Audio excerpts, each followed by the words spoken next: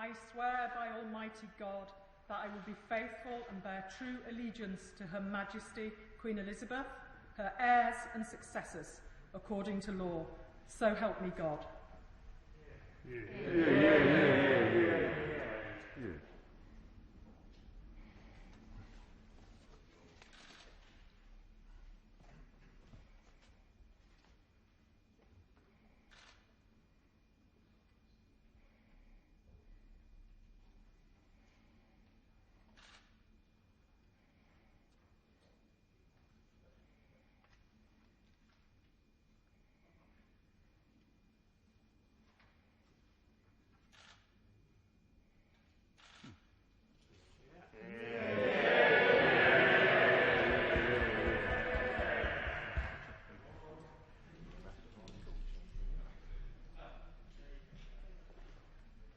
I am now suspending the House briefly to enable the necessary arrangements for the next business to be made. About 1 minute. Thank you. Order.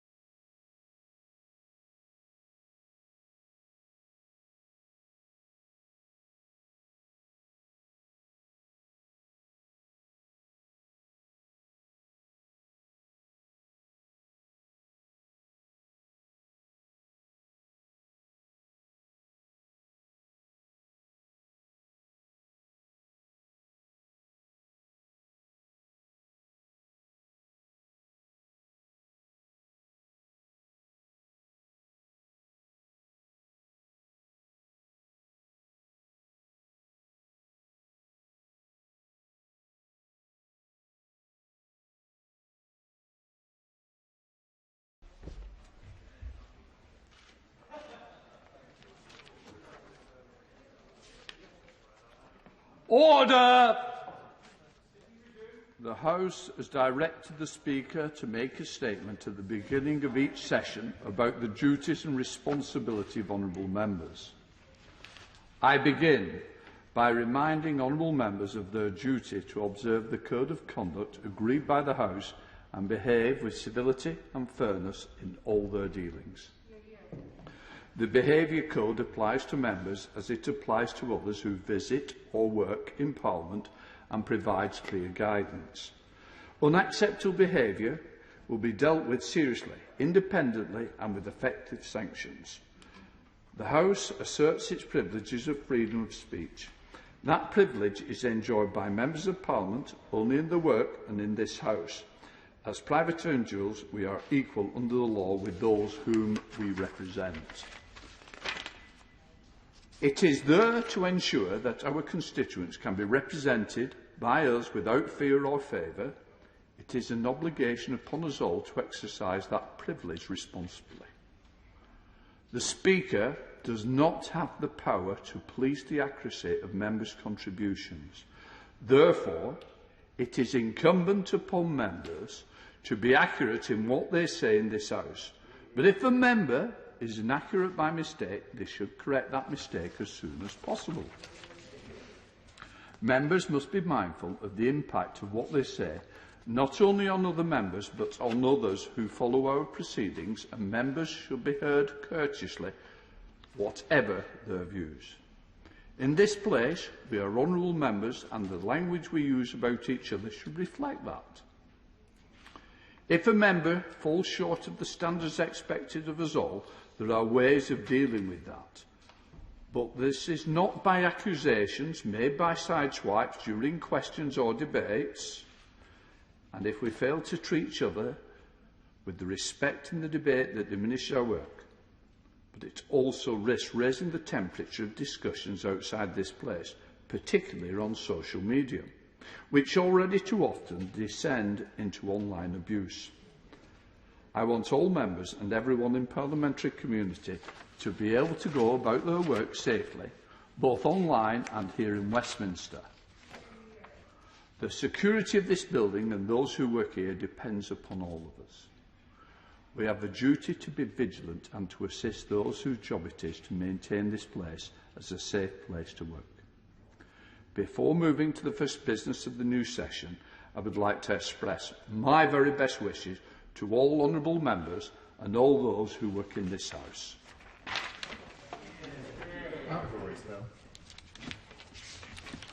Right, I have to acquaint the House that this House has the day attended Her Majesty in the House of Peers, and that Her Majesty was pleased to make the most gracious speech from the throne to both Houses of Parliament, of which I have, for greater accuracy, obtained a copy. I shall direct the terms of the speech to be printed in the votes and proceedings. Copies are already available in the vote office. Before I call the mover and the seconder, I want to announce the proposed subjects of debate during the remaining days of the Loyal Address, which are: today, debate on the address; tomorrow, better jobs and fair deal at work; Thursday, a brighter future for the next generation; Monday, safe streets for all; Tuesday, affordable safe housing for all; and Wednesday, NHS and social care. I shall first call Shelley Vera to move, and then Catherine Fletcher to the second the Honourable Address. So, Shelley Vera. Thank you very much, Mr. Speaker. I beg to move that a humble address be presented to Her Majesty as follows. Most gracious Sovereign, we, Your Majesty's most dutiful and loyal subjects, the Commons of the United Kingdom of Great Britain and Northern Ireland, in Parliament assembled, beg leave to offer our humble thanks to Your Majesty for the gracious speech which Your Majesty has addressed to both Houses of Parliament. Mr. Speaker, it is indeed a great honour and privilege for me and my constituents to move the Loyal Address, especially in this, Her Majesty's 96th year. Her Majesty's commitment and dedication to service of our nation is an example to all of us. Given Her Majesty's age, may I say that by comparison, the rest of us are no more than mid-career. May I also take this opportunity, Mr. Speaker, to welcome our new colleague to the House, my right honourable member, the member for Hartlepool, with whom I, for one, very much look forward to working with. Mr. Speaker, we meet at a time unprecedented in our history, a time when there is a dark shadow over not only our country but across the globe as we deal with the COVID-19 pandemic. Far too many lives have been lost and far too many people have suffered, both in the UK and across the world. When this is over, and it will be, at some point, the family of nations must work together so that if something similar happens again in the future, we are better prepared. The heartbreaking scenes on our television screens from India are a constant reminder that no one is safe until we are all safe. Sadly, there are similar outbreaks in other countries too, such as Nepal, Thailand and Cambodia. As we continue our own fight against the virus, I'm pleased that we have been able to offer help to others. We were the first country in the world to provide India with practical help, sending vital medical equipment to save precious lives. And it is good that the UK has committed £548 million to the global COVAX initiative. Mr. Speaker, over the past year, new speaking arrangements have meant that often when members put in to speak, they don't get called. Or if they are called, they have no more than about 3 minutes to say their piece. Mindful of the 17 speeches that I was unable to give, Mr. Speaker, and mindful of the broad nature of the gracious speech and the fact that there is no time limit on me today, I would like to put on the record those 17 speeches. On second thoughts, Mr. Speaker, that look in your eye tells me that perhaps I better save it for another day. when I very much hope that I will be called.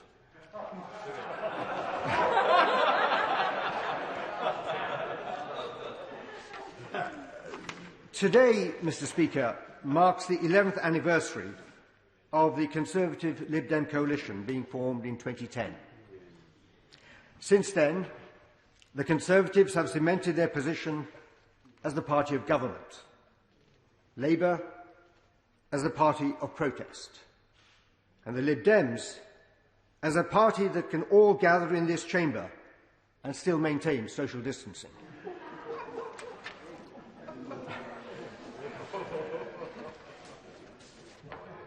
Mr. Speaker, when the Chief Whip asked me to propose the gracious speech, as well as being hugely honoured, I also felt a sense of humility. All of us have had our own individual journeys in being elected to this House. In my case, I was born in Uganda at a time when Uganda was still part of the British Empire. My family came here in the early 60s, when I was still a young child, unable to speak a word of English. We settled in a deprived area in inner-city Birmingham, where I went to a local primary school, and my father worked as a joiner on building sites. Mr. Speaker, those were tough times. It was legal to discriminate against people on grounds of race. And people did. Racial intolerance and prejudice was rife. And the Prime Minister of the day was Harold Wilson, leading a Labour government. Getting elected to Parliament was not without incident.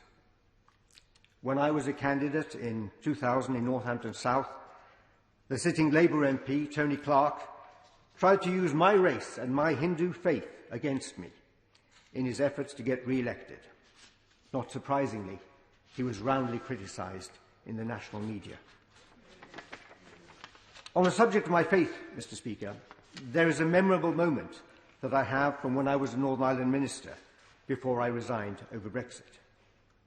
I recall one particular visit in Belfast when I was with a group of people and we were discussing each other's faiths. When I mentioned that I was a Hindu, a kindly-looking gentleman smiled and asked me, "Mr. Vera, would that be a Protestant Hindu or a Catholic Hindu?" Fortunately for me, we were distracted by the barman who brought another round of drinks. It has been a real privilege to serve the people of North West Cambridgeshire since 2005. And it is because they selected me that I was able to be the Conservative Party's first non-white minister in the House of Commons, and the party's first non-white person to speak from that dispatch box. The point I'm making, Mr. Speaker, is very simple. For someone with my background to be proposing the loyal address shows what a truly great and magnificent country we all live in. North West Cambridgeshire is a relatively new constituency, and I am only its second Member of Parliament. As with all constituencies, it has its high and low points. In fact, on the low side, Home Fen is 7 metres below sea level and is the lowest point in Britain and is in my constituency. On the high side, it's wonderful that Peterborough United, otherwise known as Posh, have just been promoted to the Championship. That being said, my other team, Arsenal, is clearly on a low point, and along with many others, we just live in hope. My constituency is steeped in history. In 969 AD, Ramsey Abbey was founded, and it prospered for many centuries.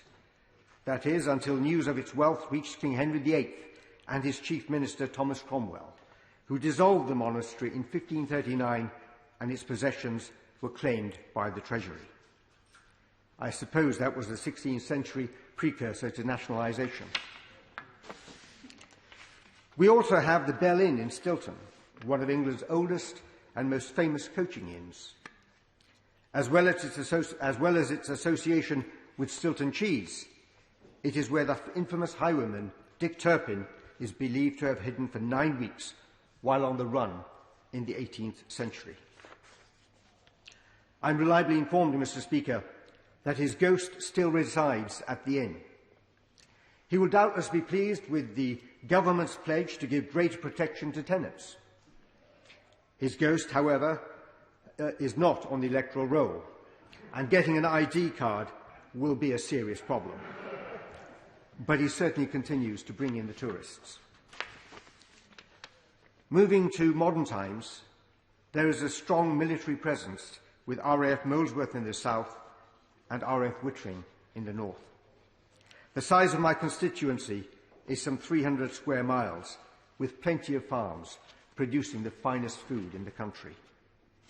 My constituents are good, decent, hard-working people, ambitious for themselves and their families, and they want a society which has equality of opportunity and which allows them to rise as high as their ability and talent will take them, irrespective of their background. Mr. Speaker, this gracious speech delivers for the people. It is in the tradition of Conservative governments that have always sought to better people's lives, especially the working class and the underprivileged. In the 19th century, the Conservative Lord Shaftesbury was leading the way. He pushed through various pieces of legislation to improve conditions for the mentally ill and children who were forced to work under appalling conditions, as well as championing education for poor children.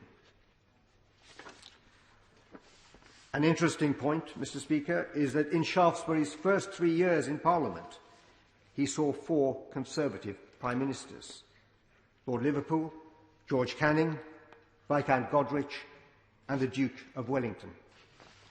I suspect the 2015 intake can sympathise with the frequent turnaround of Conservative Prime Ministers, although I should make clear that this Prime Minister is not going anywhere for a very, very long time.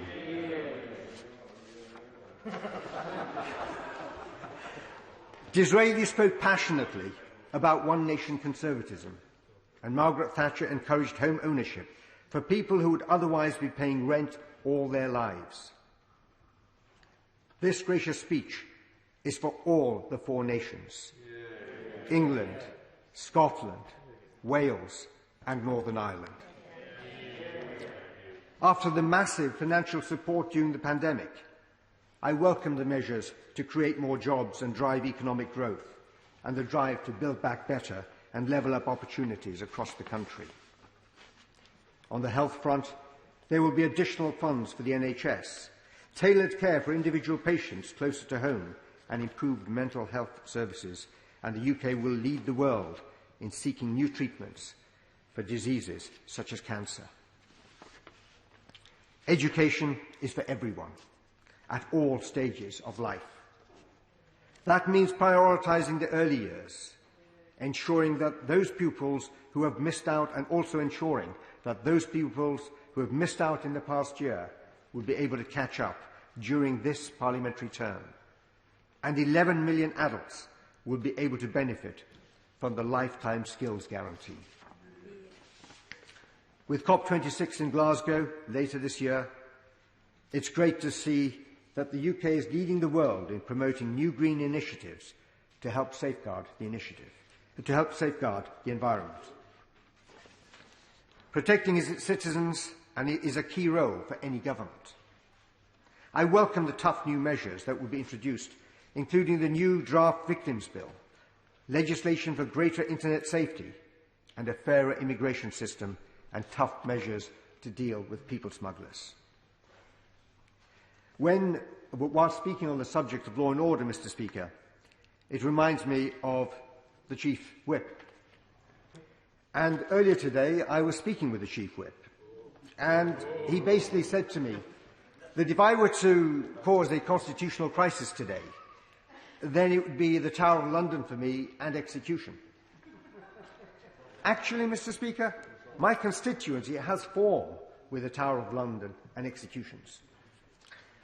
In 1941, Joseph Jacobs a German spy parachuted and landed near Dove House Farm outside Ramsey in my constituency. Unfortunately for him, he broke an ankle and was unable to move.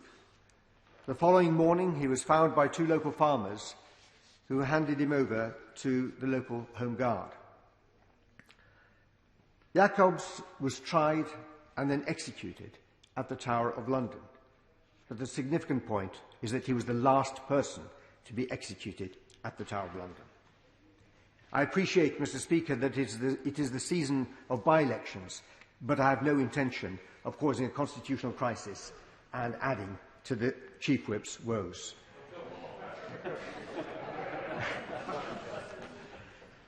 Turning to the gracious speech again, I was also very pleased with the government's continued support for our armed forces and our strengthening of trade links with the rest of the world as we pursue our interests of global Britain.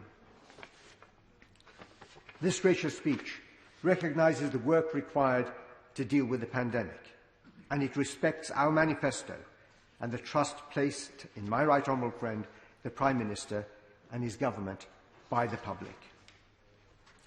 I have known my right honourable friend, the Prime Minister, since well before we were elected to this House.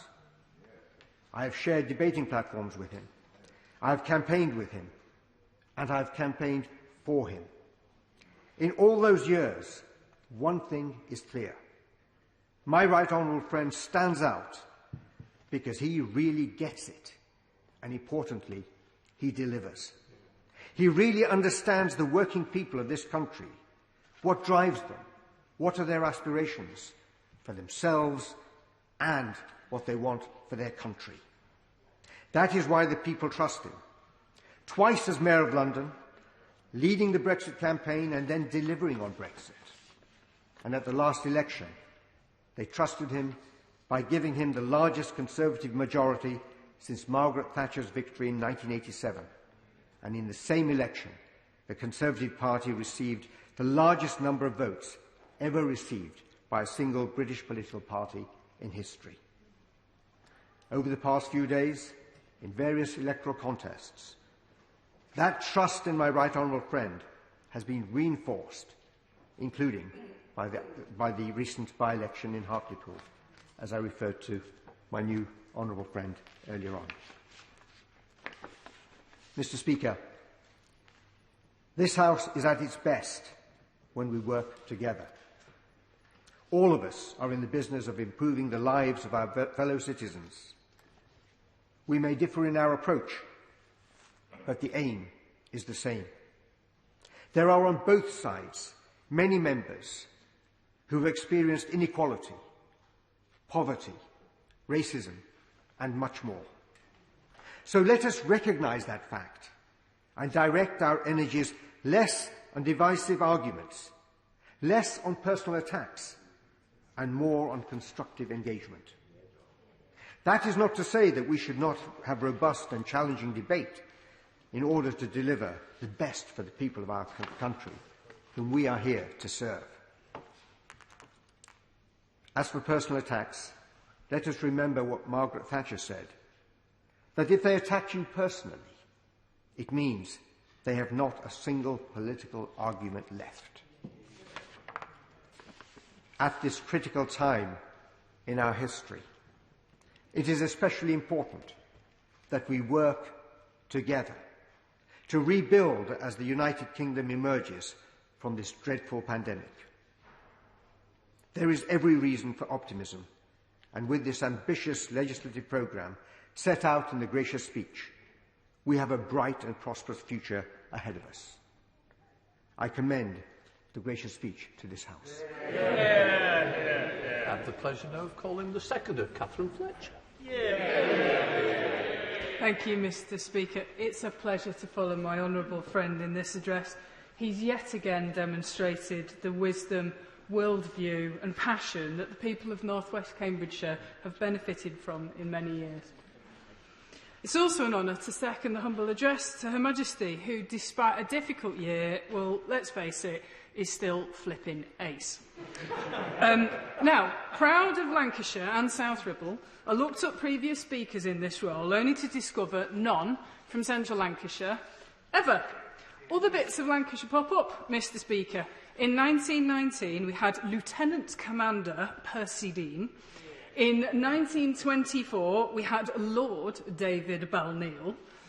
Well, in the 21st century, this untitled and unentitled woman is happy to report back to South Ribble that many things have changed, not least the people that represent you. And as always, I promise to always do my best for you. Now, it's traditional during this address to speak about place and policy, and I will. But I want to focus on the thing these extraordinary times have highlighted as vital to this chamber and to all of us. That thing that we miss so much, people. This COVID pandemic has been awful for all of us. We've lost too many people before their time to a nasty new disease. And to stop that number being much, much higher, we've all, as a country, sacrificed much that is truly important to keep others safe. These empty seats should be occupied with a seething wall of humanity, the bricks from all over our wonderful United Kingdom. But this Queen's speech shows the government has not been solely focused on infection prevention and vaccine rollout. They've kept going with plans to build back better for all of the people that sent us here. And in this place too, we changed our ways to keep people safe, and it's not only easy to do. I mean, think of the poor Chief Whip, the Right Honourable Member for Sherwood, charged with corralling MPs' votes in a socially distanced way. It reminds me, Mr. Speaker, of Alan Rickman in that 90s Robin Hood film. You, 10:30, you, 10:35, and don't bring a friend. Now, I bet the Chief is now regretting this isn't a virtual contribution where he can accidentally stand on the plug. But after these socially distant sacrifices, the people of South Ribble and beyond want this government's action in the measures outlined today that the Chief Whip will steer through Parliament. They are the foundations to truly deliver on our promises for this country. Now, I've detected worries in some areas with money that other parts of the country have their hands out, expecting something for nothing. That's not levelling up in my book. Across swathes of the regions, we've not had attention or the seed investment for decades. We don't want a handout of a shiny white elephant, scheme, keep the natives happy, here today, gone tomorrow. We don't want a fish, and frankly, we're too proud to take it. We want a fishing rod to help us grow our economies to everybody's benefit. In broad strokes, we need better infrastructure, rail, buses, broadband to enable more people to access more jobs. And whilst I don't speak for all, I do speak for many when I say invest in us and we will pay you back with innovation and practical nous, which ultimately delivers tax revenues for our valued services. For example, my brilliant business idea is to export T-shirts with "You're on mute."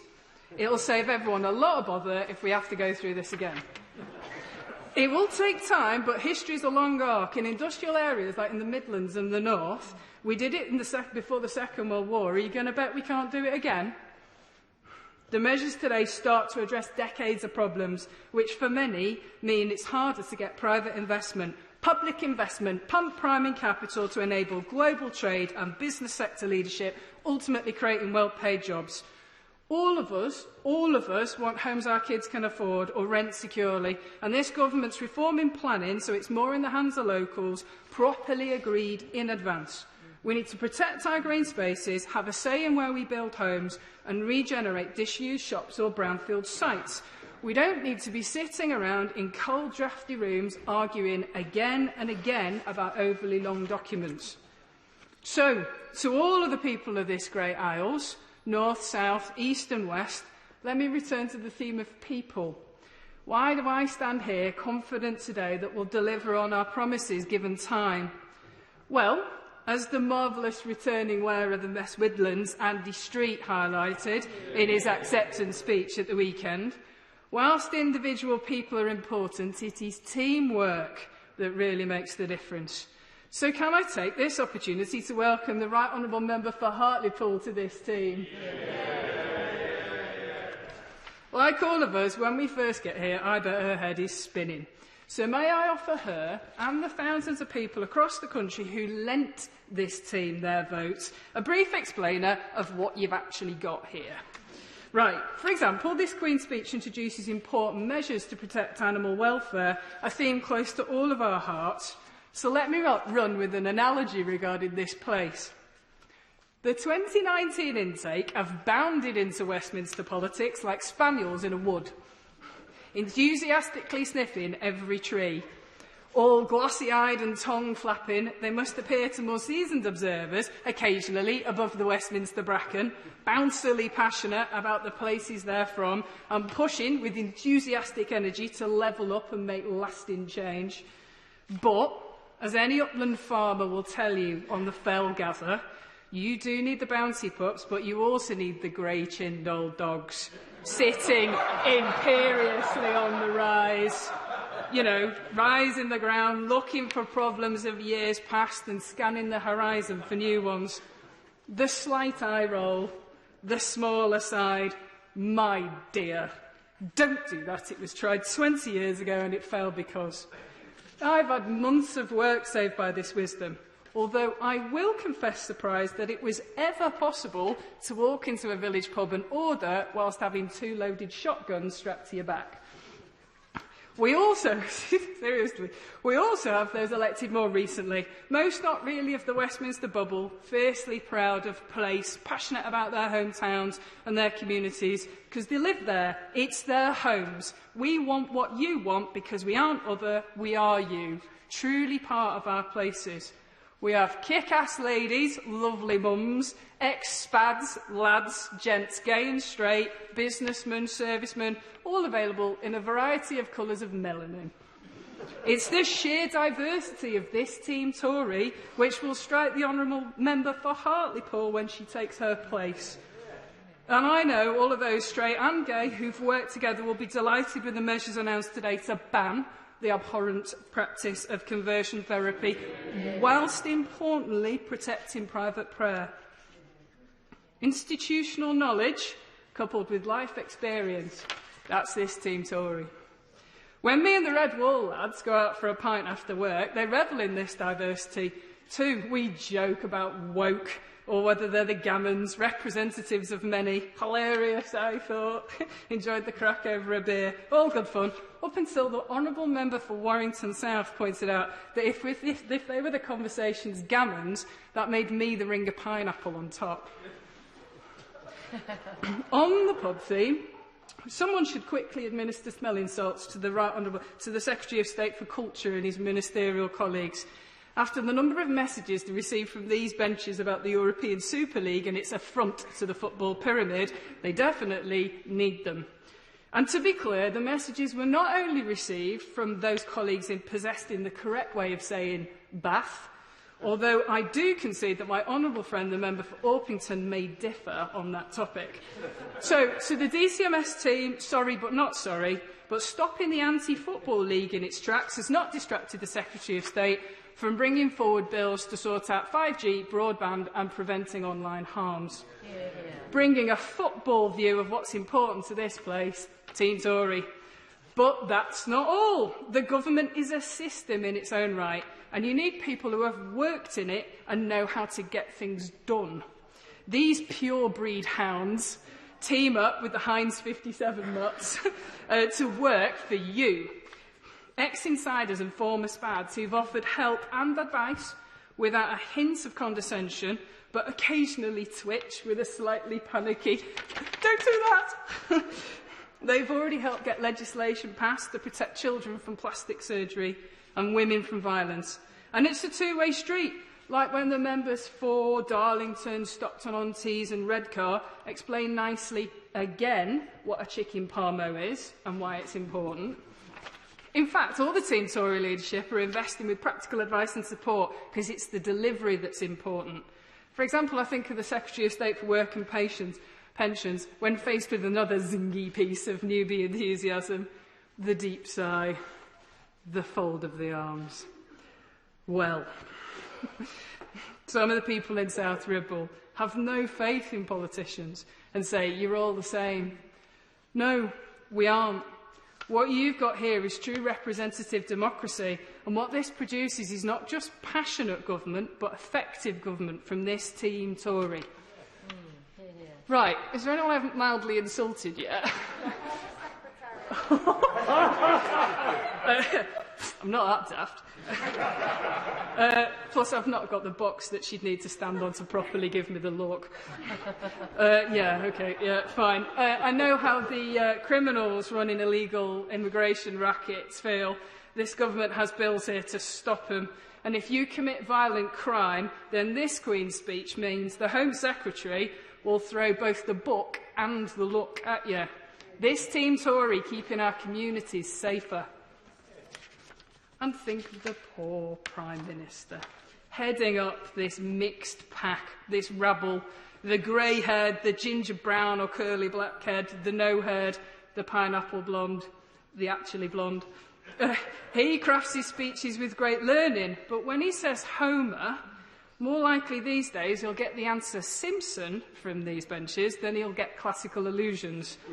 Now I know why he plays with his hair so much. It's pure exasperation. Sorry, boss, but we get the general gist, and so do the people we represent.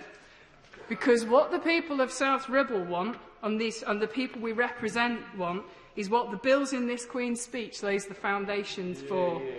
Better infrastructure so we can get to our work quicker, skilled jobs in the green revolution of the 21st century, the ability to get the training we need to access those jobs with a lifetime skills guarantee, levelling up, not taking money from other places, but by investing, so through global trade and key industries we can grow our economies, reinvigorating those places with the practical history and the pride to deliver.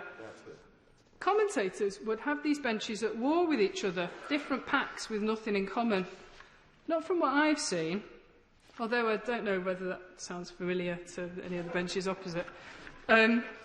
This team Tory focused on not forgetting anyone, not taking anyone for granted, rubbing along, laughing at each other, helping each other, working together for our whole United Kingdom to level up and build back better. It's my privilege, Mr. Speaker, to commend Her Majesty's speech to the House. The question is that a humble address be presented to Her Majesty as follows.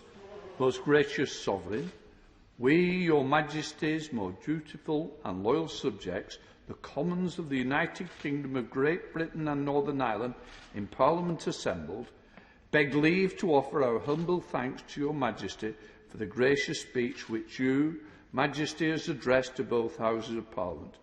I now call the Leader of the Opposition, Right Honourable Starmer.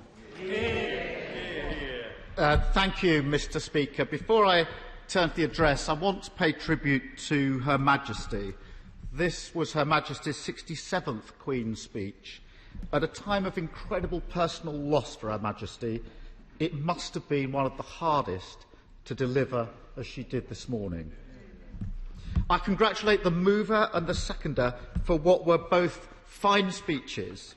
The address was moved by the Honourable Member for North West Cambridgeshire. He was typically erudite and engaging, and I shouldn't have been surprised, because I'm told he's a former winner of the coveted Rising Star Award at the Conservative Party conference. 1952. Although I think that was in the year 2000. Perhaps his star has risen again today, and as a season ticket holder at Arsenal, I'm very glad to learn that he supports the Reds. I'm also told that he has a black belt in Taekwondo. So I now know who to call on at the next Shadow Cabinet meeting.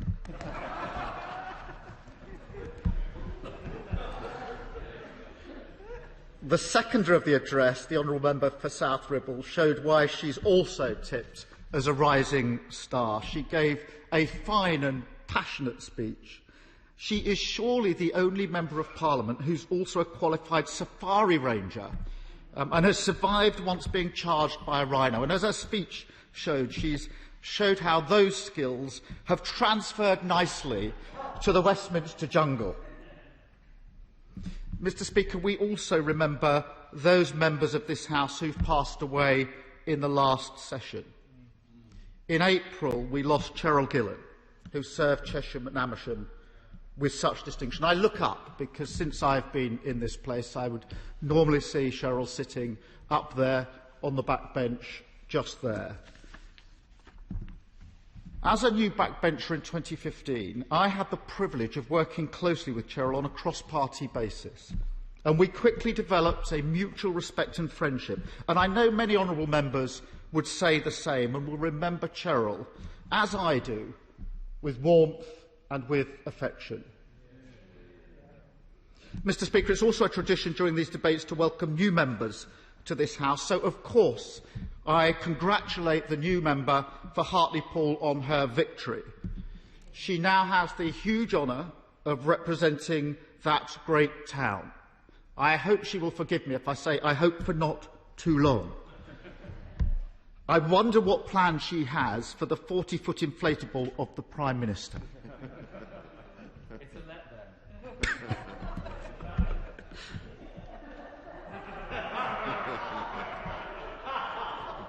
Turning to the address, Mr. Speaker, after a year of sacrifice, this is a seminal moment in our national story. As the honourable member for North West Cambridgeshire spoke of the pandemic, let me start with this, because even before the pandemic, Britain needed transformative change to reset our economy, to rebuild our public services, to strengthen our union and our democracy for decades to come. And that is because even before this pandemic, there were 5.7 million people in low pay or insecure work, 4.2 million children growing up in poverty, class sizes that were at their highest for 20 years, 1 in 7 adults unable to get the social care that they need, and Britain with one of the worst levels of regional inequality in Europe.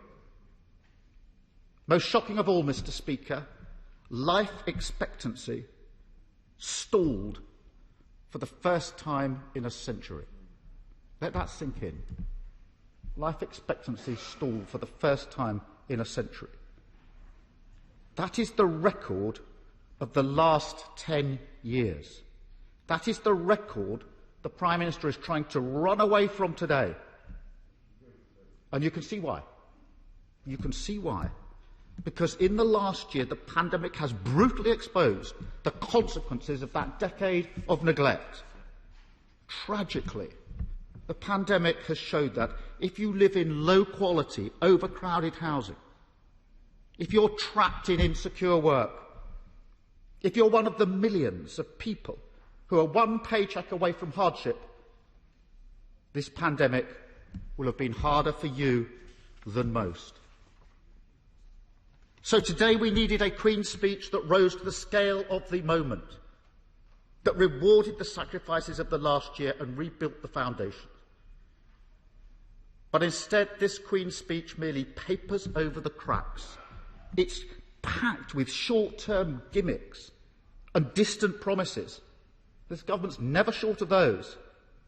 But it misses the urgency and the scale of the transformation that's needed in our economy, in our public services and our society. And it lacks the ambition or a plan to achieve it. At the heart of this Queen's speech should have been a jobs plan, a plan to tackle unemployment, particularly the shocking levels of youth unemployment, but also to change how the economy works. That isn't impossible. Just look across the Atlantic. There we see the kind of plan that's needed, a plan for long-term investment, a plan to make the economy more resilient, greener and more dynamic, a plan to halve child poverty, to deliver a fairer tax system and to grow the economy from the middle out, not the top down. But what do we see on this side of the Atlantic? A Queen's speech that pits regions against each other in a fight for limited funding. An economy still driven by chronic short-termism a government preparing to take money out of the pockets of working people, and a Chancellor saddling business with debt when they need to invest. This address spoke of plans to increase infrastructure spending. What about time? Britain should be leading the world on investment. But after 11 years of Conservative government, we're 124th out of 186 countries when it comes to capital investment in our economy. And the scale of what was in this address won't turn that around. This Queen's speech should also have provided a plan for better work. For too long, millions of people across Britain have worked longer for lower pay. So where was the employment bill that was promised in the last Queen's speech and repeatedly promised by ministers? Nowhere to be seen.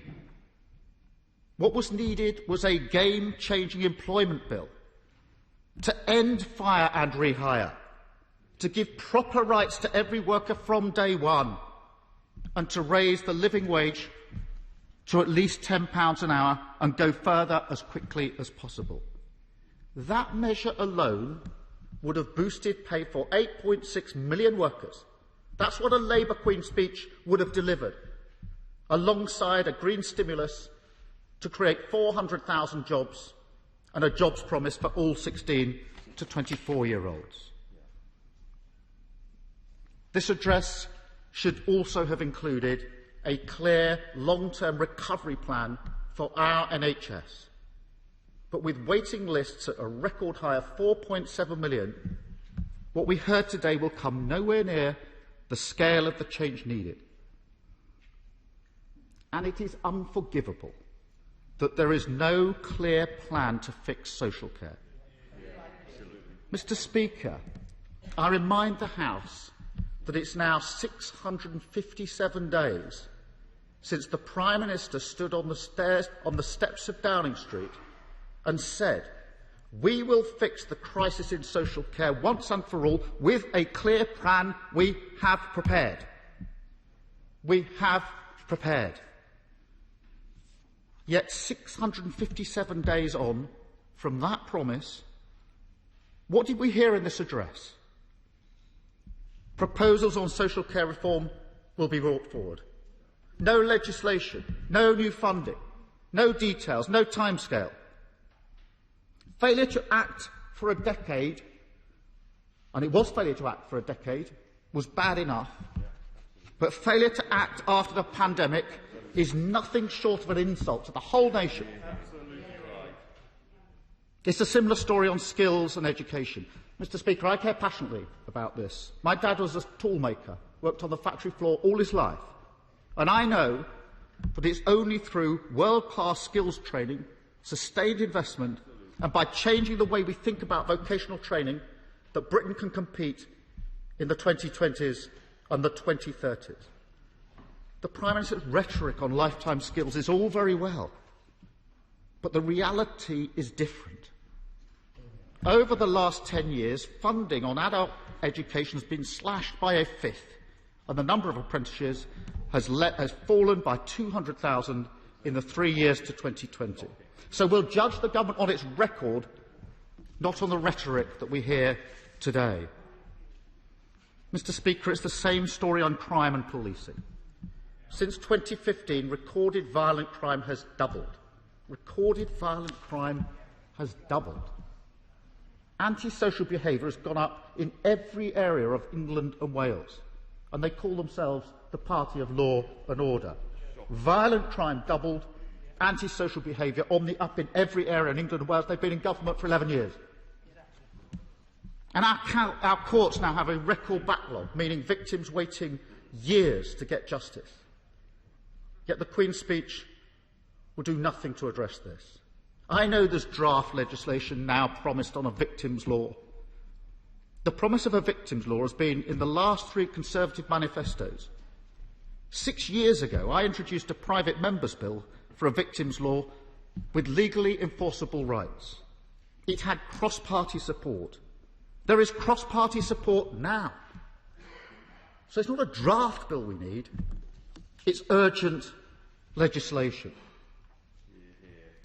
The address also promised much on housing, but for many, home ownership is further out of reach than ever. Among the under 45s, home ownership has fallen by 800,000 in the last decade of neglect. House building targets are almost never hit, and rough sleeping has more than doubled since 2010. I see nothing in today's address that will buck that trend, or even attempt to repair the damage of the last decade. If the Prime Minister wanted to act, there is one area where he's guaranteed cross-party support: the cladding scandal. The Grenfell tragedy was 4 years and 3 Queen's speeches ago. Yet thousands of people are still trapped in unsafe buildings. Hundreds of thousands of leaseholders caught up in homes they can't sell or afford. People are facing bankruptcy and great anxiety. And if anybody needed any reminder of the danger of this, look no further than the fire in a block of flats in East London last week. Mr. Speaker, there is no excuse for the Prime Minister's inaction on cladding. That should have been in this address. Mr. Speaker, at a time when the United Kingdom is divided and public trust in our democracy is shaken, this Queen's speech was also an opportunity to rebuild the foundations of our democracy. Instead, what does it do? The Electoral Integrity Bill would make it harder for people to vote. It tramples on civil liberties and it discriminates. The Prime Minister must know that by introducing compulsory voter ID, he will suppress turnout. It will disproportionately impact ethnic minorities and it will weaken our democracy. Labour will have no part in that. We also oppose plans in the Judicial Review Bill to weaken the power of our courts and curtail the right of judicial review. This government simply fails to understand that our independent judiciary are a strength for our country, not a weakness. And where's the legislation to fix the broken lobbying laws? The Prime Minister has chosen instead to put his faith in the 2014 Lobbying Act, the Cameron Act. And where did that end? With a Conservative Prime Minister being paid huge amounts of money by dodgy companies almost immediately after leaving office. Come to think of it, though, given the state of the Prime Minister's current finances, I can see why he's reluctant to change that bit of legislation. Mr. Speaker, there are parts of the Queen's speech we will look to work with on the government. Legislation to ban conversion therapy is long overdue. Conversion therapy is always wrong and indefensible. So we'll look very carefully when legislation is brought forward, which it must be done soon. We will also look carefully at the draft online safety bill. This has been much delayed, and we need urgent and effective legislation. And we're always willing to work on a cross-party basis to end violence against women and girls. We will bring forward our own proposals on this in the coming days, but of course we will look at any legislation the government brings forward in this area. Action on Russian and anti- and hostile state interference is also long overdue, and progress has been promised for nearly 2 years. So we will look closely at the promised counter-state threats bill to see if we can work constructively to bring about the change that is needed. But these are small glimmers in a Queen's speech that shows the government still doesn't understand what went wrong in the last decade and has no plan for the next. This is the time for a transformative agenda, to rebuild Britain's foundations after a decade of neglect and a year of national sacrifice, to change the foundation of our economy, to invest in the future, to solve the social care crisis, to clean up our politics, and to clean up the mess this government has created over a decade. But, Mr. Speaker, once again, it's a chance that has been squandered. Thank you. We now come to the Prime Minister. Prime Minister Johnson. Thank you, Mr. Speaker. In a matter of 5 months, this country has inoculated over 35 million people, 2/3 of the adult population, with the biggest, the fastest programme of mass vaccination in British history that has helped us to take step after decisive step on our roadmap to freedom. And as life comes back to our great towns and cities, like some speeded up Walt Disney film about the return of spring to the tundra, we can feel the pent-up energy of the UK economy. The suppressed fizz, like a pressurised keg of beer about to be cautiously broached on Monday, Mr. Speaker, in an indoor setting.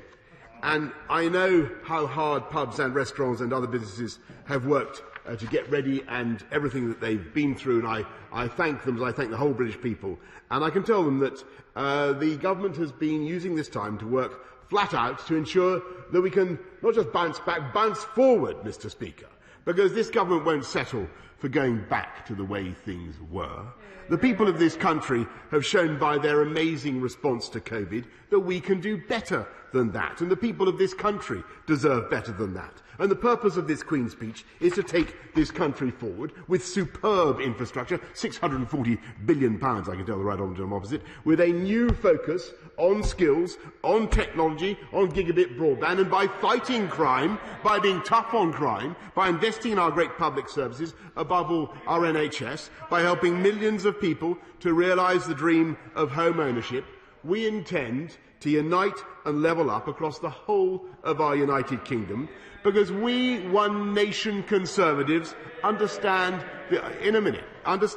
this crucial point, that you will find flair and imagination and enthusiasm and genius distributed evenly across this country, while opportunity is not. And we mean to change that, because it is not just a moral and a social disgrace, it's an economic mistake, it's a criminal waste of talent. And though we cannot for one moment minimise the damage that COVID has done, the loss of learning, the NHS backlogs, the courts delays, the massive fiscal consequences, we must use this opportunity to achieve a national recovery so that jabs, jabs, jabs becomes jobs, jobs, jobs. That is our plan, Mr. Speaker, and to address the decades-old problems that have held us back and transform the whole United Kingdom into a stronger, fairer, greener and healthier nation. And that is the central aim of this Queen's speech. I give way with pleasure to my colleague from behind. Does my right honourable friend agree with me that the Conservative Party believes in opportunity and equality of opportunity, and our legislative mandate that we have set out today seeks to achieve that, in particular through the skills revolution, which will turbocharge our economic recovery? Yes, indeed, Mr. Speaker, and one man who I know believes in those in that passion, opportunity and skills is my right honourable friend, the member for North West Cambridgeshire, who proposed so well the loyal address. A kindly man, a kindly man, a lawyer, but unlike some other lawyers in this House, Mr. Speaker, tough on crime. So tough, in fact, that when three thugs were so rash as to attack him in Covent Garden, he transformed himself like Hong Kong Fooey and floored all three with moves that have earned him, I can tell the right honourable gentleman, not just a black belt, but a blue Peter badge, Mr. Speaker. He has served in many distinguished political roles. He can be proud of his campaigns on behalf of sufferers from breast cancer, on behalf of homeowners who surprise nocturnal intruders with cricket bats, and on behalf of the on behalf of the Cambridgeshire village of Stilton, where the eponymous cheese originated, and where he claimed that local cheesemakers were forbidden from calling the cheese of Stilton Stilton cheese. A bizarre prohibition that he blamed, Mr. Speaker, on Brussels. Understandable. Though I have yet to discover whether he was altogether right in this and whether he has actually solved the problem by getting Brexit done. I think you would agree, Mr. Speaker, he spoke with pungency, with maturity. He spoke for Stilton, and he made a speech in the best traditions of this House. And he was ably seconded. He was ably seconded by my honourable friend, the member for South Ribble, a paleontologist, a biologist, a former safari guide, as the right honourable said, who knows that in any pride of lions, Mr. Speaker, it is the male who tends to occupy the position of titular, of nominal authority, while the most dangerous beast, the prize hunter of the pack, is in fact the lioness. A point that I am sure the right honourable gentleman bears in mind as he contemplates the member, his friend, the right honourable member for Ashton-under-Lyne, the deputy leader, the shadow's first Secretary of State, the shadow Chancellor of the Duchy of Lancaster, and shadow Secretary of State for the future of work. Though the more titles he feeds her, Mr. Speaker, the hungrier I fear she is likely to become. I think so. Judging by her excellent speech, my honourable friend has a long and successful career ahead of her as we work together to deliver for South Ribble and everywhere else in Lancashire and the whole United Kingdom. But as right honourable gentleman said, we are all poorer for the absence of my right honourable friend, the member for Chesham and Amersham. During her long career in this House, Dame Cheryl Gillan passed the Autism Act, which helped many vulnerable people, and served as Secretary of State for Wales. She always stood up for her constituents, including by securing important concessions on their behalf on HS2. Cheryl was both an effective and an extremely popular member of this House, and she was my whip for many years, and she was kindly, she was protective, and supernaturally well informed about my whereabouts, Mr. Speaker.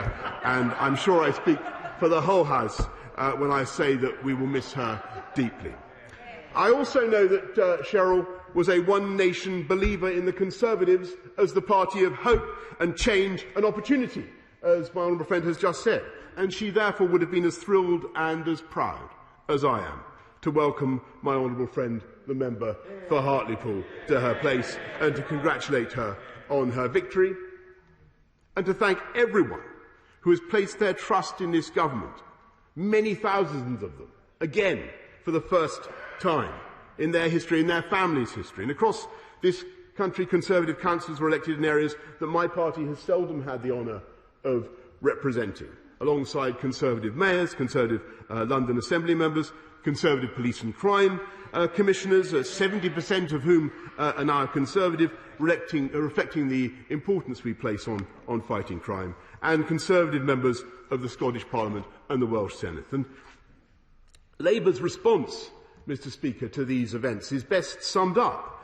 by the outgoing leader of Amber Valley Borough Council, who said these immortal words, the outgoing Labour leader: "The voters have let us down. I hope they don't live to regret it." Well, there you go, Mr. Speaker. Yet again, Labour's bonkers solution in the face of any electoral setback is to wish they could dissolve the electorate and call another one, while we get on with our work, taking forward our programme of change and regeneration, filled with obligation towards those we serve, who have every right to hold us to account with the wisdom and the common sense of British people have always exemplified. We will get on with safeguarding the health of the nation, pressing on full tilt with our vaccination programme until the job is done and our people are as safe as science can make them. We will accelerate the recovery of our public services from the crisis of the last year, investing in our NHS and introducing vital reforms, making it easier for the different arms of the health and care system to work together to provide the best service by means of the Health and Care Bill. And, yes, I can tell the right honourable gentleman and his colleagues that later this year we will bring forward proposals on adult social care so that every person receives the dignity and security they deserve in old age. And, yes, I give way with pleasure to the honourable lady. I'm very grateful. A cross-party select committee report concluded that the government shouldn't be in the business of profiting from miners' pensions, but £4.4 billion has been taken out of the mine workers' pension scheme. Given the Prime Minister made a commitment on this issue during the general election, will he deliver on that promise now and implement the recommendations of the cross-party select committee report?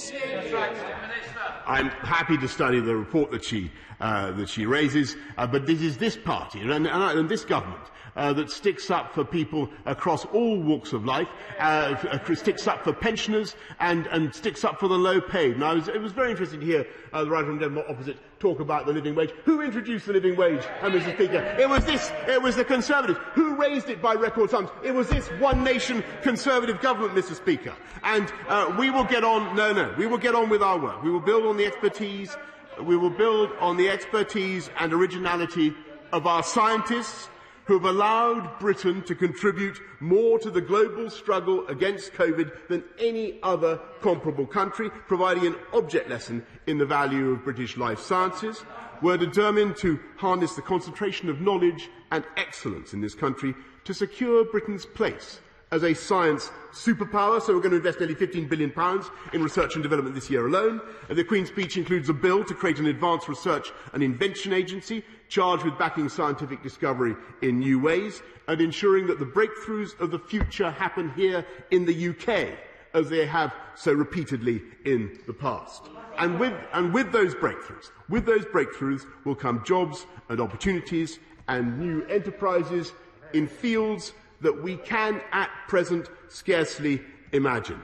And it is our levelling up mission to spread those jobs across the UK. And I give way to the Leader of the Liberal Democrats. I'm very grateful for Prime Minister giving way. On behalf of bereaved families across the country, will the Prime Minister tell this House if, during this session of Parliament, he will set up the public inquiry into the government's handling of COVID that he promised me in this House last June? I can certainly say that we will do that within this session, Mr. Speaker. Yes, that's absolutely. And I've made that clear before. I do believe that it's essential that we have a full, proper public inquiry into the COVID pandemic, and I've been clear with the House before. We will establish a new. No, thank you.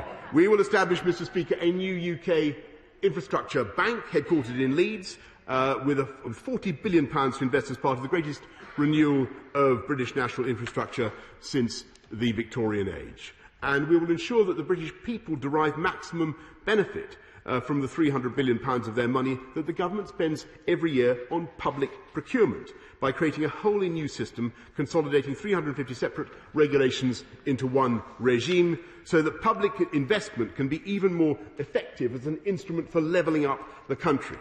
We will use the sovereignty we've regained from the European Union to establish at least 8 free ports, including in Teesside. And now that we're free, Mr. Speaker, of EU state aid rules, the Queen's speech proposes a new national subsidy system, allowing the government and the devolved, I'm going to give a minute to my honourable friend behind me, allowing the government and the devolved administrations to spur the creation of jobs and businesses. And I give way with pleasure. You are most gracious. Brexit has created huge opportunities in the form of free ports. Does my right honourable friend agree with me that free ports in places like Anglesey will turbocharge the economy and give us thousands of jobs, investment and opportunity across the UK in places where it's desperately needed?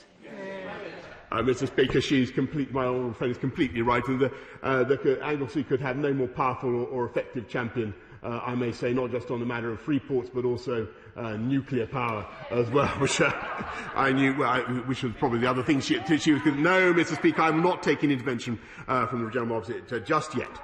We will use the powers we've recovered from the EU to strengthen our borders and reform the asylum system, cracking down on the criminal gangs which profit from trafficking in human beings by ensuring for the first time that the fact of whether people have entered the UK legally or illegally will have an impact on their asylum claim, Mr. Speaker. And at the same time, we will uphold Britain's great tradition of providing a haven for those facing persecution and repression, opening our arms to our friends, the British nationals in Hong Kong, safe in the knowledge that our government has recaptured overall power to control our borders. And as the compassionate, one-nation Conservative government, we know that crime falls disproportionately on the poorest and the most deprived parts of our country and our communities. And that's why the Police Crime Sentencing and Courts Bill in the Queen's speech will end the outrageous injustice, which he voted against, of serious sexual violent offenders being automatically released halfway through a standard sentence of between 4 and 7 years. This bill will support our police with new powers to deal with highly disruptive protests and double, if he opposes that, he can let me know. Does he perhaps he'd like to tell me whether he opposes that? Perhaps the Prime Minister can answer this. for the last 3 Tory manifestos, for every humble address since 2016, his government has promised a victims' bill. It is in the humble address again, and we are very grateful for it. I hope, can he assure us it will be delivered this year? It has not been published. There has been no details of what will be in it. We hear rumours it will just put a code of conduct onto statute, but will he promise that he will take the Labour approach of going much further, empowering victims, giving rights to victims that are enforceable by law, and there will be consequence for those in the criminal justice system that don't uphold them? Will he promise that? Mr. Speaker, we will not only stick up for victims, but for the first time, which Labour failed to do in all their years in office, Mr. Speaker, just as they failed, by the way, to do anything at all about social care. There he is berating the government about social care. They did nothing at all for 13 years in office. We will take the interests of victims to heart. We will address that. But I hope that he will also support our proposals to double, to increase sentences for serious sexual and violent offences, which he voted against. And I hope that Labour will support our proposals to double the maximum sentence for assault on emergency workers, Mr. Speaker. We will work to improve our neighbourhoods by making them safer, and we will help people to achieve the dream of home ownership, not just with 95% mortgages, Mr. Speaker, but by modernising the planning system, most of which remains unchanged since the 1940s. We will introduce a lifetime skills guarantee, as several of my colleagues have already pointed out, allowing anyone to train and retrain and acquire new expertise whenever they wish. And if the honourable gentleman opposite wants to dispute the merits of that proposal, let him do so now. Speaker, I'm grateful to the Prime Minister for giving way, and he's lauding the merits of home ownership. What is the point and the merits of home ownership when those homeowners are leaseholders who are trapped because the government refuses to help them with any kind of fire safety measures that weren't their fault in the first place? Mr. Speaker, we have put £5 billion into supporting homeowners who face the problems of cladding over 18 metres, and we're supporting leaseholders at every level. This is a massive problem which the government is undertaking to deal with all our resources. But I can tell him, if he's now saying that the Labour Party is in favour of home ownership, Mr. Speaker, that's the first time I've heard of it. They are resolutely opposed to measures that allow people to own their own homes. They have been ever since I've been in politics, and that is one of the crucial differences between them and us. And I hoped actually he was going to support our measures to allow people to train and retrain and acquire new skills. Everything we do, Mr. Speaker, will be done as one united kingdom, combining the genius of England, Wales, Scotland and Northern Ireland, joined together by blood and family, tradition and history, into the most successful political, economic and social union the world has ever known. In all its centuries, the union has seldom proved its worth more emphatically than during this pandemic, when the United Kingdom, the 5th biggest economy in the world, had the power to invest over £407 billion to protect jobs and livelihoods and businesses everywhere in these islands, including 1 in 3 jobs in Scotland, safeguarded by the combined resources of Her Majesty's Treasury under my right honourable friend, the Chancellor. Now, as we build back better, greener and fairer, we shall benefit as one United Kingdom from the free trade agreements we have regained the power to sign, opening up new markets across the world. Only last week, I agreed an enhanced trade partnership with the Prime Minister of India, covering £1 billion of trade and investment and creating over 6,500 jobs across the UK. As one United Kingdom, we will be a force for good in the world, leading the campaign at next month's G7 summit in Cornwall for global vaccination, education for girls and action on climate change. As one United Kingdom, we will host the UN Climate Change Conference in Glasgow and help to rally ever more countries to follow our example and pledge to achieve net zero by 2050. As one United Kingdom, we will continue with ever greater intensity to connect talent with opportunity, mobilising the ingenuity and resourcefulness of the British people to achieve their full potential at last. It is an enormous task, a task made both more difficult by the pandemic and yet more urgent. But it is the right task for this country now. I know that the country can achieve it, and this Queen's speech provides us, Mr. Speaker, with the essential tools to do it, and I commend this Queen's speech to the House. We now come to the Leader of the SNP, Ian Blackford. Thank you, Mr. Speaker, and can I thank Her Majesty for coming to the Houses of Parliament today to deliver the humble address, and of course our thoughts remain with her, given the sad passing of her husband, the Duke of Edinburgh, some weeks ago. And can I also welcome the new member for Hartlepool to her place this afternoon. It was a joy to hear the motion being proposed by the member for North West Cambridgeshire. I think he knows I have some friendship with him. He and I served together when he was the Pensions Minister 6 years ago, and I was the SNP Pensions spokesperson. I can remember the first meeting that we had in his office and the look of horror on his face when we were met by the Baroness Altman. And when he said to me, "Good grief, are the two of you friends?" And of course we were. But I'm delighted to say that we had a very warm and cordial relationship when he was the Minister, and we worked together over a number of matters. He delivered a typically erudite, humorous, passionate speech over the course of this afternoon. And I can't help thinking that as much as anything else, was an application for a job back in government again, if the Prime Minister has been listening to him. Can I also thank the honourable member for South Ribble for what was a tour de force and a ramble round the Tory benches that we had from her this afternoon. I'm sure too that she will have an outstanding career as a member of Parliament on the Tory benches. Mr. Speaker, this new session of the Westminster Parliament comes at a time of huge challenge and crisis, but is equally a time of fundamental choice for people right across these islands. The COVID pandemic has seen our world rapidly change over the course of the last year. This year and into the future, people's clear desire and demand is that we change things profoundly and change them for the better. And that, Mr. Speaker, is exactly why the electoral results over the course of the last week represent such a historic and defining moment. Because last Thursday, the people of Scotland turned out in record numbers, the highest turnout that we have seen at a Scottish parliamentary election, to re-elect the SNP government for a fourth consecutive term. Hear, hear. They turned out to support that message of hope and change, so brilliantly characterised by our First Minister.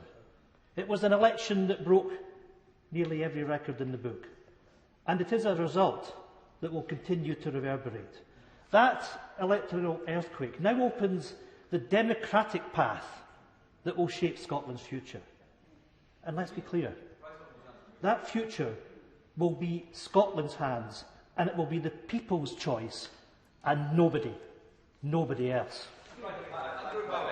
For giving way, he mentions a record-breaking election. He hasn't mentioned, in fact, it was the Scottish Conservatives' record-breaking election with more votes of the Scottish Conservatives than at any time in the history of devolution, making us the definite party of the main opposition in Scotland.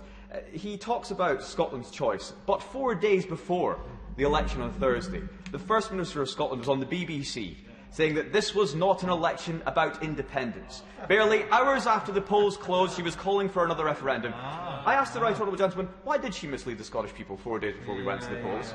Answer that.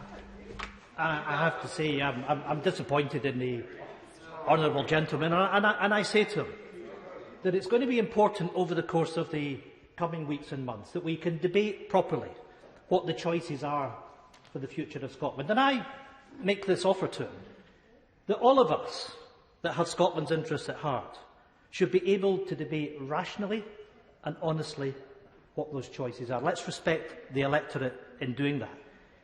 Mr. Speaker, I think everybody knows that the Scottish National Party is the party of independence.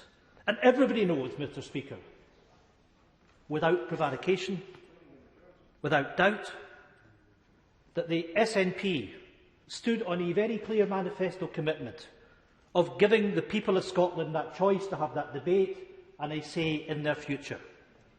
It was clearly contained within our manifesto that we said to the people of Scotland that put us back into government again, allow us to lead the country through the pandemic.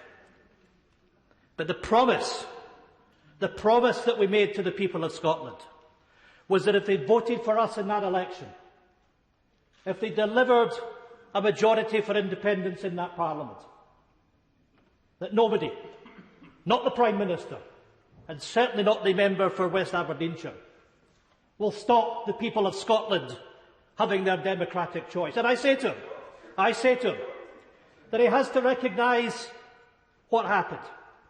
And let's look at this in the context that Westminster looks at it at, on the basis of the first-past-the-post system. Now, we don't support it. We support proportional representation. But, Mr. Speaker, there are 73 first-past-the-post constituencies in the Scottish Parliament. The Scottish National Party won 62 of them. We won 85% of the constituencies on 48% of the vote. The highest number of constituencies ever won by any party. The highest share of the vote ever won by any party. And for the Conservatives to try and argue that black is white, that they've won the election, if you listen to the honourable gentleman, then frankly, Mr. Speaker, nothing can be further from the truth. Because the truth is, the ambition of the Conservative Party in Scotland is to be in opposition. The ambition of the Scottish National Party is to govern and to take our people to independence. If we're talking about victories and that, could he just add into his speech a little bit of a reference to Wales? And in particular, the 19% swing to Labour from Plaid Cymru in the Rhondda, and the fact that Adam Price completely overplayed his hand. Nationalism is a false chimera. I suppose every chimera is false. He shouldn't put all his trust in one line. Look, I say to the honourable gentleman that I believe the people in Wales should determine their own destiny. And of course, I congratulate the Labour Party in Wales in going back into government, because that is the right thing to do. But I say to this House, and I say to this Prime Minister, that we were told in 2014, when we had the independence referendum, that we would be respected in this House, that we were to lead the United Kingdom. And I say to the Prime Minister, and I say to everybody else in this House, that you cannot deny democracy.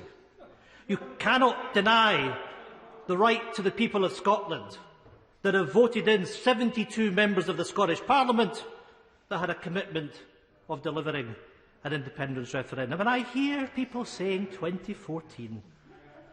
But the point is, we were told in 2014 that if we stayed in the United Kingdom, that our rights as EU citizens would be respected. We were told that Scotland was to be respected. And we know what happened. In the Brexit referendum in 2016, Scotland voted by 62% to stay in the European Union. And we were simply told by this House, well, tough. There is nothing that we're going to do for you. You're going to lose that access to the single market. You're going to lose that access that you have craved. You're going to lose that right that you have had to work and live and get an education in Europe, because the Prime Minister and the Conservative government are going to decide for the people of Scotland. Well, the people of Scotland have given their verdict on that, because the message is very clear that there is a mandate for an independence referendum. And let me put this House on notice that it's the people of Scotland and our Parliament that will determine when that independence referendum will take place. And just, I hear the mocking which is going on. But we didn't win. We didn't win. Can you believe it? You know what? We've just taken 2 seats from the Conservatives in the election. The seat of Edinburgh Central and the seat of Vera. I don't know what you call winning, when by the Westminster rules you win 62 of the 73 seats, and by the warped logic of Conservative backbenchers, we haven't won. It's a parallel universe that the honourable member lives in, if that's what she believes. I'm most grateful to the honourable member.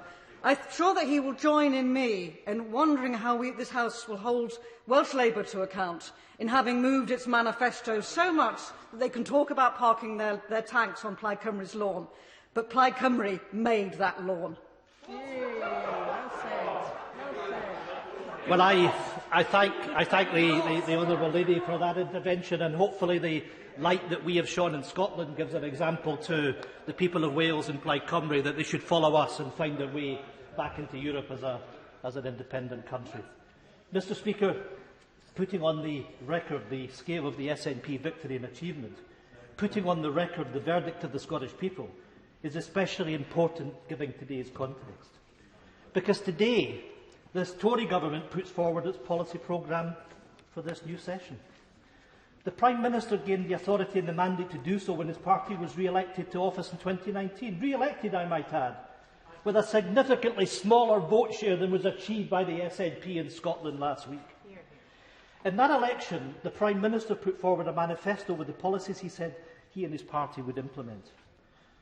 Those of us on the opposition benches have the right to oppose many of these policies, and we will do so and do so forcibly. But if the Prime Minister secures a majority in this House, that mandate from the manifesto will be legally implemented. It is a pretty fundamental principle and should be simply a simple concept. It's called parliamentary democracy. And yet, Mr. Speaker, a few short days after a landslide victory in Scotland, it is that very basic principle of democracy, that right of governments to propose and implement their manifesto commitments, that this Tory government is threatening to undermine. By doing so, they are threatening a new low level of hypocrisy and of disrespect. The defeated Scottish Tory leader has said that the SNP seeking to implement a fundamental manifesto promise, a commitment to give our people a choice of our own future, should be treated as illegal. Before the results had even been completed, the Prime Minister himself told his favourite newspaper, the Daily Telegraph, that he would try to block a post-pandemic independence referendum. So, today of all days, I would genuinely urge the Prime Minister and his government to think again. I know he's looking away and looking disinterested, but this is important. Because this is about democracy, Prime Minister. This is about the rights of people. And you know, people will be watching this and they can hear Conservative MPs laughing about our desire to make sure that democracy is delivered upon. That's the contempt, Mr. Speaker, that I have talked about. Let me say to the Prime Minister that any confrontation will not be with the SNP. If they seek to deny Scottish democracy, their confrontation will be with the people of Scotland. And secondly, the Prime Minister needs to reflect on this reality. A fight with democracy is a fight he will never, not ever win. You know, I know the Prime Minister doesn't want to see this, hear this, but he might look to try and show some degree of interest as to what is going on, because what we're seeing is the contempt that we have for Scotland from this government. Mr. Speaker, today's Queen's speech and this Tory policy programme also emphasises another important point. Last week's elections brought into stark focus the chasm in the political choices being made in different parts of the United Kingdom. Because the differing values and leadership between the Prime Minister and our First Minister, and the tale of two governments in London and in Edinburgh, has crystallised that choice of two futures. Time and time again, the majority of people in Scotland back a progressive, inclusive, outward-looking vision for the future of our nation. This has been our direction of travel since we gained some powers through devolution. And yet, in this Westminster Parliament, we are facing many more years of right-wing, Brexit-obsessed Tory governments that we didn't vote for, taking us in a direction that we haven't chosen. That clear divergence in political direction is simply not sustainable. Scotland has chosen a different path. And as we look beyond the pandemic and build the recovery, our alternative to these Tory values and their vision was set out in our manifesto. Unlike this Tory government, the SNP manifesto has the support of the Scottish people. The policy programme the SNP put before the people of Scotland will move our country forward, making it fairer, greener and more prosperous. The First Minister is already back at work and getting on with the job. Our alternative to this Queen's speech is already in action. With health and social care services being one on the front line of the pandemic, this new elected SNP government will now deliver a 20% increase in frontline NHS spending, a total of £2.5 billion. And while this Tory government dithers and delays on reforms to social care, the new SNP government will move to establish a national care service backed by a 25% increase in social care investment, while the Conservatives dither the SNP government in Edinburgh acts. And this will include significant investment in the staff themselves. And the Tories continue to laugh while we talk about investment in NHS. Because unlike the insult of a 1% offered by the Tories, in Scotland NHS staff have been offered an average Prime Minister, of a 4% pay increase. And the new National Care Service, backed by £800 million, will enable the government to offer a national living wage to all care staff. It's little wonder the Prime Minister hangs his head in shame, and so, Mr Speaker, so he should.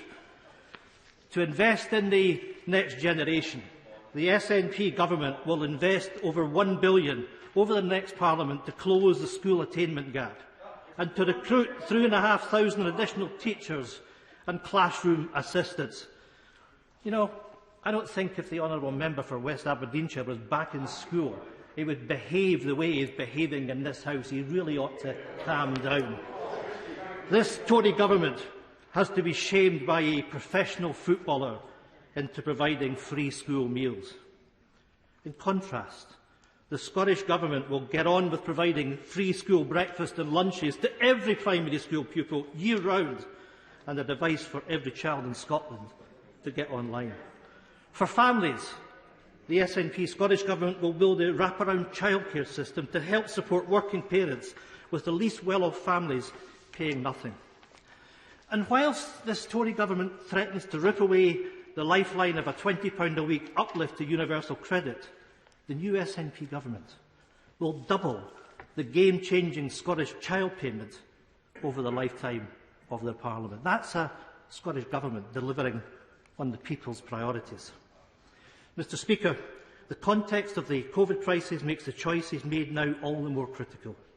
Because in seeking to build economic recovery in the aftermath of this pandemic, it is vital that the mistakes of the past are not repeated. Instead, though, the budget in March and this Queen's speech is clearly laying the grounds for more Tory austerity and more Tory cuts. And it is also important to point out that no party and no government who forced through a job-destroying Brexit in the middle of a pandemic can credibly claim to be focused on recovery.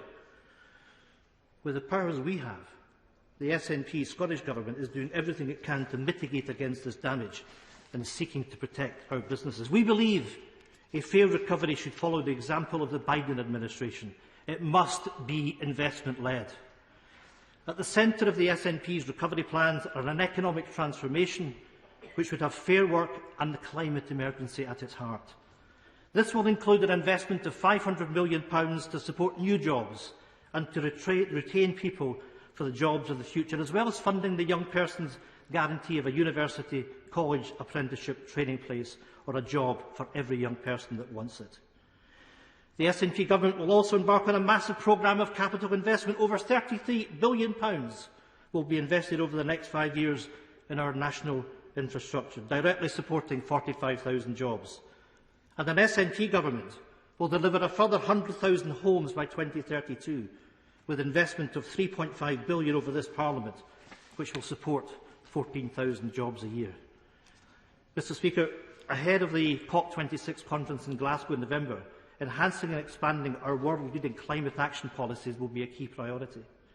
The SNP Government will deliver a green transport revolution by providing free bikes to all school-aged children who can't afford them, remove the majority of fossil fuel buses from public transport, ramp up investment in active travel and bring ScotRail into public ownership with the aim of decarbonising the rail network by 2035. There is also a commitment to decarbonising the heating of 1 million homes by 2030. Mr Speaker, this is the vision and values we will use to fuel the recovery with the limited powers of devolution we now hold. But the COVID crisis has laid bare the need to equip our Parliament with the full powers it needs to drive our long-term recovery. If we are to fully build the kind of country we want to see, it is clearer than ever before that we need the full powers that we can only deliver with independence. Powers to borrow and invest in our economy and in our people. Only then can we build the country that truly and fully reflects our choices, our values and our priorities. A country that lifts children out of poverty instead of wasting sums of money on yet more nuclear warheads. A country that gives our young people, instead of stopping their freedom of movement across the European continent, the ability to travel. A country that welcomes the world instead of imposing a hostile immigration policy that damages our economy. A country that respects and values refugees that were allowed to vote in our election last week, instead of proposing a law in this Queen's speech that will rip up the Refugee Convention. But, Mr Speaker, just as it's right to point out the opportunity before us, it is also right that we are honest about the risks to recovery if we remain trapped in a broken Westminster system. Because hidden in this new legislative programme from the Tories lies a familiar threat. Just as the Internal Market Bill was a blatant assault on devolution, this Queen's speech doubles down on that agenda with further power grabs on state aid and other aspects of devolved spending and powers. Only yesterday were more media reports of the UK government seeking to spend money directly in devolved areas in a desperate attempt to shore up support for the Union. The Tory plan has now been obvious for some time. Their plan is to hand this Prime Minister and his government more powers to control our choices and dictate our future. It is one more powerful reason for Scotland to choose a very different future. Mr Speaker, post-Brexit and post-pandemic, Scotland now has the choice of two futures. We know the past Westminster has imposed, and we now know the future that it will inflict. Westminster has chosen its future, a job-destroying Brexit, a return to austerity cuts and more attacks and devolution. Today's legislative agenda confirms and cements that choice. For Scotland, the choice over our own future is now ever clearer and ever closer.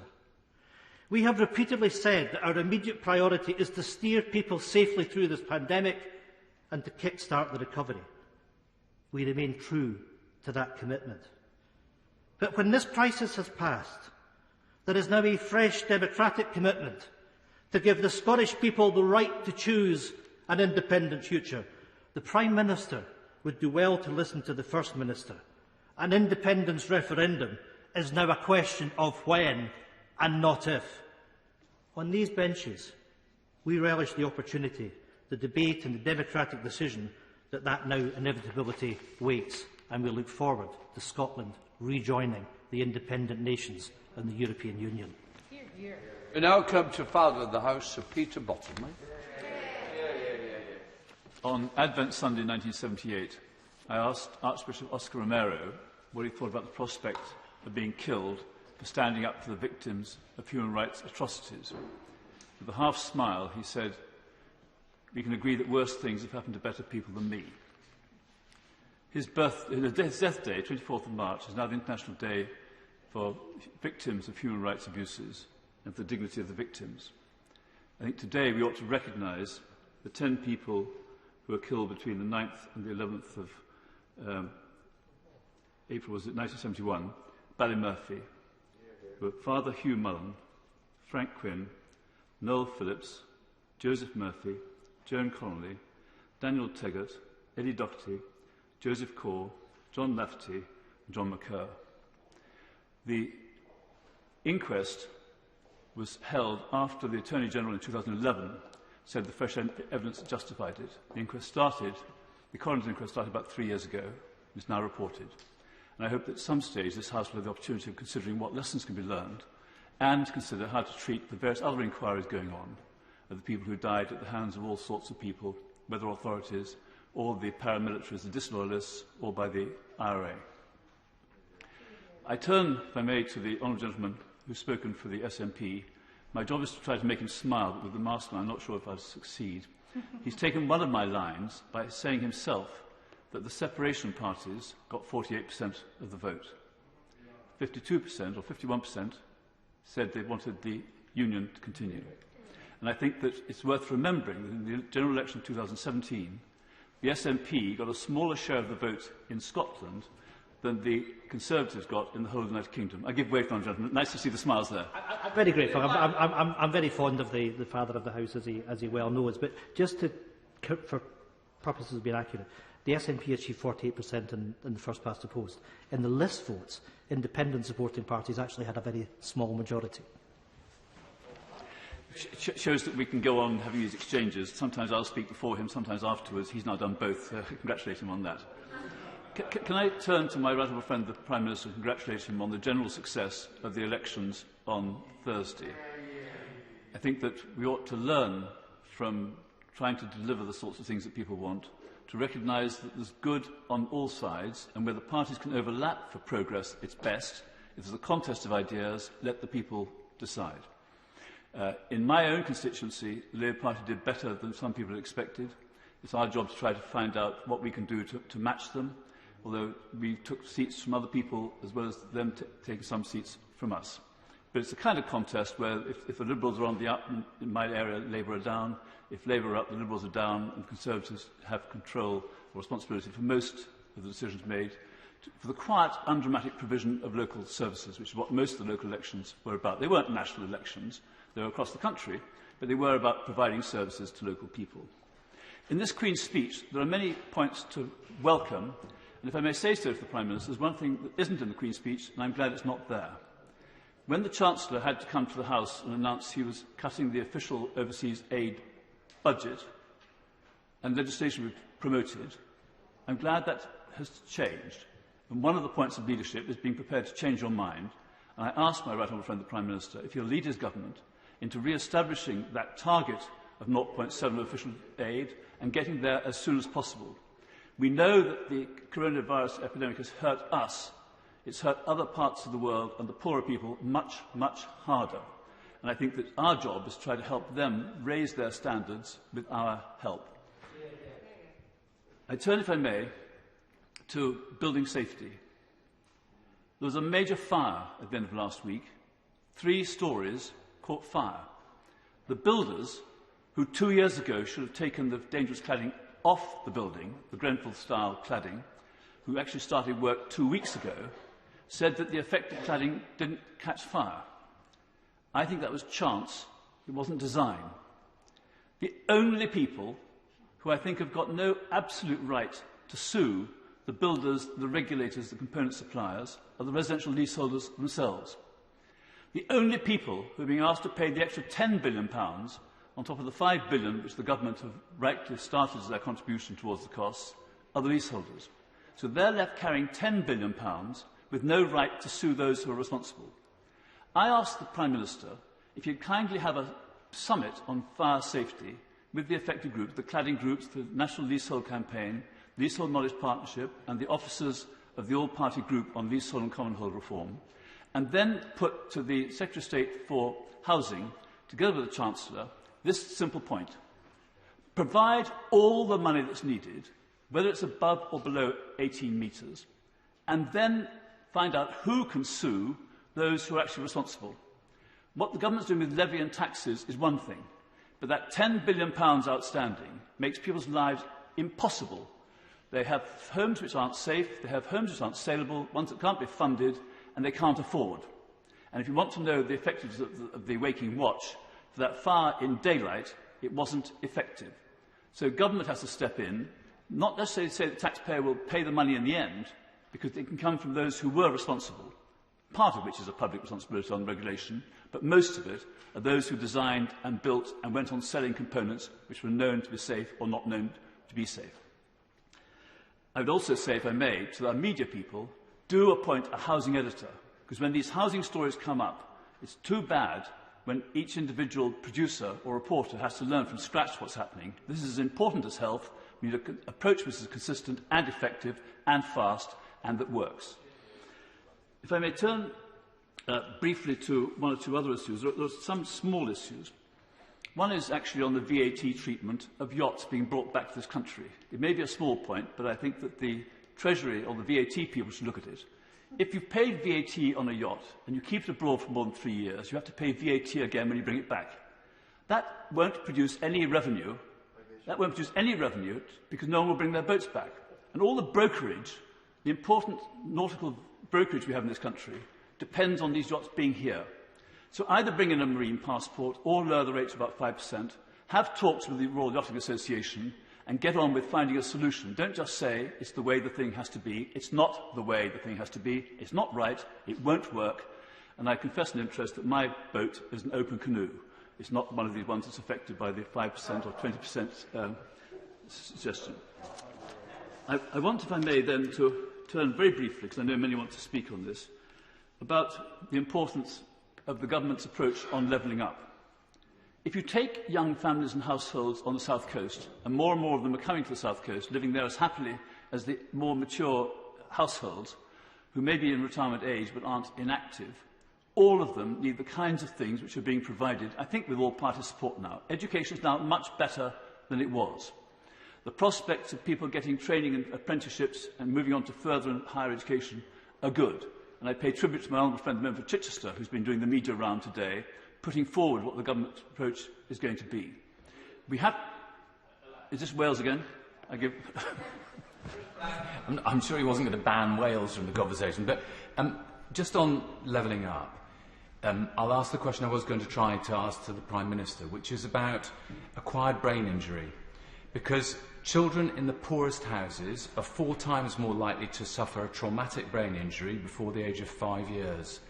The significant effects that will have for the rest of their lives, and for that matter the problems we've got with concussion in sport leading to so many people suffering early onset dementia who've been sports people in this country, surely means that it's about time now that we have proper legislation to make sure that everybody gets a decent chance when they've had a brain injury. I think the House will approve that approach. If I may, Mr. Speaker, can I conclude with an issue which is sensitive, and I say this having put on the record that in my extended family and connections, over 100 died in the Holocaust. At some stage, the inspector's recommendations, because the inspector wasn't allowed to make a conclusion, on the proposed Holocaust Memorial and Learning Centre in Victoria Tower Gardens, will have a decision made on it by government. This is supposed to be made by the Minister of State because the Secretary of State is the applicant. I asked the Prime Minister to ask advice on whether the proposal in September 2015, which said the specifications for the proposed Memorial and Learning Centre, are met in any way by the present proposal put forward by the Secretary of State for Communities and Local Government. They don't. Secondly, can you ask for a briefing on the area of central London that was thought then to be acceptable, which ran from the west of Regent's Park, across to Spitalfields and down to the Imperial War Museum? I would ask the Prime Minister if he would then consider having a meeting with Baroness Deitch, with Barbara Weiss, the architect, and the people who are proposing the present monument, which is designed very similar to one not accepted for the Canadian National Memorial, and see whether it's possible to stop this system of trying to push something through when it isn't justified, and see if we can get a proper memorial and a proper learning centre, probably using the one in the Imperial War Museum, and make sure that we can be proud of what we do. And for the sake of those who died in the Holocaust and those in other genocides, I do say in public to the Prime Minister, what I've said to as many people as I can in private, what's being put forward now is the wrong proposal, in the wrong place, in the wrong style, and I'll ask everyone to reconsider it, starting with the specifications in September 2015. Thank you. We now come to Meg Hillier. Meg. Thank you very much, Mr. Speaker, and I draw the House's attention to my entry in the Register of Interests. Mr. Speaker, today we see a Queen's speech full of headlines, But this government is good at painting the headlines, and those headlines often lack when it comes to the detail. And I spend my time, privileged as I am to be chair of the Public Accounts Committee, doing the maths, Mr Deputy Speaker. So we have levelling up. But does that actually mean levelling down for cities like mine here in London? Attack on the poorest there. We see promises of high-quality education in the gracious address, while teachers are being laid off and children who are in touch with social services are more in need than ever before, and both those budgets stretched to squeaking point.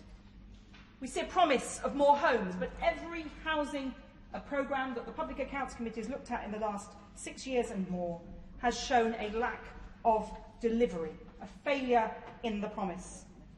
And we talk about, the gracious speech talks about finances being returned to a sustainable path, the sting in the tail, because until we see the detail of how that will be paid for, none of the other promises can be guaranteed. I do the maths, and I'll continue to do that, because in the end there are bits of the gracious address that I will support, and I will support any policy that benefits my constituent, but I will watch like a hawk on the detail and the money and the delivery, because the delivery is what matters. So on fire safety, we absolutely need the new building safety regulator, and I welcome the fact that that is on the table in the gracious address. But as the Public Accounts Committee has highlighted, along with our sister committee, the Housing, Communities and Local Government Committee, we need the skilled people to do the safety work. We are already now 4 years on from the tragedy of Grenfell, and yet there are not enough people to do the work, to assess the need, and then to carry out the remediation. And the cost to leaseholders is extraordinary. It's damaging their futures, it's putting their lives on hold, and I concur completely with the Right Honourable Member for Worthing West. We need to tackle this issue now. The government needs to step up, be more imaginative, and make sure that these very homeowners that have sunk their life savings into their future, their home, are rescued. It is a failure, a generational failure in fire safety and in regulation, and it needs to be tackled. And I think perhaps the Right Honourable Gentleman and I are the beginnings of a campaign on this issue. So the Prime Minister had better watch out. So we need more homes, of course. Again, something I want to support. But will they be affordable? And rights for renters, yes, but that can come with a sting in the tail if it's not done well too. It must be properly done. But of homes and homelessness, in the last week alone, I have been on the doorstep of 2 women who I feel I should tell the story of today. One, a victim of domestic violence, the glass still broken in her front door, living in a 1-bedroom flat, her 13-year-old son still having to share her bed. Another woman I've met before, and she said, now you're on my doorstep, see my boys, she said, see my big boys. Her teenage sons came to the door. She lives in this 1-bedroom flat with her 2 teenage sons and her husband. And this, Mr. Speaker, is not unusual in my constituency. It is a living tragedy that people will go through their whole childhood, adolescence and into adulthood, sometimes sharing a bed with a parent, certainly living in severely overcrowded conditions. And we have over 3,000 people at any one time in temporary accommodation, a number that has exponentially grown. So this promise of new housing rings hollow to those people. And the Prime Minister needs to look at the reality of people's lives, not just in some parts of the country, but particularly in the expensive parts of the country, in the city where he was mayor. In the city, Mr. Speaker, where he believed that affordable housing was 80% of private rents. 80% of £1,500 or more a month for a 1-bedroom flat. In a city where, in my borough, a 2-bedroom, typical new 2-bedroom property comes in at £750,000. And if you take a generous view of house prices, the average house price is 17 times the average local salary. And bear in mind, Mr. Speaker, that in my constituency there are some generous local salaries in the mix. So the city workers will make that even lower figure. But for the poorest, on a good retail job, working as a nurse in a hospital, they just can't afford a new home. So renting is out of reach for many people. They need that good quality, properly affordable housing in order to keep our city going. And if levelling up means anything, it doesn't mean levelling down or keeping people in Hackney, South and Shoreditch and in London squeezed into inappropriate and overcrowded accommodation in order to build nice, identikit, three-bedroom houses with gardens elsewhere. Of course, I want everybody to have opportunity, but not at the expense of those in London. I welcome some of the changes on leasehold reform, and I do declare an interest here, Mr. Speaker, that I am myself a leaseholder, and I live in a property with dangerous cladding, though happily my developer is removing it and paying for the whole thing. So I'm one of the lucky ones. But I welcome the ground rents reform, long overdue. But where is the wider leasehold reform? And we need to see that. It's not mentioned in the Queen's speech, and I hope that that's just not because it's not in enough detail, but we need to see that. And on the unsafe cladding, I think I've made my point. And social care, Mr. Speaker, one of the great hopes, and a hope that was cross-party, that we would actually finally see some movement on something that for 30 years and more we have been discussing. We have seen multiple reports. But again, we hear the headlines from the government, a promise of something sometime. A promise made in 2015 by a Conservative Prime Minister, a promise made by this Prime Minister in 2017, and yet, 4 years on and ticking, nothing to be seen. And it's crucial that we start this now, and it's crucial that we reach across the aisle and find cross-party consensus to tackle this, especially because of the shameful approach to social care and care homes in the pandemic, where people were exported from hospital with COVID, spreading it rapidly through care homes. As the Public Accounts Committee said, thrown to the dogs. And let's not forget in this domiciliary care, more of us will have care in the home than in institutional care, and we need to make sure that that is wrapped up in the mix as well. And the Public Accounts Committee has a list of asks on this issue, which I commend to the Prime Minister. I want just to touch briefly, Mr. Speaker, on the issue of identity checking for elections. I was the Passports and Identity Card Minister in the last Labour government. And we concluded then, and the Act of Parliament that set up the ID cards was very clear that identity and access and having an ID card were never required to access a public service. And yet, we see this government proposing what seems to be a plethora of alternative paperwork, costly and out of reach for around 10% of the population from my recollection. Passports over £90 each, driving licences which people can't have unless they can learn to drive and they have a car to do, or have the money to do that. They will need those in order to vote, to access a public service. And I give way to the Honourable Gentleman. That subject matter in Northern Ireland, we've had the rules in place for some time. We've had ID cards which the Northern Ireland Assembly brought in with a small charge of £2 to £3. So there are ways of doing this in a way that's suitable to people's pockets, because it has worked in Northern Ireland. I think we should take that as an example. Well, I think the Honourable Gentleman and I could go on and have a completely separate discussion about ID cards, but absolutely, and I used to use that as an example, that it can be done affordably and well. But we have a disconnect in government on this issue.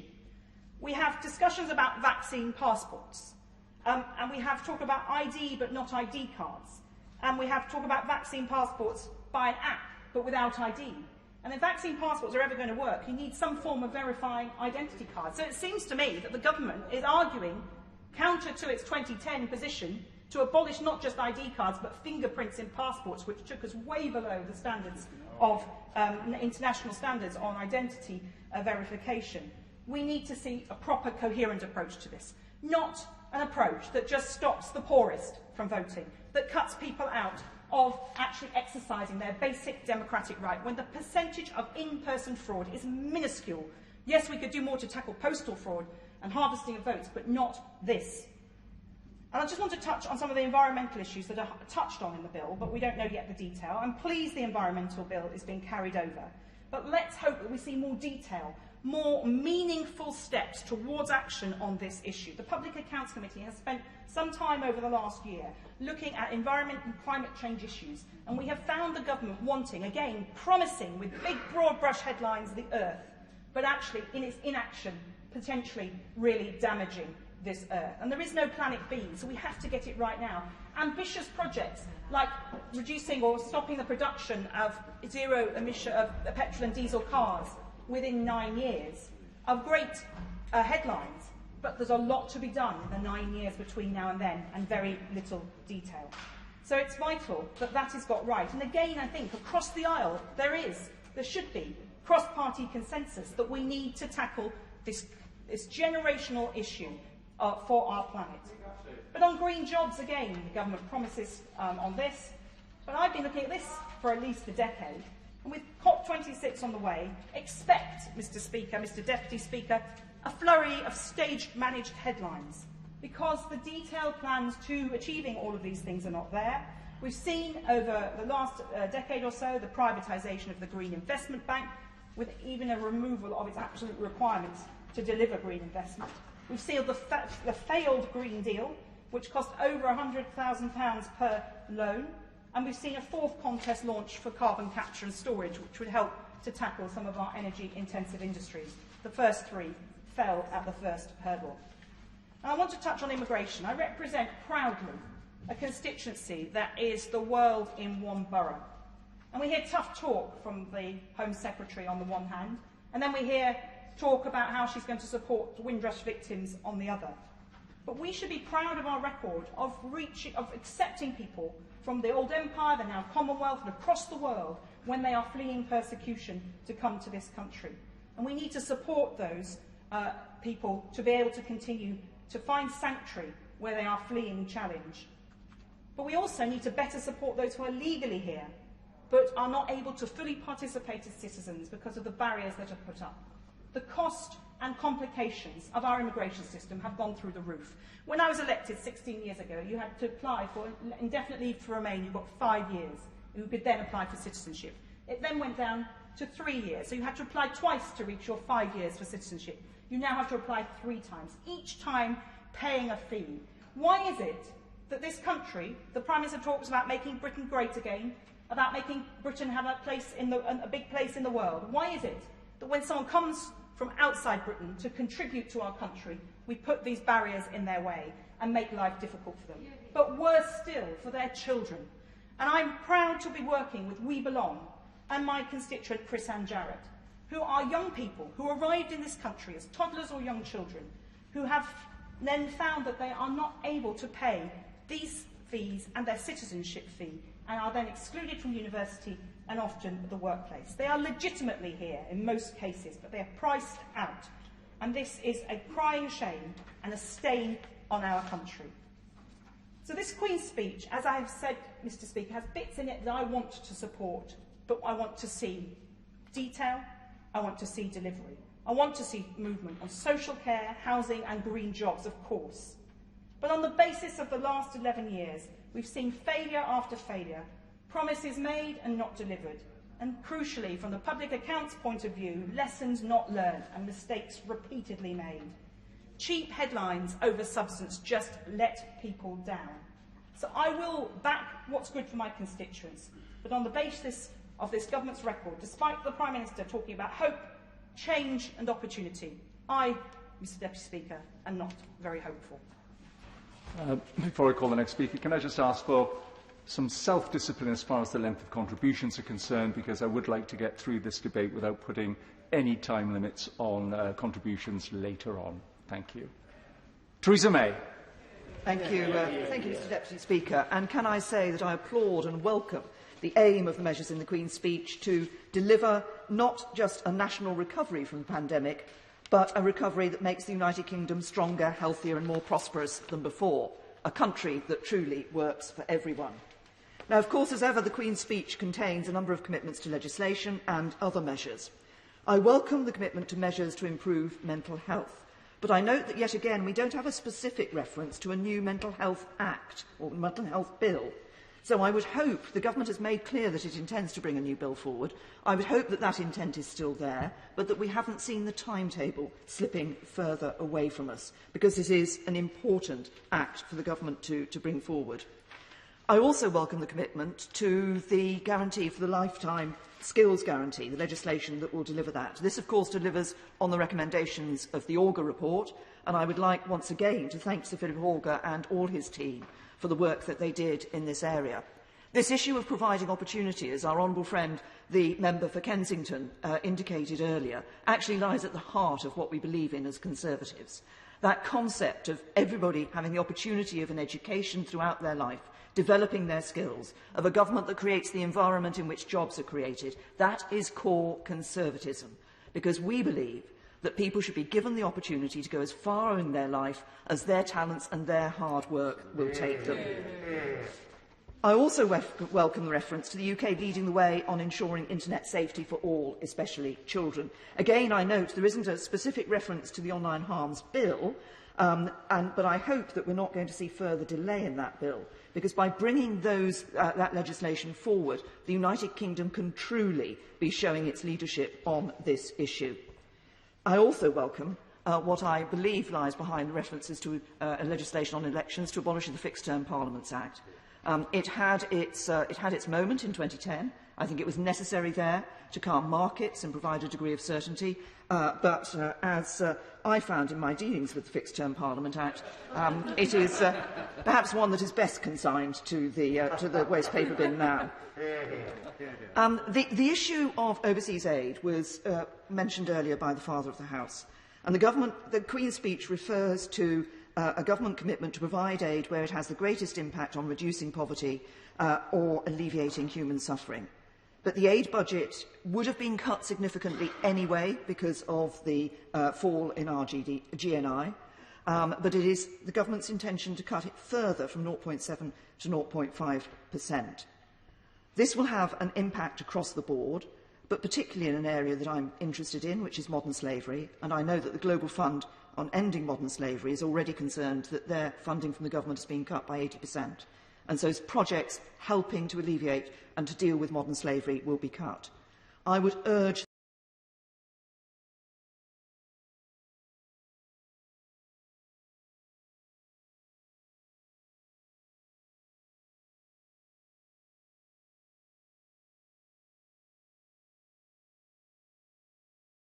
the government to look again at this reduction, because it is having an impact on the poorest and on suffering across the world.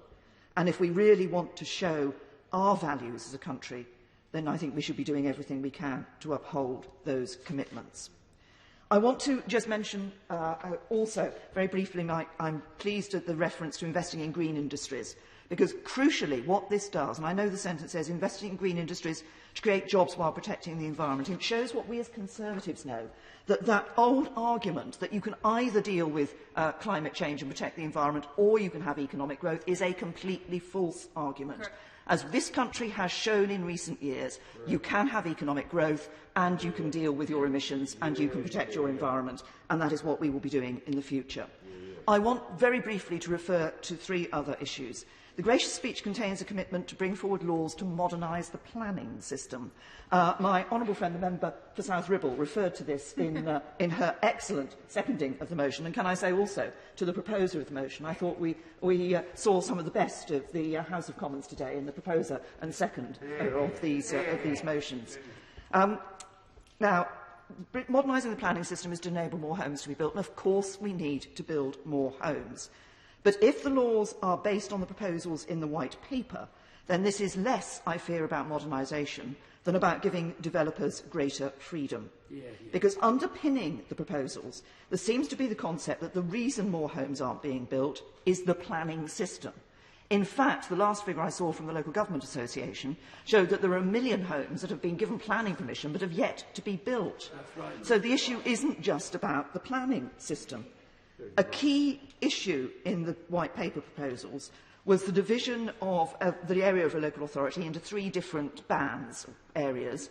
Possibly we read now this may be 2, of growth and protection. In the growth area, outline planning permission was automatically to be given to developers. Now, I've discovered I have a slight difference of opinion with my honourable friend, the member for South Ribble, on this issue, because maybe we need to go for one of those drinks that she was talking about. 2 drinks. You're buying me 2 drinks. Yes, £2, that means. Because I think my honourable friend felt that this proposal would bring greater local involvement. In fact, the white paper proposals bring less local involvement. They reduce local democracy, they remove the opportunity for local people to comment on specific developments, they remove the ability of local authorities to set development policies locally. And I think the white paper proposals would also lead to fewer affordable homes, because it hands developers a get-out clause. We need more homes to be built. We need the right homes to be built in the right places. I fear that unless the government looks again at the white paper planning proposals, what we will see is not more homes, but we will potentially see the wrong homes being built in the wrong places. Yes. Wait. I think she's absolutely right, Mr. Deputy Speaker. It will particularly also impact on the delivery of green homes and getting to net zero. Does she agree with me? Grateful to the honourable member for her intervention, but I would remind her of the commitment that the government has already shown to the issue of green homes for the future in proposals. There are issues that have yet to be looked at, such as the retrofitting in relation to heating systems, but I think the government is already starting to show the way forward on this. But it's important in looking at the planning system proposals that those issues are also taken into account. The gracious speech commits the government to bringing forward proposals on social care reform. Now, this commitment has been made by governments of all colours over the last 2 decades, and it's a bit rich for the Leader of the Opposition and other members of the Labour Party to complain at the government on this issue, given that they were 13 years in government and had, I think, 6 or 7 different proposals and never actually delivered anything on this issue. I know it's not an easy issue. I put forward a plan. It was comprehensively rejected. So I recognise the difficulty in trying to come forward with something here. But it is an issue that we need to grasp. And I think the pandemic has shown, and the issues around social care that came up in the pandemic have shown the importance of this and of reform that genuinely provides a sustainable social care system into the future. But it also, well, if the honourable gentleman will just wait for me to say this point, it also needs to be a system that does not exacerbate the intergenerational divisions. Right honourable lady is saying on this issue. I just wonder whether we don't actually need to look at the issues that lead to dementia and making sure that there is more research, in particular on acquired brain injury and concussion in sport, which does seem to have had a dramatic effect on the number of people who are now suffering from dementia, and that needs to feed into the process of looking at the issue of social care as well. Well, I think the right honourable gentleman has been very adept in bringing in an issue on which he has been a doughty campaigner, the acquired brain injury issue, into this debate. I fully agree with him that I think the whole question of some of these issues around acquired brain injury, and he's raised the issue of dementia in sport, which has been particularly raised in relation to rugby union recently, is an important one that does need to be considered. Now, alongside the issue of social care, of course, there's legislation on the NHS, and one important issue will be the future of integrated care systems, and this feeds into the question of social care. Now, the White Paper suggested that the government was going to take a bureaucratic approach of requiring the boundaries of ICS, of integrated care systems, to mirror local authority boundaries. Currently, that would mean breaking up one of the most effective and high-performing ICS groupings, Frimley ICS. And doing that will adversely affect my constituents and others in East Berkshire and elsewhere. So I would urge the government, in looking at these issues, to allow for networks that make practical sense in terms of delivering for people, rather than being hidebound by existing lines on a map. Groups that grow organically and work are surely of greater benefit than groups that happen to fit some bureaucratic idea of neatness. Now, the final issue I wanted to touch on, and I recognise today particularly this is a difficult issue, are the references in the gracious speech to dealing the government's intent to bring forward measures to deal with legacy in Northern Ireland. Today we have heard, as the Father of the House, my right honourable friend, the member for Worthing West, said, that the Ballymurphy inquests had the coroner's verdict is that the 10 individuals concerned were all innocent victims. So this is a particularly difficult time to be looking at the issue of legacy in Northern Ireland. I grew up watching TV news reports of the troubles in Northern Ireland. Too many people died, the majority at the hands of terrorists. Too many were injured, too many lives were shattered, too many people lived in fear.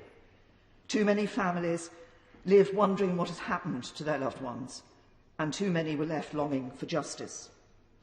Today, as I say, the families of those 10 who were considered in the Ballymurphy inquests have learnt what happened to their loved ones, that they were innocent victims. But the arguments around the question of legacy in Northern Ireland in this place have generally been focused on the passionate arguments that have been put by some of my honourable and right honourable friends of the issues of veterans years after the event being prosecuted and brought to court. Of course, we stand up for our armed forces, but as a country we live by certain standards and values and the rule of law, and we should not willfully ignore the breaking of that rule of law, including by members of the armed forces. Now, the argument for the protection of veterans has consistently failed to understand one basic point. You cannot legislate simply to protect British soldiers from prosecution. Any legislation to protect British soldiers will cover terrorists as well. It's a very simple fact, but it seems impossible for many people to accept. But once you recognise the position, then the options become clearer, because it becomes clear either you can continue to investigate and lead to prosecutions for everyone, including veterans, or you draw some sort of line. Now, my view is that I want to see Northern Ireland moving on. And I think Northern Ireland will only truly have a bright future when it is able to look forward and not look over its shoulder at the past. That is easy for me to say, because I didn't live there through the Troubles. As I said, I just saw them on a television screen on the nights, often night after night. And reaction from politicians in Northern Ireland and from the Irish government to proposals that the government has put forward has so far been negative. But I simply say this: I think our overwhelming interest across this House should be in a bright future for Northern Ireland. And I think there comes a point where we have to say, can we find a way to draw that line, to turn and look forward and to work together for a better future for all? Ed Davey. Mr Deputy Speaker, this Queen's speech comes at a time like no other. After a year in which so many families have suffered the tragic loss of a loved one, when we have all experienced isolation from friends and family, and when so many have lost businesses, lost jobs, and lost hard-earned savings. That's why we are all so grateful to the scientists, the NHS staff, care workers, and community volunteers who've delivered the vaccine rollout and given us all hope. We owe them an enormous debt of gratitude. But, Mr Deputy Speaker, before I move on to the gracious speech, let me join in the tributes to the people this Parliament has lost in the last year and focus on two remarkable women. First, our friend, Dame Cheryl Gillen, who sadly passed away last month. She was a truly dedicated public servant, warm, friendly, liked and respected on every side of this House. My thoughts are with her family and friends at this sad time. Second, Shirley Williams. The Liberal Democrat family are not alone in mourning the loss of Shirley. Shirley was a giant of British politics for over half a century. Shirley combined a remarkable intellect and a wholehearted compassion with fierce determination like no one else I've known.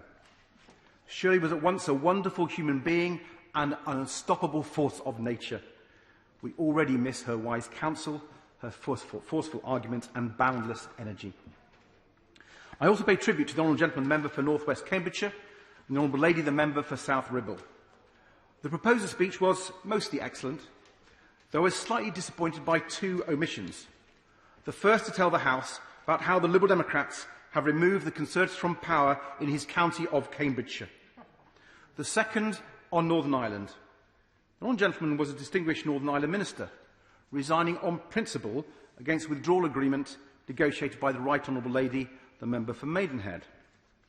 He argued that her withdrawal agreement would mean Northern Ireland being, and I quote his resignation letter, subject to a different relationship with the EU from the rest of the UK. So I was hoping to hear an analysis of how the EU trade deal and the Brexit deal was impacting Northern Ireland, as he voted for that, despite the fact its impact on Northern Ireland is worse than the withdrawal agreement. The speech by the member for Ribble Valley was entertaining, but given her stated passion for a beer, I wish she told us more about her time as a biology student at the University of Nottingham, my hometown, where there's a great nighttime economy that I'm sure she enjoyed. Wikipedia tells us she worked during her student days as a nursing assistant in an elderly care home. So I hope we can look forward to her support as Liberal Democrats press the government to deliver on their promises on long-delayed social care reform. Mr Deputy Speaker, the government's programme today needed to heal the nation, learn the lessons from the pandemic and prepare our country for the enormous economic, social, environmental challenges ahead. I regret to say that with this programme, the Conservative government have failed on every single account. To heal the nation, for example, we first needed to look after people who have been bereaved, especially children. I've been campaigning for a better deal for bereaved families for many years now, drawing on my own experience of losing my father aged 4 when my mother was widowed in her 30s with 3 boys under 10. And Mr Deputy Speaker, with this pandemic, the need to help bereaved children in our country has never been greater, especially the bereaved children whose mums and dads were unmarried and who currently get no help at all after losing a parent.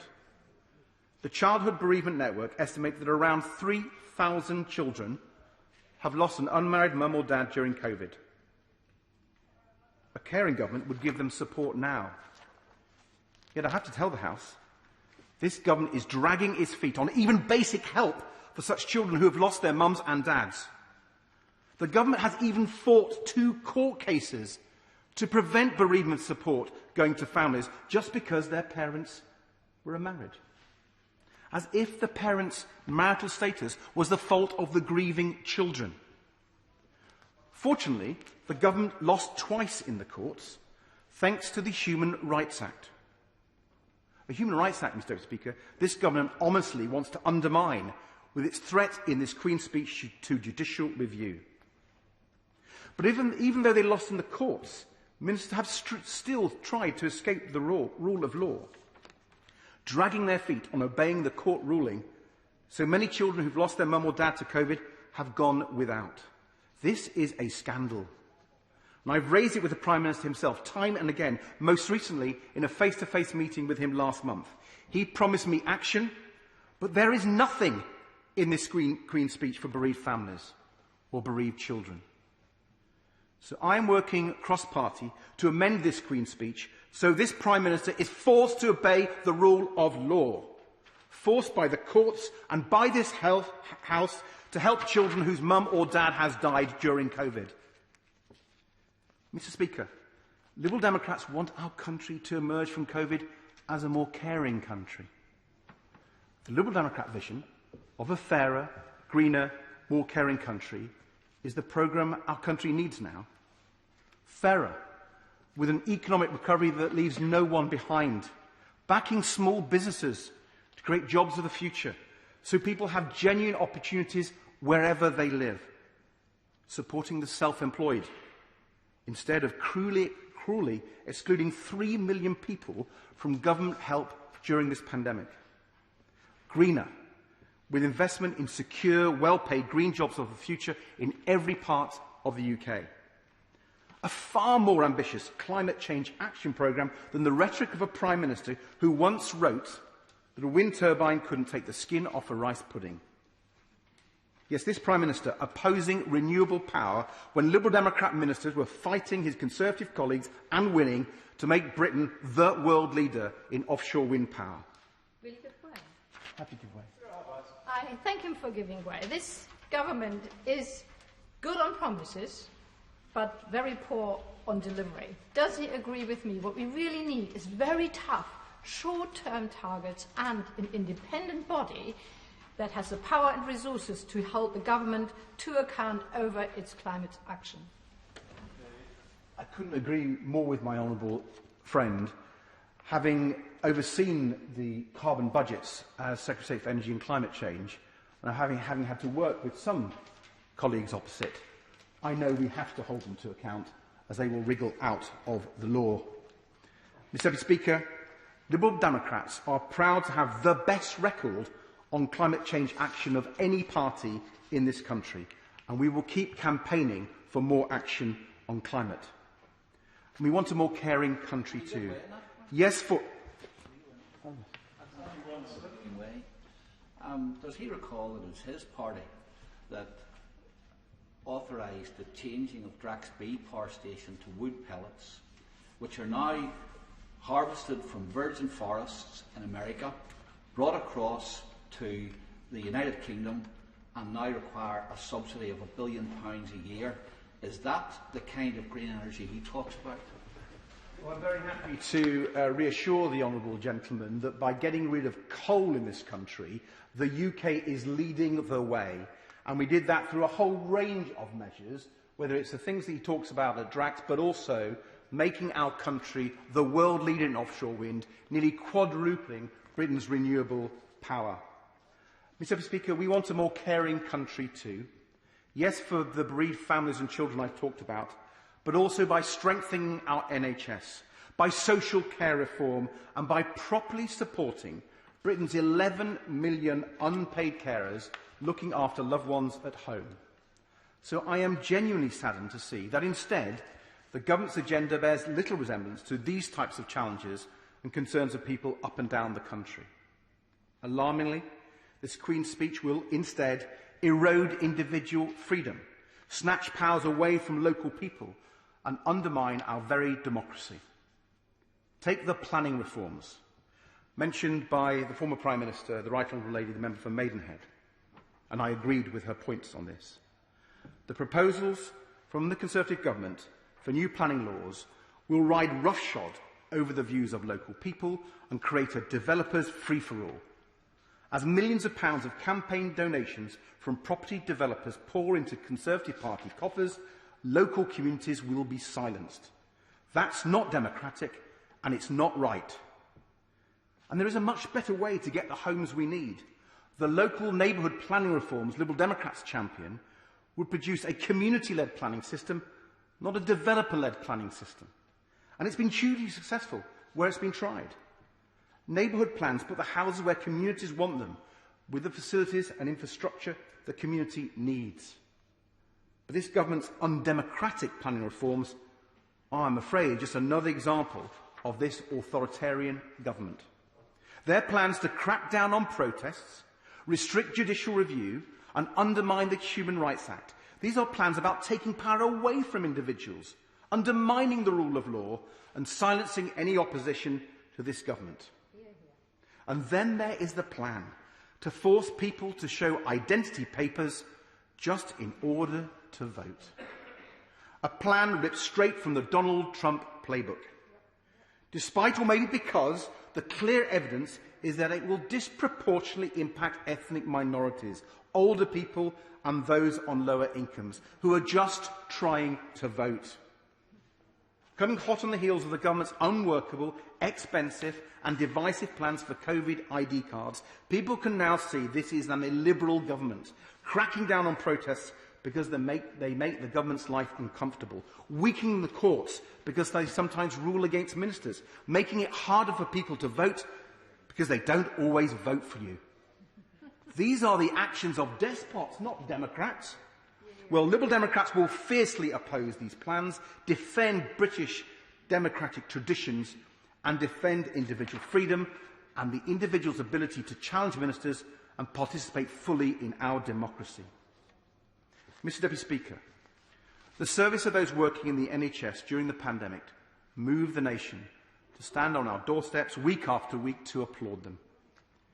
Yet the government's failure to fund our NHS before the pandemic was thrown into the sharpest relief imaginable as our nurses and doctors had to struggle so hard at the beginning of the pandemic. It is scary to think what would have happened without the tireless sacrifices of our NHS and care staff under unbelievable pressures.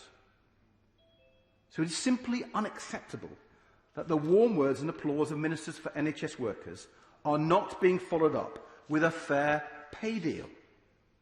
With the vacancies and shortages of NHS and care staff made worse by Brexit, made worse by the pandemic, it is bad for patients to deny NHS staff a better pay deal.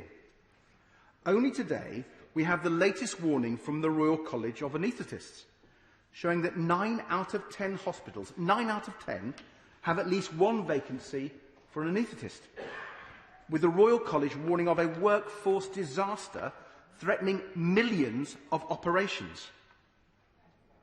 This government support for the NHS disappears when it comes to paying NHS workers properly. And then there's social care. Nothing of substance in this Queen's speech to address the huge and growing crisis in social care. This pandemic has reminded everyone that caring for people's health doesn't stop at the hospital exit or the GP surgery door. We can only improve the NHS if we fix social care too. If you care about the NHS, you must care about care. Yet the government says, and I quote the Queen's speech, proposals on social care reform will be brought forward. No detail, no timetable. The Prime Minister's last Queen's speech said, and I quote, ministers will seek cross-party consensus on proposals for long-term reform of social care. Well, Mr. Speaker, I've written to the Prime Minister 3 times in an attempt to build that cross-party consensus. Still waiting for a reply. And in the Queen's speech before that one, and I quote again, the government will bring forward proposals to reform adult social care in England to ensure dignity in old age. Nothing. Promises, promises, and delay and delay. And meanwhile, people go without care.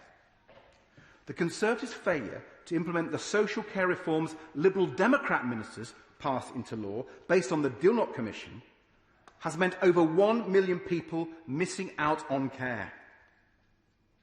The uncaring party opposite should be ashamed. Instead of action, which we put forward, we see council budgets in crisis, care services stretched to breaking point, and over 11 million unpaid carers left to shoulder the burden. Mr. Speaker, this pandemic has shown that we are a nation of carers. Millions of carers looking after their loved ones at home, facing big challenges every single day, challenges made harder by COVID. These family carers deserve our support, but they are being forgotten and ignored by this government, as shown by the fact that they were not mentioned even once in the Queen's speech. So let me help.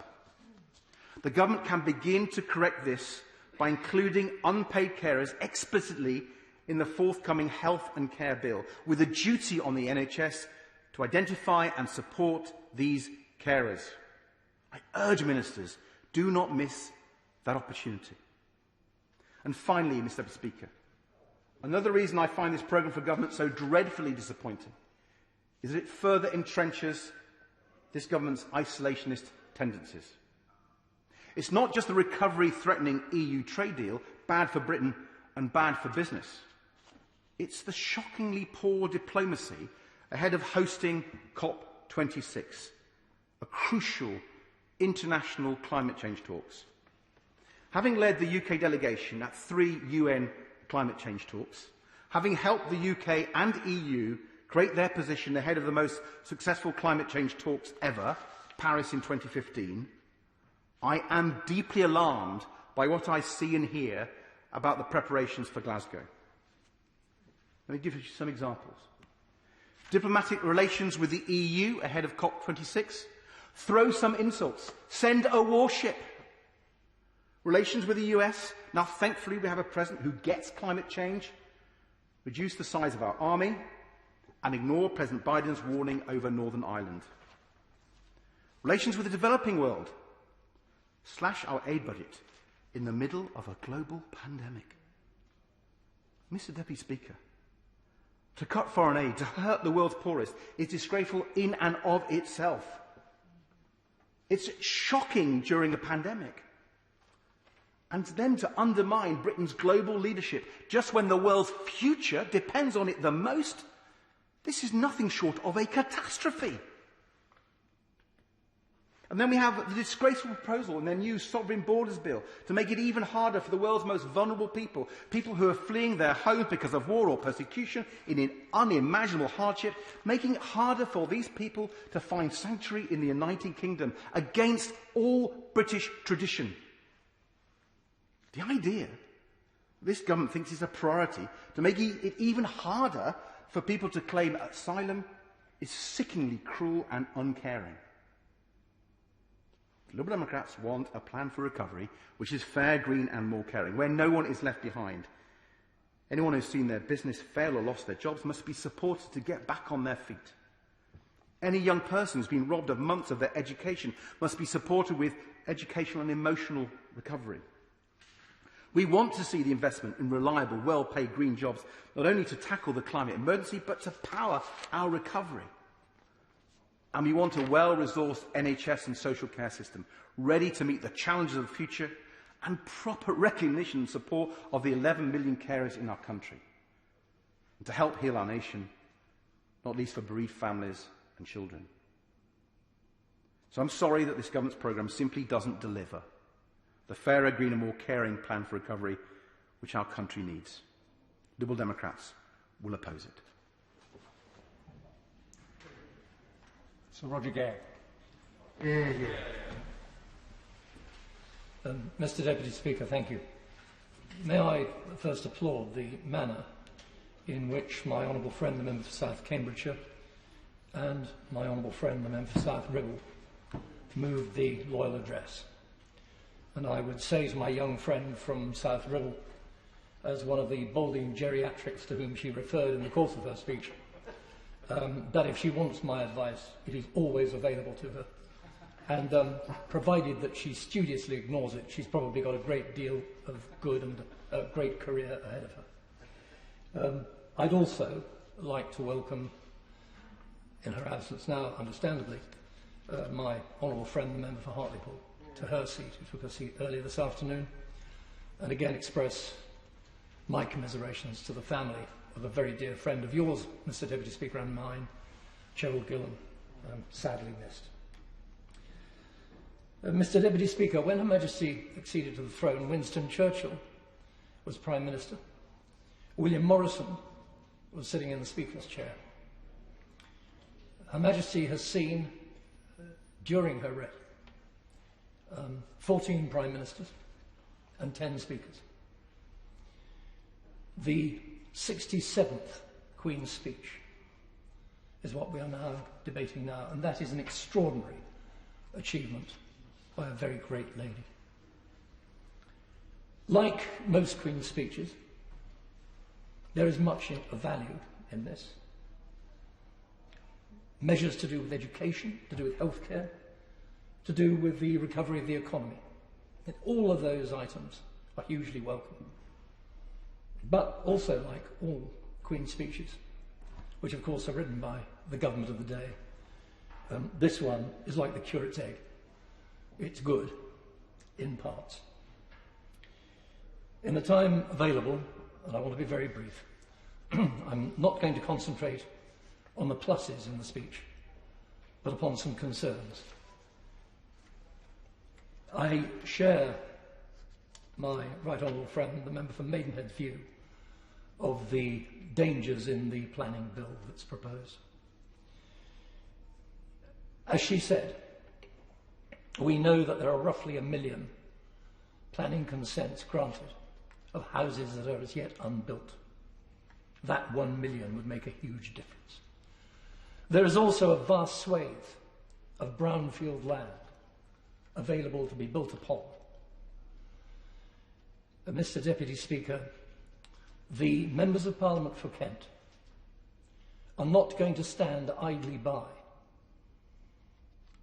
and vote for measures that will turn the Garden of England into a building site.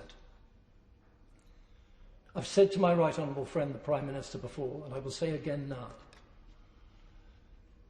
we should not be using arable land, Grade 1 arable land particularly, for development before all the other available sites, particularly in the cities, have been utilised and all the planning consents have been used up. And we want to see a moratorium. The members of Parliament for Kent want to see a moratorium on the use of agricultural land for development until all the other options have been exhausted. We shall fight that and vote against the planning bill if necessary. It won't surprise you, Mr. Deputy Speaker, to know that I applaud the measures relating to animal welfare that are contained in the gracious speech. The fact that the Ivory Act is going to be implemented, that there will be measures to control puppy farming, are going to be strengthened, and there is a raft of other indications, which is all good news for animal welfare.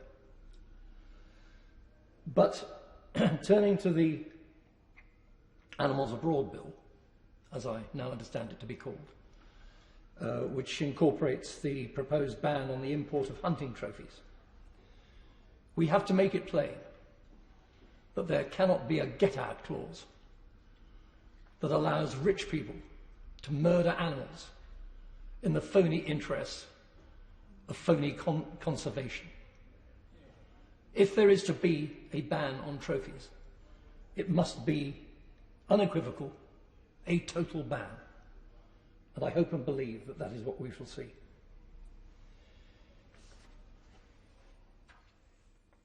I wanted to refer to emissions, but in fact, there is a reference to a social care bill in the gracious speech. It says the government will bring forward proposals. I'm afraid we've heard that before. But from the front bench this afternoon, if I understood the Prime Minister correctly, he committed to legislation on social care in this Parliament. And if that is correct, then that is very good news indeed. But it wasn't signalled, in my view, loudly enough in the gracious speech. So I hope that the Prime Minister, perhaps tomorrow afternoon at question time, will confirm that the social care bill will be enacted in this Parliament and will address the very real issues that we all know faces the care of particularly elderly, but not only elderly people. I hope that the measures relating to electoral reform will encompass lifetime votes for expat United Kingdom citizens. The Doughty campaigner Harry Schindler, the oldest living member of the Labour Party, and by the way, a dear friend of mine, celebrates his 100th birthday this summer. Well, the way that Harry behaves, it is highly likely that he will in fact be alive to vote at the next general election. But I'm not sure that we can take that for granted. It would be magnificent if Harry Schindler were to know that on the statute book there was the bill that gives him and many other expat, loyal United Kingdom citizens around the world the right to vote in our general elections. The Prime Minister referred to his concern about pensions and for pensioners. I'm delighted to hear that, and I hope that that concern will extend to unfreezing the frozen pensions of so many, again, expat United Kingdom citizens around the world, who in some cases, because their pensions were frozen when they left the United Kingdom, are now living in semi-poverty. I'm pleased that this government is going to restore the balance of power between the executive, the legislature, and the courts. And, Mr. Deputy Speaker, when I am at liberty to do so, I shall have a very great deal more to say about that. The Queen's speech has to be seen in the context of the duties of members of Parliament. The third of those duties, outlined in the Code of Conduct for Members, says that we must represent the liberties and the rights of those who elected us. And earlier this afternoon, Mr. Speaker said, without fear or favour. I believe that that is absolutely right, and that is a code of conduct that effectively we have sought to abide by since Speaker Lenthal sat in that chair. No matter how high, no matter how mighty, We have to do what we believe to be right. And this Member of Parliament will continue to do it. Finally, you'll be relieved to hear, Mr. Deputy Speaker, other measures will be laid before you. I hope that the Prime Minister will commission and, if necessary, enact the legislation to see a British royal yacht, the Duke of Edinburgh, built. Thank you very much. Sir Geoffrey Donaldson. Thank you very much, Mr. Deputy Speaker, and it's a pleasure to follow the Honourable Member for North Thanet. He and I worked very closely together in the Council of Europe Parliamentary Assembly, and I enjoyed our time together there, and I thank him for the contribution that he and others have made to this debate today. Mr. Deputy Speaker, this year marks the centenary of Northern Ireland, an opportunity for all of us who cherish our homeland to look back, to reflect, to celebrate what is good, but also to look to the future. Many did not believe that Northern Ireland would achieve a centenary, and yet it has. And I believe this is testimony to the strength and resilience of the people of Northern Ireland that we've made it to our centenary. And no doubt, as we look back over the past 100 years, there have been times of success, times of celebration, but sadly also times of considerable sorrow, tragedy and division. On this, our 100th year, our vision and our firm commitment must be, Mr. Deputy Speaker, to work together to ensure a prosperous and peaceful future for everyone in Northern Ireland. In that task, we must face the immediate challenges, and in particular, recovery from the pandemic that we have been passing through. We are committed to working with Her Majesty's Government to address the impact, the terrible impact, that the pandemic has had on our economy and on our people and their way of life. But whilst we've been enduring that pandemic, Mr. Deputy Speaker, we in Northern Ireland have also been faced with a further challenge that is perhaps unique to our part of the United Kingdom, and that is, of course, the Northern Ireland Protocol and its impact on our economy and on our place within the United Kingdom itself. And I think this House needs to understand fully how strongly we in Northern Ireland feel about the impact of that protocol, because it cuts across our entire society. It impacts on consumers and businesses in a way that we believe is entirely unacceptable.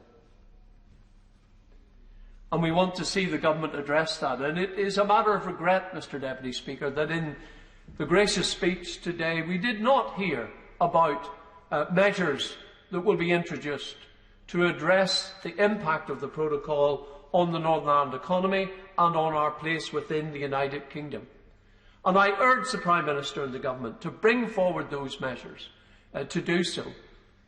Even the protocol itself allows for this under both Article 13 and Article 16. It provides for the UK Government to introduce measures to address the impact of the protocol on our economy, on our society, and to tackle any diversion of trade that results from the protocol. And there is no doubt, when I speak to businesses in my constituency in places like Lisburn, in Dromore, and Moira, and Hillsborough, I hear regularly from them that this protocol is impacting on their ability to trade with the rest of the United Kingdom. And they are encountering great difficulty with their supply chains from Great Britain, just as ordinary citizens are encountering difficulties in acquiring goods and products that previously were freely available to them from suppliers in Great Britain. and now that is not the case. And that is simply, for my colleagues and I, Mr. Deputy Speaker, unacceptable. And we do not accept that this protocol should continue in its current form, or indeed in any way that interferes with our ability to trade within the United Kingdom. The protocol should be replaced with measures that fully respect Northern Ireland's place within the UK internal market. That is what the government promised us, but has not yet delivered, Mr. Deputy Speaker. And so the protocol will continue to be an absolute priority for us in Northern Ireland in addressing its impact and in removing the protocol and its harmful effect on Northern Ireland. I give way to the member for Strangford. Mr. Deputy, I thank the right honourable member for giving way. Just this week I had an example of a farmer who is selling his cattle in the Carlisle markets. He's been told that if he doesn't sell his 4 pedigree cattle, that he will have to house them in veterinary premises in Carlisle, in the UK, for a 6-week period at a cost of £50 per beast because of the Northern Ireland Protocol. Is that not ludicrous? Well, Mr. Deputy Speaker, I know the Prime Minister places a high premium on strengthening the Union, and we welcome the measures that are in the gracious speech designed to strengthen the Union. The levelling up agenda is something that we embrace. We want to see Northern Ireland benefit from that levelling up agenda. We want to see investment in our infrastructure. But the point the honourable member for Strangford makes is a powerful point. If our farmers, our businesses and our citizens find that doing business with the rest of the United Kingdom is becoming increasingly difficult, then that is a levelling down, not a levelling up for Northern Ireland. Because Great Britain is our biggest market. And the supply chains between Great Britain and Northern Ireland are vital to the economy. The European Union have stated that their desire is to protect the Belfast Agreement and the peace process in Northern Ireland. And yet, as I warned in this House before, Mr. Deputy Speaker, when you harm the economy of Northern Ireland, when you undermine our ability to deliver prosperity for the people of Northern Ireland, you undermine the peace process, because peace and prosperity go hand in hand. It pains me to see young people out on the streets in Northern Ireland once again engaging in violence against the police. It pains me to see the instability that is arising because of concerns around this protocol. To be clear, Mr. Deputy Speaker, violence is not the way to address this. But politics has to be seen to be working. And the government must listen to those of us who have a political voice and must heed what we are saying on behalf of the people that represent us and understand the depth of concern that exists in Northern Ireland about this protocol, its impact on Northern Ireland, its impact on our economy and its impact in undermining our place within the United Kingdom. Article 1 of the Belfast Agreement is clear. There shall be no change to the status of Northern Ireland without the consent of its people. There is not consent for the Northern Ireland Protocol. And indeed, the consent mechanism within the Northern Ireland Assembly has been changed by the protocol in a way that diminishes the safeguards that were built into that agreement in the first place. Mr. Deputy Speaker, this is intolerable and it needs to be addressed by the government in their current and proposed legislative programme. Mr. Deputy Speaker, I value the Union, like the rest of my colleagues in the Democratic Unionist Party. And I want to see Northern Ireland prosper within the Union. The world's 5th largest economy is the United Kingdom. And our United Kingdom provides us with the support and resilience that we need through difficult times and incomparable opportunities when times are good. I believe the case for the Union is strong. It's a case I want to make. It's a case my colleagues want to make. The protocol undermines that case in a way that is harmful to Northern Ireland's place within the United Kingdom. Mr. Deputy Speaker, the Grace's speech also touches on the matter of legacy, the legacy of our troubled past in Northern Ireland. We recognise this is an issue that needs to be tackled. For too long, the innocent victims of the dreadful violence that we endured in Northern Ireland have not been given the priority that they deserve within the context of the peace process.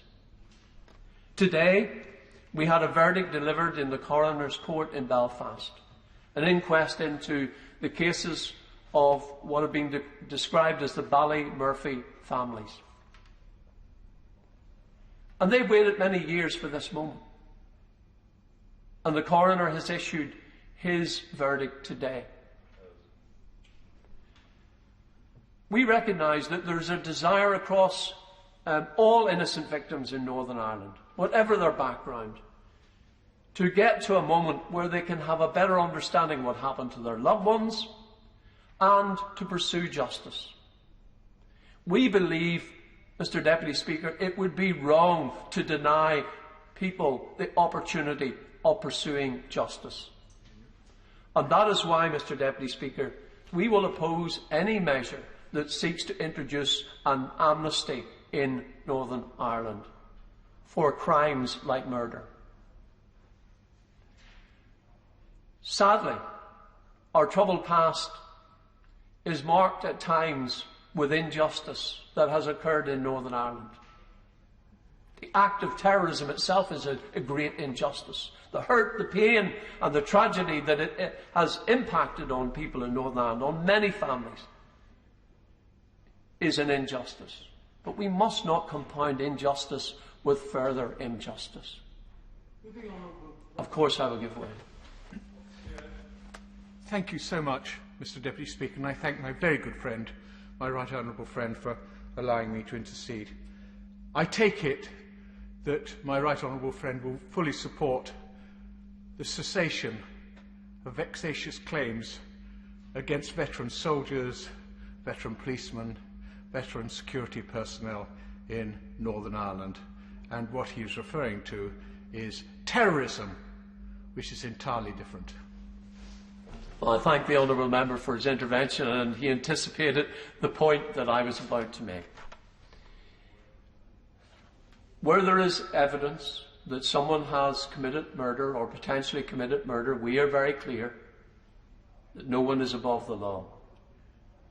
But I am concerned, Mr. Deputy Speaker, concerned with the case, for example, that we saw last week in Belfast, where yet again veterans of our armed forces were dragged before the courts with no new evidence, having previously been subjected to Article 2 compliant investigations, and were put through the agony and the distress in their latter days of having to go to court and defend themselves. And that is what the honourable member was referring to when he talked about vexatious prosecutions.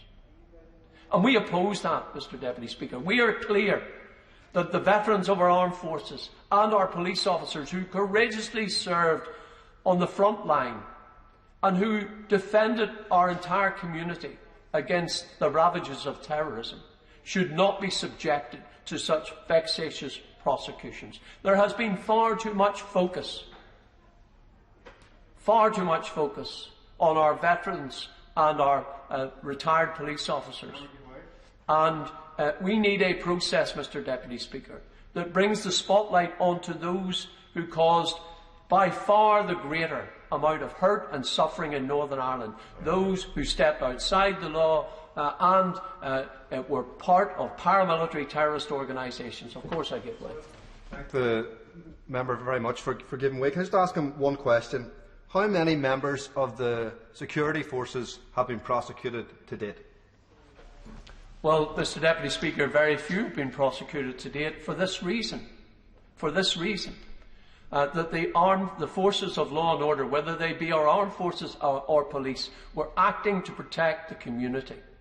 And I am very clear that if a member of the armed forces steps outside the law, of course they are amenable to the law. I am clear about that.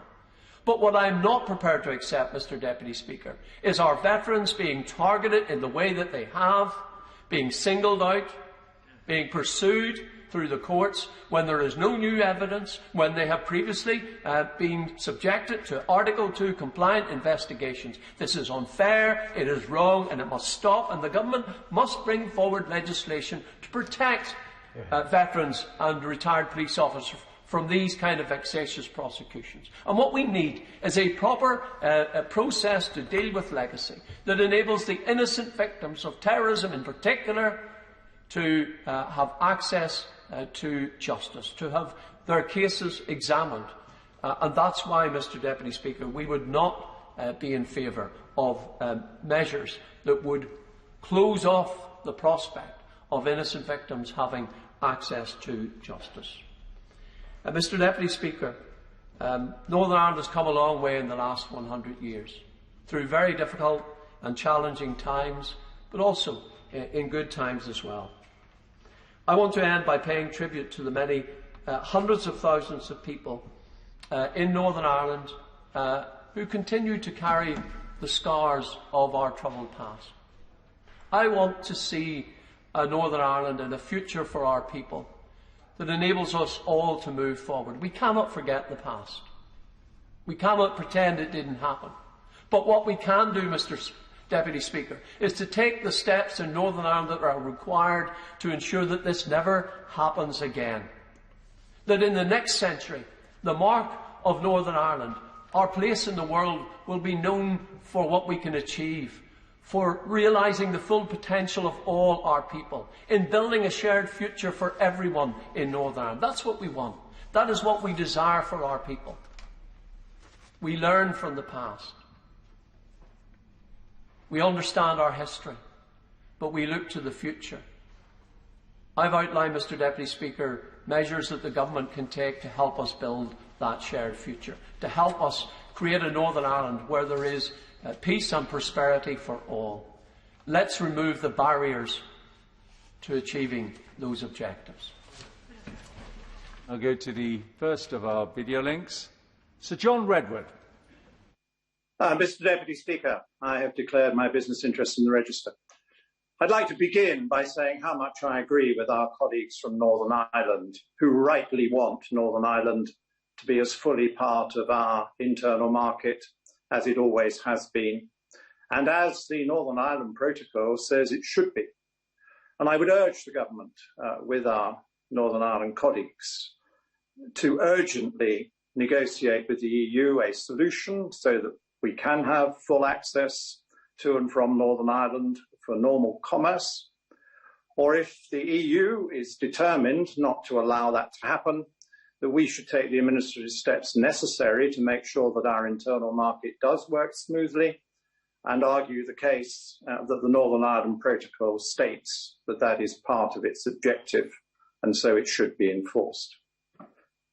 There are many things I welcome in the gracious speech. I'm very glad that the government gives great priority to providing the resource to support the innovations, the new ideas to the health service. So the health service needs to build itself back on all the non-COVID-19 treatments and procedures after its valiant fight against this awful illness. And it will take those extra resources the government is promising. And I think there are innovations in the way that healthcare can be delivered and treatment offered and investigations undertaken from the COVID-19 period, which I'm sure our Secretary of State will be very keen to ensure the NHS works up professionally and makes a better service. But I would urge the government about a series of problems that seem to be cropping up in various parts of the country, relating to some surgeries that are not up to the standards of the best or the good over access to healthcare and appointments. And I do think everybody wants the reassurance that as the NHS gets back to a better balance in its working, everyone who feels they need an appointment can get through on a phone or can get through on the internet and have early triage, early settlement of what would be a suitable online or face-to-face appointment, depending on their needs. And we are hearing cases from some surgeries around the country where you can't get through, where the phone lines are restricted, where the timing of the phone calls is limited, or where there aren't enough appointments on offer and no forward booking. And I do hope there can be guidelines and minimum standards so that people feel everywhere that they have access to excellent NHS care, just as most people do who have good surgeries and good doctors. I welcome the animal welfare measure in the proposals. I think it's one of the benefits of making more of our own decisions that we can and should set higher welfare standards, and I'm very glad that the government is taking that up. And I welcome the wish to do more for veterans.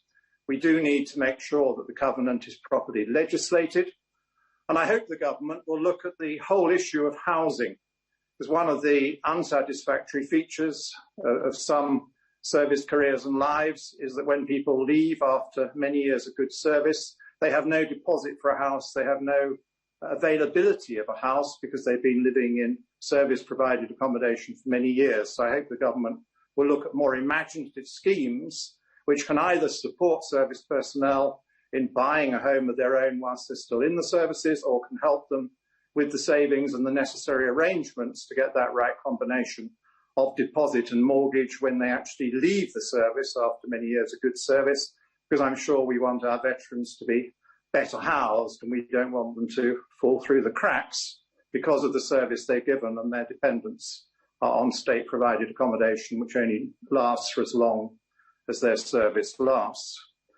I do hope that the government will also take a stronger line on defending our fish and restoring our fishing industry. I think we need to do lots of work before the transition, so-called, is over, and I think many Brexit voters look to the government to provide that backup to our fishing industry and to make sure there are proper standards of regulation and control in our fishing grounds and that our own industry is properly looked after.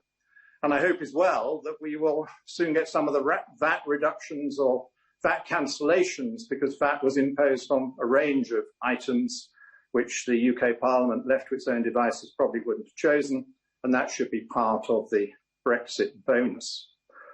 I hope the government will be working much more, as the gracious speech implies, on the issue of national resilience. It's something which is becoming very common, and indeed President Biden is working hard on it in the United States of America. And we've just seen how we have to be very careful if we become too dependent on overseas interests in the field of energy. We've seen our French neighbours threatening Jersey over the energy supply Jersey currently receives from an interconnector to France. So I hope the government will learn a lesson from this. Indeed, interconnectors under the sea are vulnerable to other countries that are more hostile to us as well because of the physical location of the cable. And we should move our policy from one of increasing dependence on putting in more interconnectors to import energy to a policy of wanting self-sufficiency and capacity in the United Kingdom. We always used to have this, and surely that is a good source of jobs and investment if we set ourselves the target of getting back to being able to meet our own needs in whatever suitable style the government wishes. I'm glad also the government is talking about broadband and internet and threats to the internet, because here too we need to make sure that with the right amount of government support and a great deal of private-led investment, we get to really fast broadband throughout the country, both for business and home use, because that is a big part of our future. We've just seen how dependent we've become on broadband as we made these special arrangements for the pandemic, but many of the changes are going to live on in whole or part. It means we need that much more capacity and that much better performance. And in that national resilience strategy, we also need to make sure that we have some of the building blocks, literally the building blocks. We need enough capacity for the construction industry in basic materials, but also things like steel and aluminium. We need to produce enough here so that we have that resilience should problems emerge in the world supply system. Very pleased the government is going to look at the whole area of public procurement. Now that we are free to make more of our own decisions, it is right to review the huge sums of money which the government spends on buying in goods and services, and to ask ourselves, can we, whilst preserving sensible competitive process, make sure that more of that money is well spent on United Kingdom supply. So in some areas, I feel we resort too easily to the overseas option at a time when other great countries around the world are taking steps to make sure that they have much more of their own internal capacity. I think the United Kingdom needs to as well.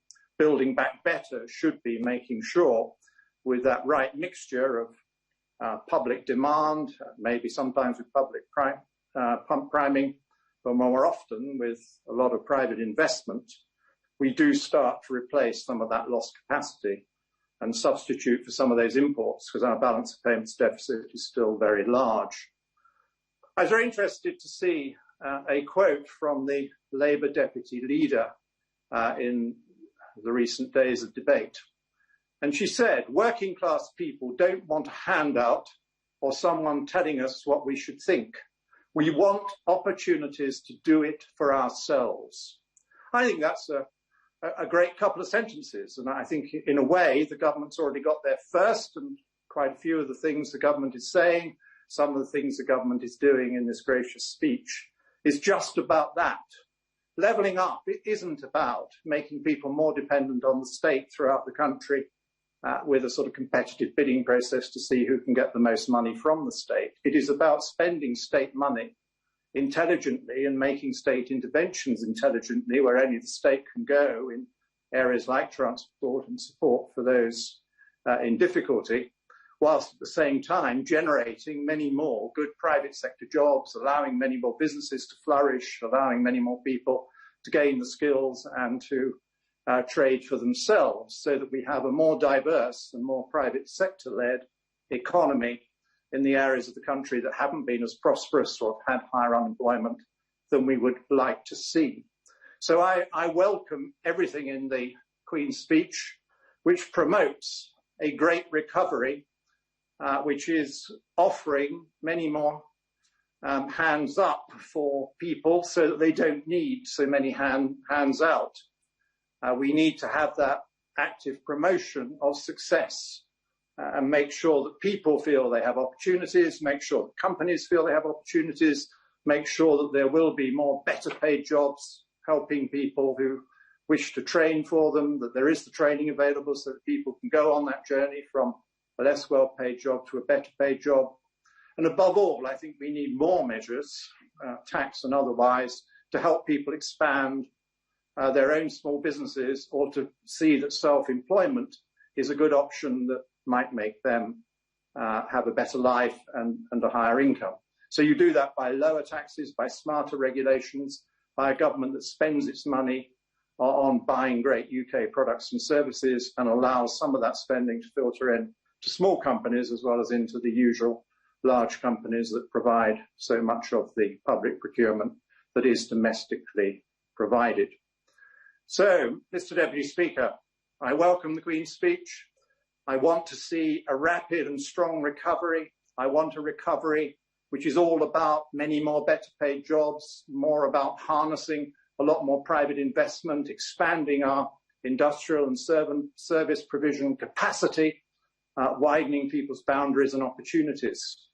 And I trust that our free ports, when they come, will have wide boundaries and have a very generous offer, because they could be some of the pioneers of the enterprise spirit we're going to need in places that we wish to level up.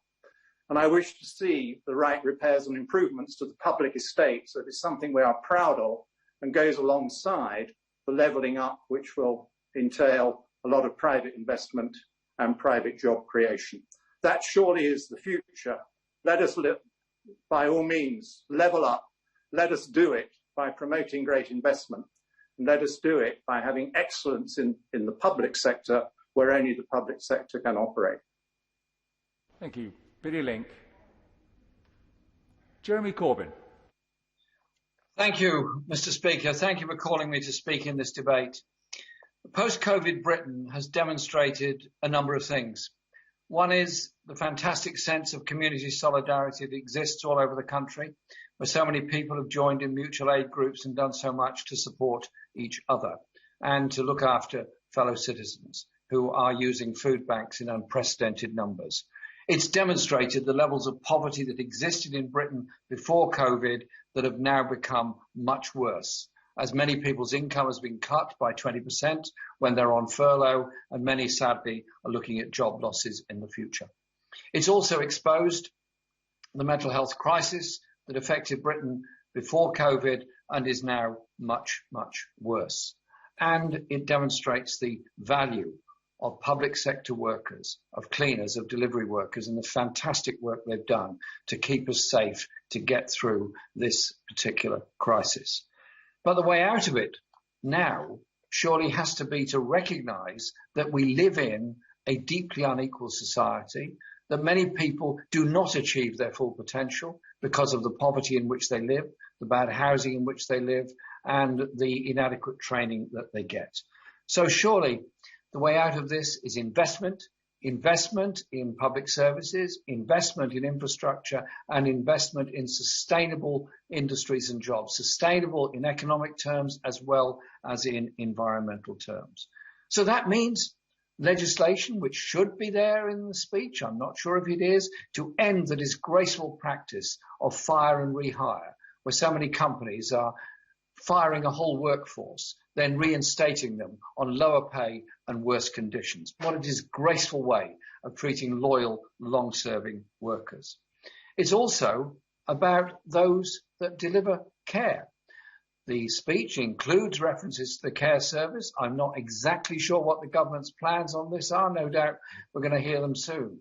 But we have to treat social care as if it is part of the NHS with the same principle, universal access to care when you need it, and decent pay and conditions for care workers. It hasn't been delivered by the plethora of private sector organisations and companies that have been delivering that service. It will be delivered and could be much better delivered by local authorities and by the public sector as a whole. The speech also included references to mental health, and I'm glad it has, because we have to recognise the mental health crisis that we face and the stigma attached to people who go through a mental health crisis, and the very long delays to get any kind of talking therapy, which means too often people in a crisis are resorting to suppressant drugs rather than the talking therapies and the support that's necessary. But it's also about changing attitudes that everyone has towards mental health and mental illness, and supporting people to get through that crisis. I'm proud to represent an inner city constituency, Islington North, and I'm proud of its strength, its diversity, and the way in which the communities come together. But I'm not proud of the housing conditions that so many people, particularly those in the private sector, live in at the present time. The speech mentioned something about the private rented sector and guarantees within it. Well, a third of my constituents live in the private rented sector. They need to know that their rents are controlled, that their tenancies are long-term, if not permanent, and that they have a chance later on of getting council housing. That means giving local authorities the finance and the power to build, not to have to go through the most arcane negotiations in order to get some degree of social housing from each development site. Because the idea of buying a place in my constituency is impossible for anyone on average earnings, twice average earnings, or even 3 times average earnings. It's simply not possible. The only way out of the housing crisis for so many is council housing. Otherwise, too many of our children, as we've seen throughout the COVID pandemic, have been stuck at home in small overcrowded flats with insufficiency of computer access and unable to achieve what others can achieve in school. If we improve housing throughout the country for all children, we're actually improving the life chances and the education abilities for all of those children. The speech also includes, I think, some very depressing parts on civil liberties. I always thought the Prime Minister was a sort of right-wing civil libertarian. I've always thought he's right-wing, and he wouldn't be too worried about being called that. But he's not actually a libertarian at all. If he was, why would he be pushing through for a second attempt the police bill with its control on the right to protest, control on the right to assembly, and seeking police permission if you wish to do so? This would be condemned by us in any other part of the world. It should be condemned here. And those that turned out on Clapham Common turned out for a vigil and ended up being driven off the common by the police, who saw it as an illegal demonstration. These are dangerous precedents. We need to have the right of free speech, the right of assembly, as something that is enshrined in the very being of our legislation in this country. And the idea that somehow or other we've got to bring in a system of identification before we vote is under consideration. It wasn't that long ago that the Prime Minister said he would eat an ID card rather than show it to somebody. Well, most people don't necessarily carry ID with them. There is no ID card system in this country. I believe the Prime Minister and many others voted against the ID card idea, as did I, when it came in some years ago. So let's drop the idea. It seems to me it's looking to solve a problem that doesn't exist. The levels of voter fraud are lower than minuscule in elections in this country, and I'm pleased about that. So there is no need to bring this in. All it seems to me is voter suppression, as has happened in so many states in the USA. The government has said in the speech that it's going to carry through the security review. There are 80 million people on this planet who are refugees. 80 million people with no place to call home, no place that they know is safe, and no future they know what's going to happen to them. They're stuck in refugee camps, they're stuck on borders, they're stuck in desperate levels of poverty. I'm not defending people traffickers or people smugglers or anything like that, but they are the symptom, not the cause. Refugees undertake desperate and dangerous journeys because they're desperate and they're in a dangerous situation. We have to look at the causes of refuge in the first place. The wars in Afghanistan and Iraq, in Syria, in Libya, the oppression in Myanmar of the Rohingya people, the way in which militia groups in the Congo have driven people off their land to make way for mining corporations, the way in which people in Colombia have been driven off their land to make way for land grabbing by global corporations. That exists all over the world. The causes of instability are the inequalities on this planet. And so when the government proposes to dramatically increase expenditure on defence, to increase expenditure on armaments, to turn its back on the possibility of a global treaty to ban nuclear weapons, and at the same time cuts overseas aid, they're not dealing with the problems of the world, they're ignoring them or indeed making them worse. The levels of hunger in the world have gone up. The famine that is now going on for many people in Madagascar and other places is something that our aid could help to deal with, as well as the UN aid. And so it is a question of dealing with the causes of conflict and the causes of human rights abuse around the world. That means challenging conversations with every government, whatever their colour, whatever kind of government it is, if they are abusing human rights in any form. It has to be a universal. The news over the last couple of days has been heavily dominated by what's happening in Jerusalem and what's happening now in Gaza. Some years ago, I went to Sheikh Jarrah in Jerusalem, a place of Palestinian homes. It's been a place of Palestinian homes for almost all of my lifetime. Settlers are trying to drive them out of their homes, emblematic of the way in which settlers all across the West Bank have taken over Palestinian land, divided up farms, created settler roads, and created the anger, the quite correct anger of Palestinian people against the occupation. Surely the way forward is to end the occupation, end the siege of Gaza, and ensure that there is peace in the future. I say that because I believe very strongly in it. And if anyone doubts the horrors of what it's like to live under occupation, I urge them to look at a film called The Present. That film demonstrates just how difficult life can be for people trying to undertake an ordinary thing like going out to buy a present. I've taken part in many conferences and calls and discussions with people from Israel and from Palestine and from different organisations all over the world. Peace will not be achieved by bombardment or by land grabbing. Peace will only be achieved by recognition of the rights of Palestinian people and an end to the occupation. I finish with this, Mr. Speaker, Mr. Deputy Speaker. The world is at a crossroads. It's at a crossroads of inequality, injustice and poverty, which COVID has shown. The need for universal healthcare around the world to make us all healthy. It's also shown the need for us to urgently address the environmental crisis. Paris COP went some way forward in that most countries signed up for it. They haven't fully implemented it. We need net zero by 2030, but we also need investment to ensure that the jobs that are created tomorrow are environmentally sustainable as well as economically sustainable.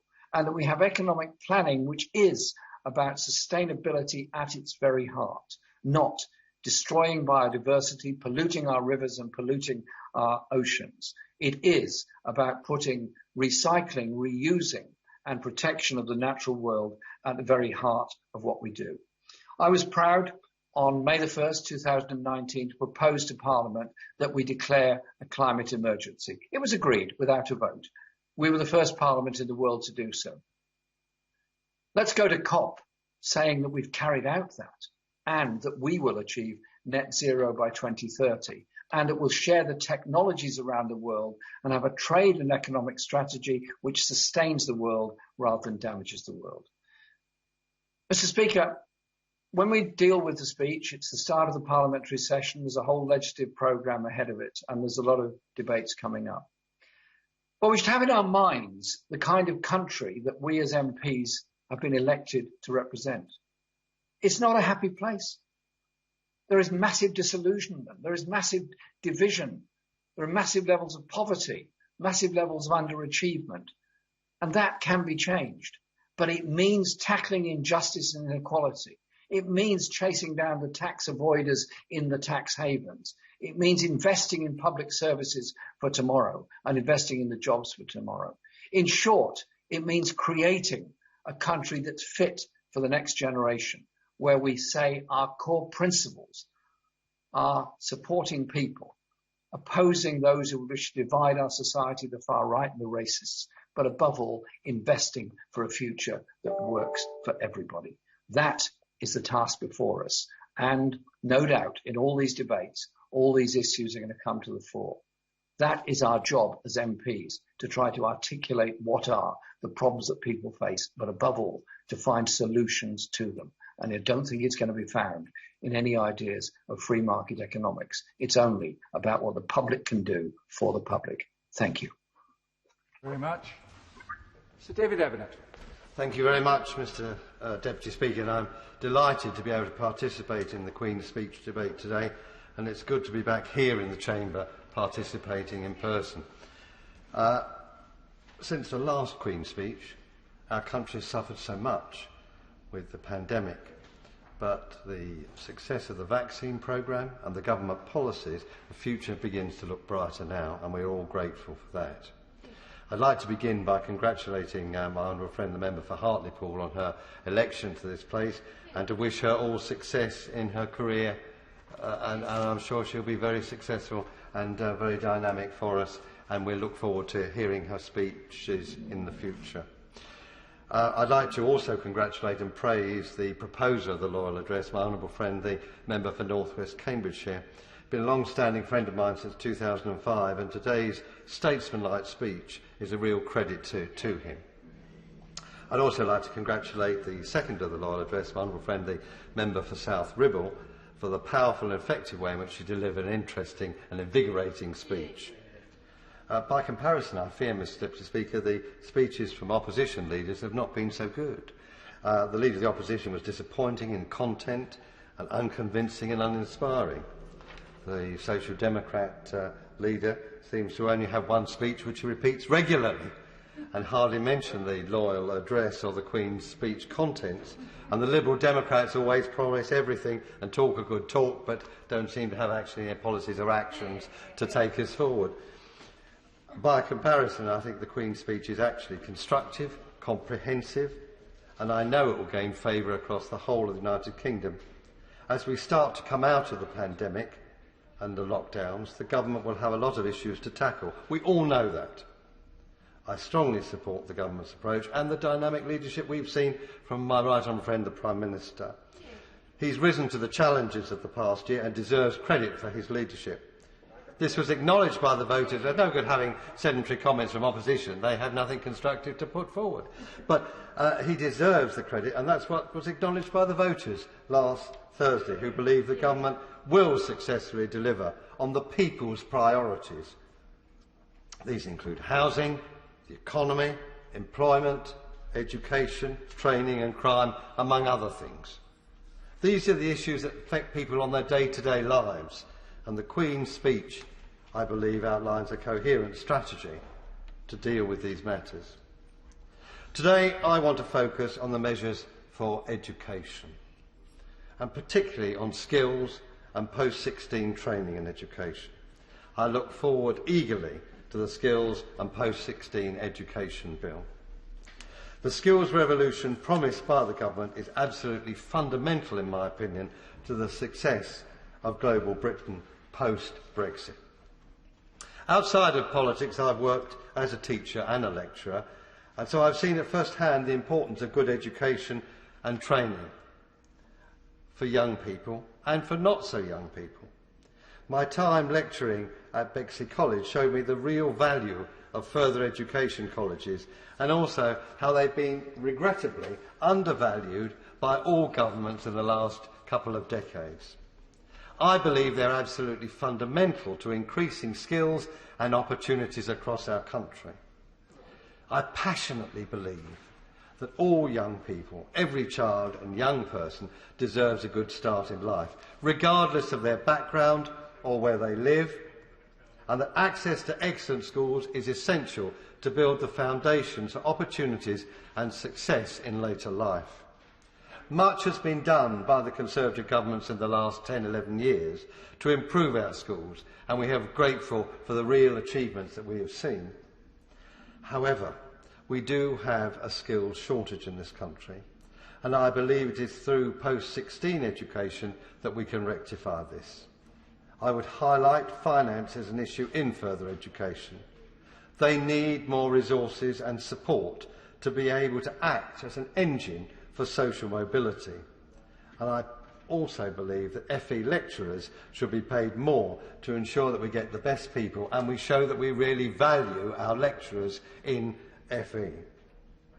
Although I know this is an issue the government will look at, we must ensure young people are also encouraged to engage with education and understand the long-term benefits. That is why I welcome strongly the actions to provide more lifelong learning opportunities through colleges and universities across our country, such as by making it more easily accessible for people to study part-time. This, I believe, is so important. I also strongly support the Lifetime Skills Guarantee, which provides adults in England without an A-level or equivalent qualification from the opportunity to take up a free, fully funded college course. Alongside this, making education loans more flexible, allowing people to space out their study across their lifetime and take more high-quality vocational courses are very important.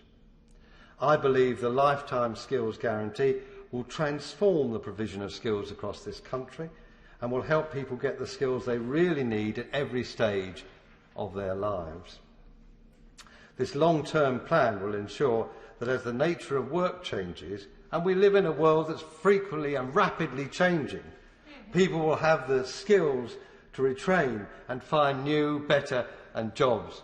There are going to be many more new different jobs in the future, and we have to have the workforce and the opportunities for people to be able to study and train so that they can take up these opportunities. I've also long spoken about and welcomed the fact that we advocated that local employers should work closer with further education providers in order to more closely align training with employer needs. This is so important, and I'm afraid it hasn't happened. I regularly speak and visit businesses across my borough of Bexley and elsewhere in the country when I go round on speaking and meeting engagements. One issue that's often been raised is that the children are not getting in the schools the required skills. They're not then taking them to the college, and they do not then leave the college with the skills, the standard of skills that employers require. This is disappointing. It is not just the government that is at fault here, it's also the employers not participating themselves and making their views known more readily. But as a result, often small and medium-sized businesses, which is the backbone of our economy and employing majority of people in our country, have often struggled to access and retain the employees that they needed with the skills that they have and they need. And that significantly impacts on productivity and growth. That is why, Mr Deputy Speaker, it's essential that businesses are placed at the heart of skills plans and work with further education colleges to address skills shortages in local areas. I therefore welcome the plans to see employers having a statutory role in planning publicly funded training programmes with the education providers through a skills accelerator programme. All of this will contribute to better lifelong upskilling opportunities so that people can take on better paid jobs in their local areas and will encourage innovation and entrepreneurship. I think it is so important that we look, because the businesses and the colleges are in the community and they know what the local needs are and the local workforce needs are.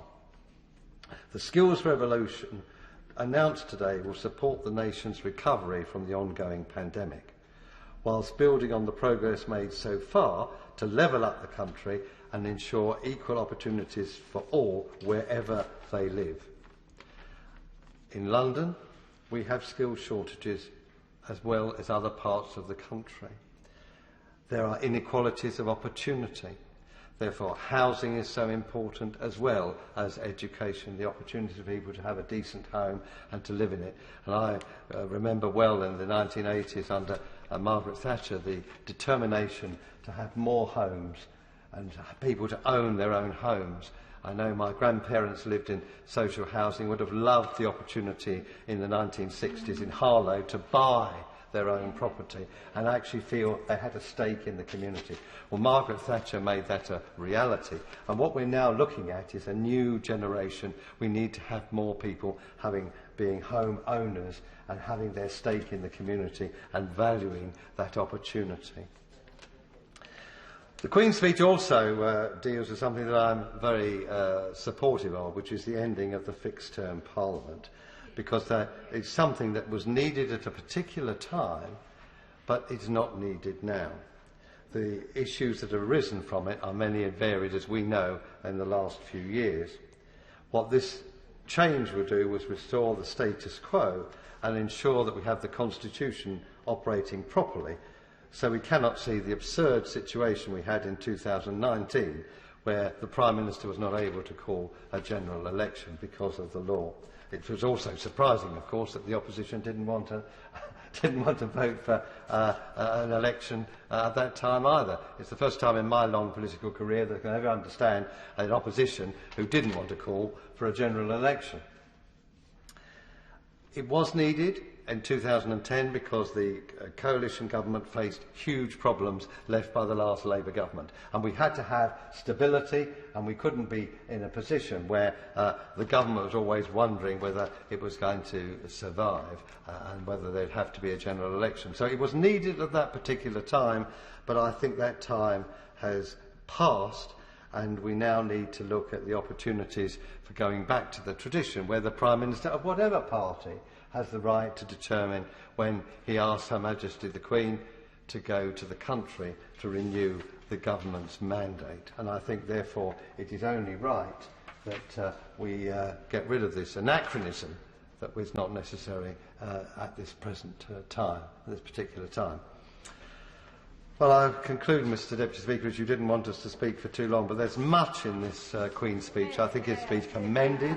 It is a programme for the next year, and it's going to keep us busy. but I think it's going to actually transform our country and make sure that we go and make global Britain a real success. Because the last year and a half, the world has been dominated by the COVID-19 pandemic. But I do believe that we're now looking to the end of the restrictions on June the 21st, and we can return to some sort of normality.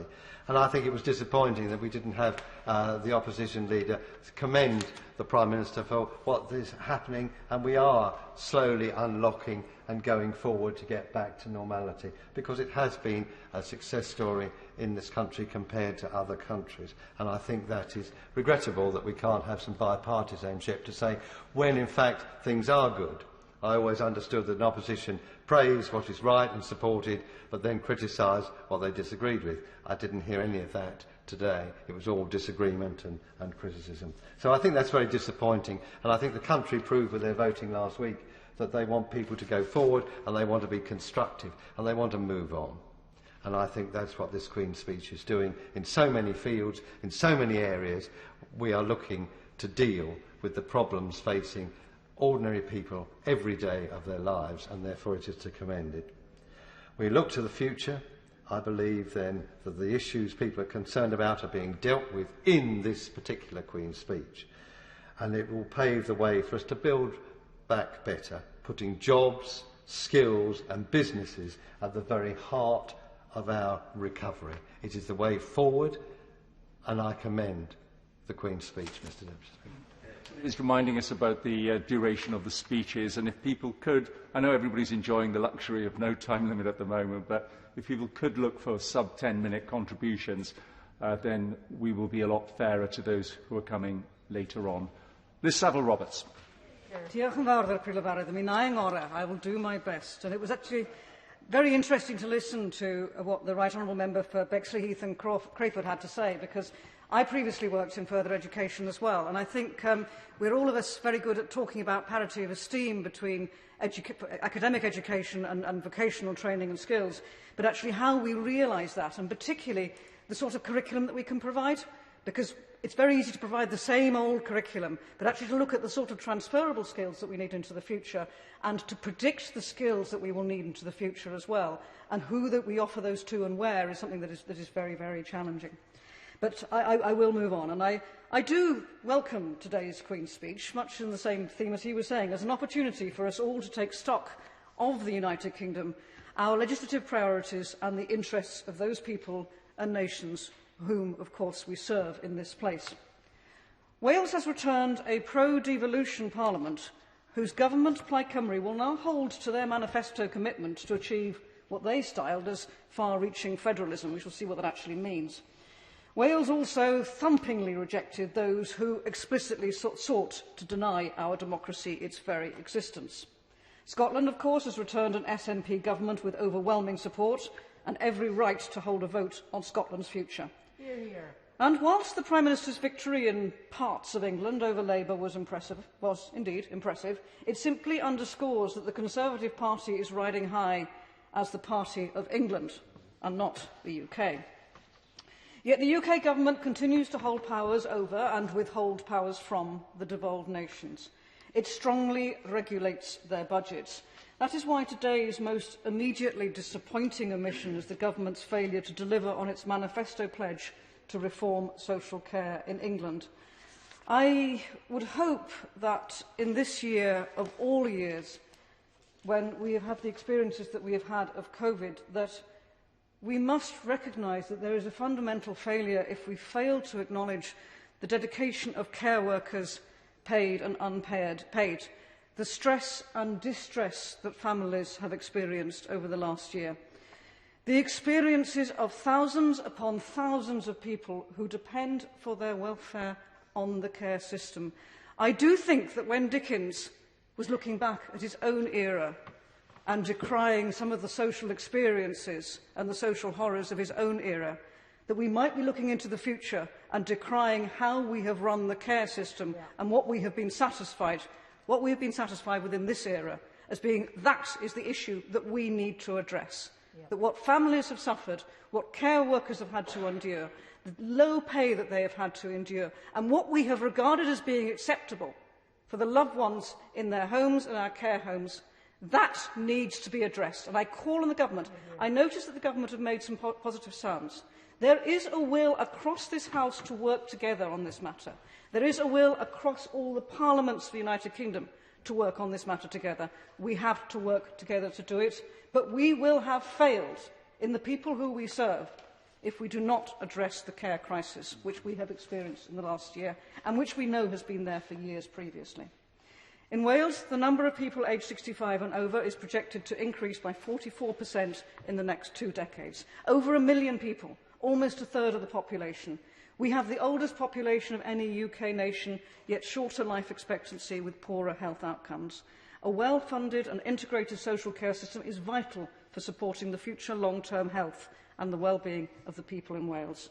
Increased spending is inevitable for the system in Wales, and the real choice will be whether to increase funding on a piecemeal basis or to grasp the fundamental challenge of genuine reforms. The costs and the need are clear. COVID cost Welsh local authorities nearly £30 million in additional costs for providing older adult social services during the first quarter of 2020-2021 alone.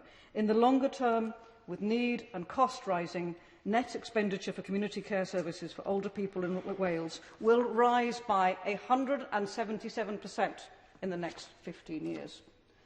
Mr Deputy Speaker, social care is devolved in Wales, but with our limited means to raise funds, our powers are limited. Both funds and our powers are delineated and bestowed to us by Westminster. We thus face a real challenge of affordability. That is why, in this new parliamentary term, I extend a hand to the Prime Minister and his Chancellor to prove now that they care for Wales. Give us both the powers and the needs-based means so that we can afford proper social care and finally address this perennial issue. Equally pressing is the climate challenge, and I hope the Government will support the cross-party climate and ecological emergency bill to strengthen our efforts to tackle this fundamental and all-important crisis.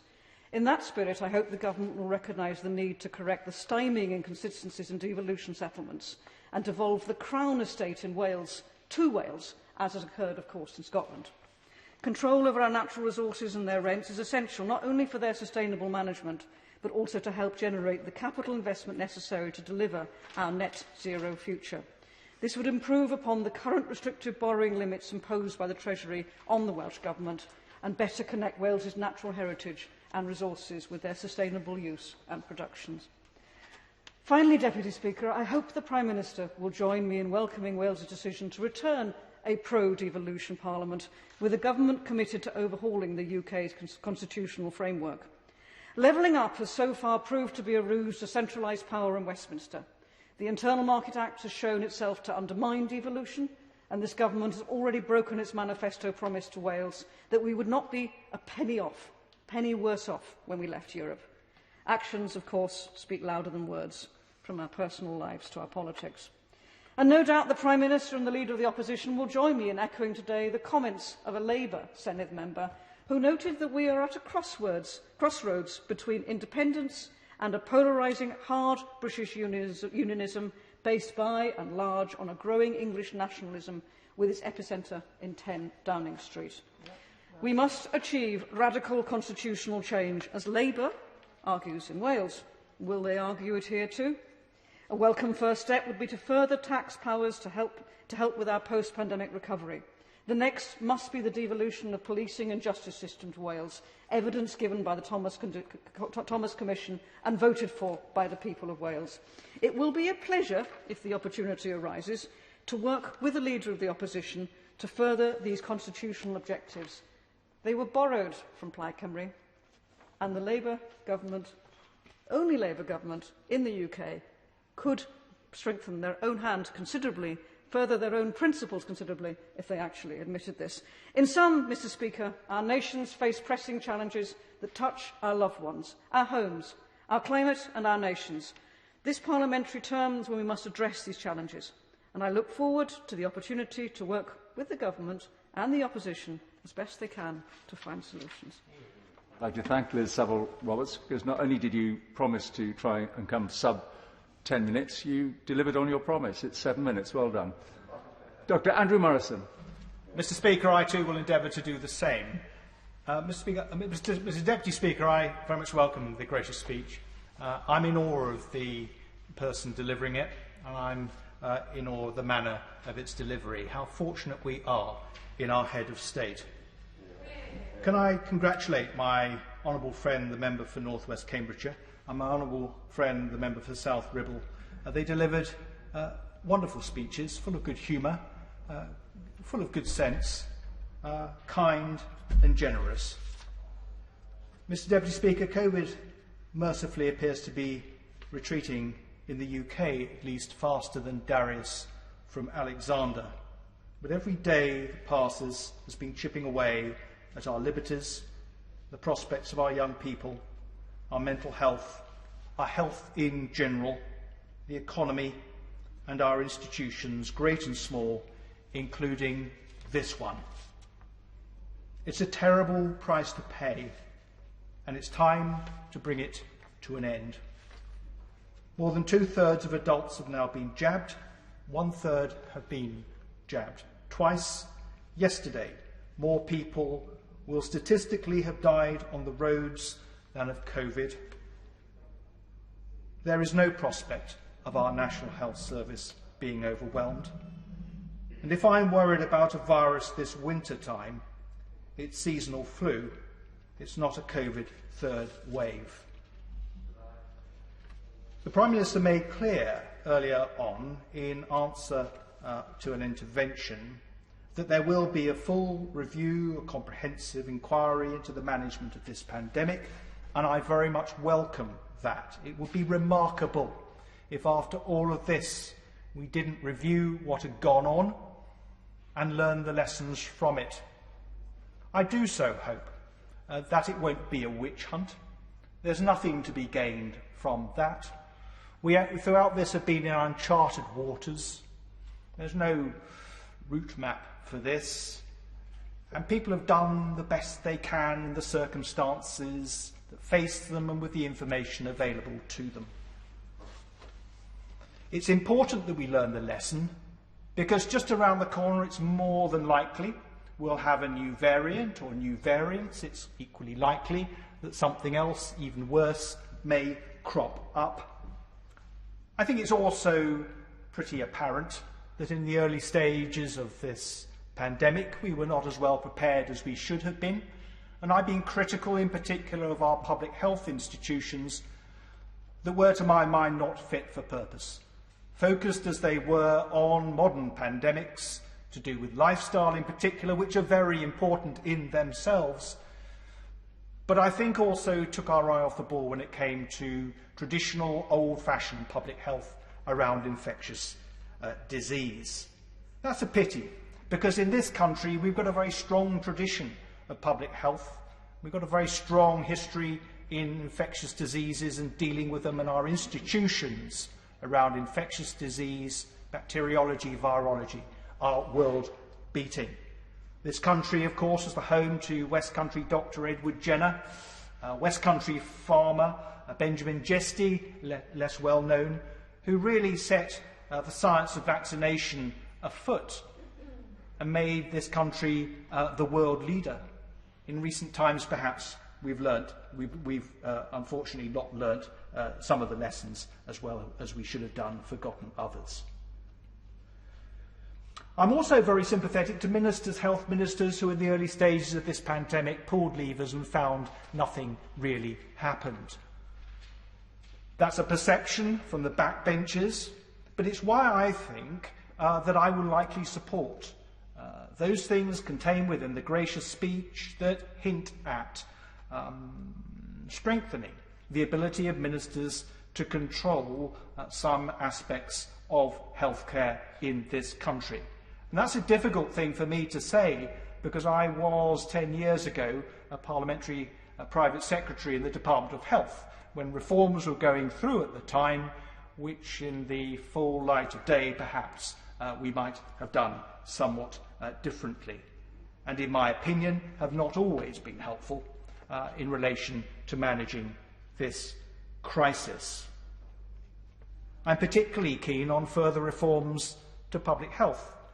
I think I'm the only Member of Parliament with a postgraduate qualification in public health, and I take a very close interest in it.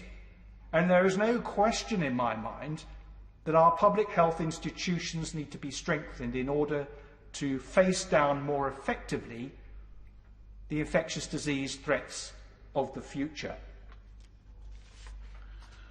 This country faces many threats. It faces threats from Putin's Russia. It faces threats from cyber. It faces threats from fundamentalist terror. But the greatest existential threat that faces this country at the moment is more at home in a petri dish. And we need to make sure that we bend every sinew of our national life and institutions to protecting the public from that threat in the future. And any government that fails to do so, I think, will suffer the consequences. I'm heartened by what I've seen in this gracious speech and what I've heard ministers talk about recently in relation to building those institutions and strengthening them and making sure that we are much better placed to face down these threats in the future. Now, I've spent the past 10 weeks or so leading vaccination teams in South East London and in the southwest of England, and we'll have done or supervised thousands of those vaccinations that come up on our screen every evening to tell us how we're doing. It has been one of the greatest privileges of my professional life. The Armed Forces, through Operation Rescript and Operation Broadshare, its overseas iteration, in my opinion, have done extremely well indeed. And I would just like to say that the warmth with which soldiers, sailors and airmen have been greeted in communities, many of those communities now with a very small military footprint, and some of those communities who aren't necessarily naturally sympathetic to defence, has been extraordinary. It is my view that the participation of our armed forces in helping our NHS in this pandemic has been far more effective than any number of armed forces days with which I have been associated, and have massively advanced civilian-military relations in this country. And I do pay tribute to all of my colleagues in the reserves and regulars for their service in support of our National Health Service. I commend the Government for bringing forward an Advanced Research and Intervention Agency bill, a bit of a mouthful, but nevertheless, and I'm very pleased that research features large in the gracious speech. I'd like to commend ministers particularly for awarding £30 million for COVID research at the MOD's Port and Down facility near Salisbury. That is money well spent. I have no doubt that money will be met with rewards in the future, and not just in this country, but worldwide, where we are world leaders in this technology.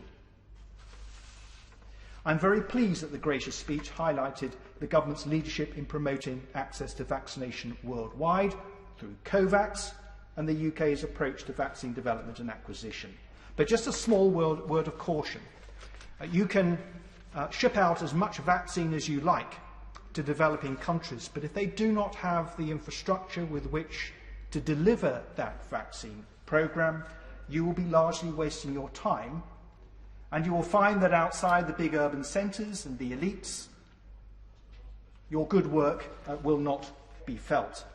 And it's very important that in delivering surplus vaccine in particular, we also make sure that we use expertise in this country, particularly around the National Health Service and maybe even the armed forces, to ensure the logistics are there for delivery. I would like to mention Northern Ireland, a part of the United Kingdom that I have grown to love, respect very much indeed over the years. I listened with great interest, as I always do, to the comments on this subject by my right honourable friend, the member for Maidenhead. And she's right. Sometimes in government you have to do things in the greater interest that may seem alien to you, even uncomfortable. We all know the realpolitik that has caused many of us to be discomforted at the way members of the armed forces have been handled in recent times. Some of them are constituents. And none of us want to do anything that would allow terrorists to go unpunished, allow them to get off the hook.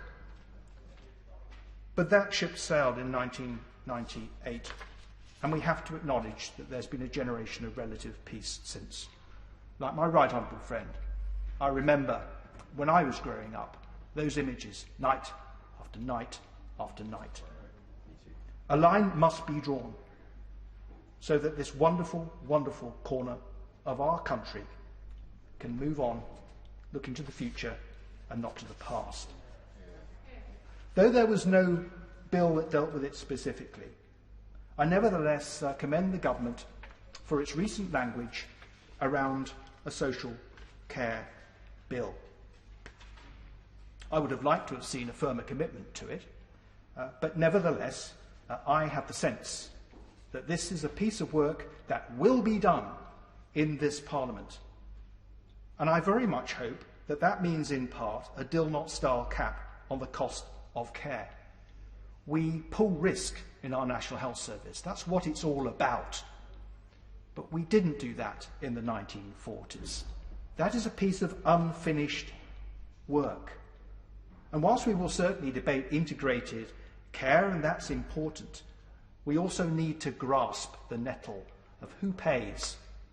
Mercifully, most of us won't end up needing extensive social care, but some of us will. And at the moment, the costs of that fall disproportionately. This government has an opportunity now to stamp its mark on one of the great outstanding challenges of our age. It must seize the day. Joanna Cherry.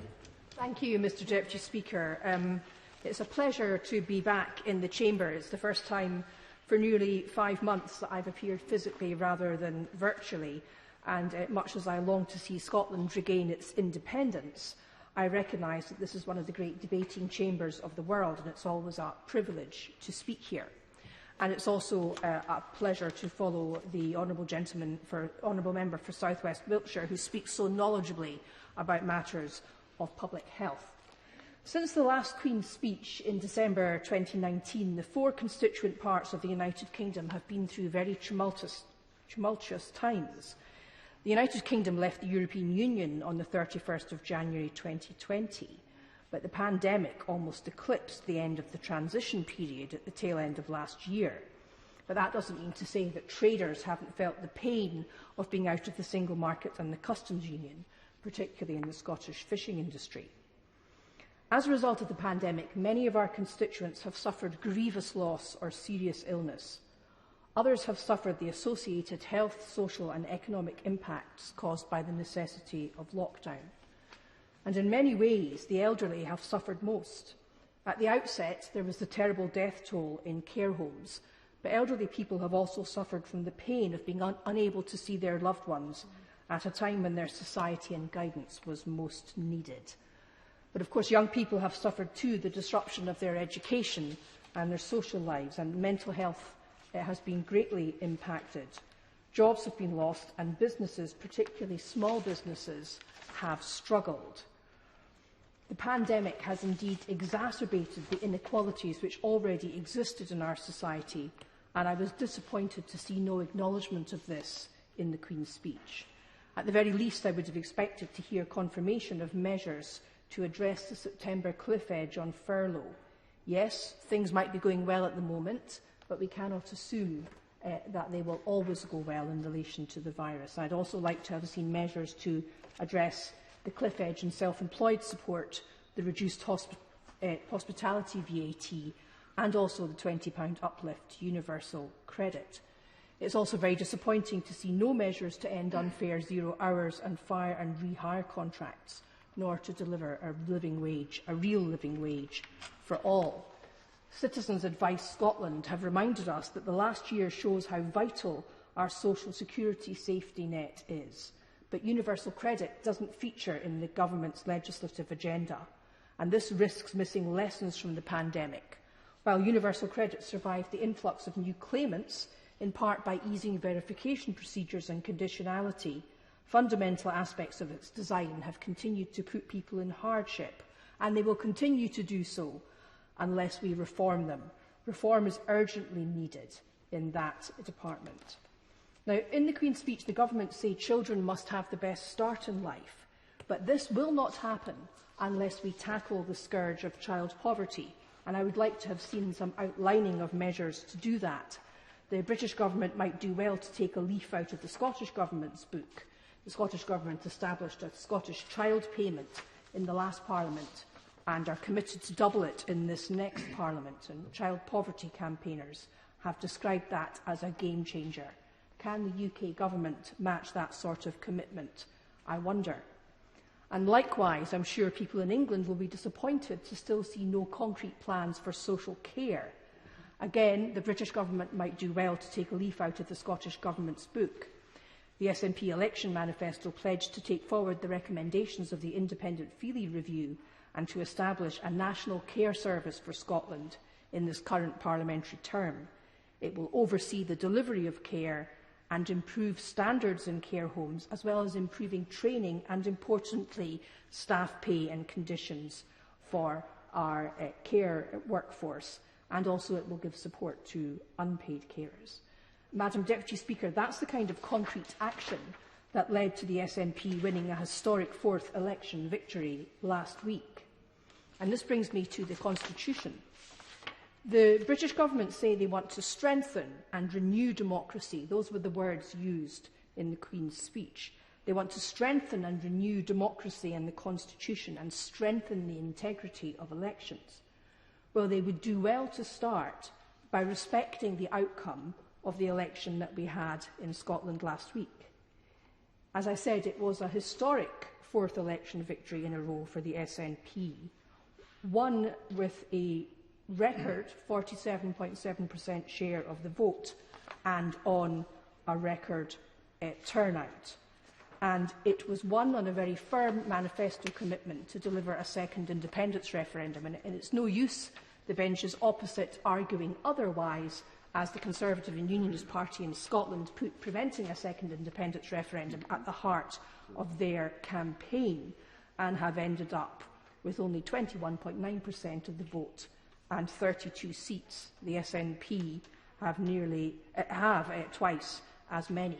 And together with the Greens, who got 8 seats in Scotland and who also had a firm manifesto commitment to deliver a second independence referendum, the pro-independence referendum parties in the Scottish Parliament now have 72 seats to the 57 of the anti-independence referendum parties.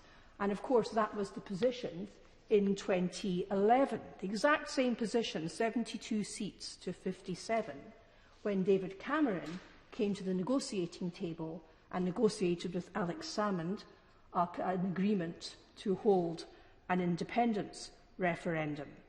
Now, I know the British Government have said to date that we can't have another independence referendum because we had one 7 years ago, and it's worth pausing to note that we're not saying we want one immediately, we want one after the pandemic is over.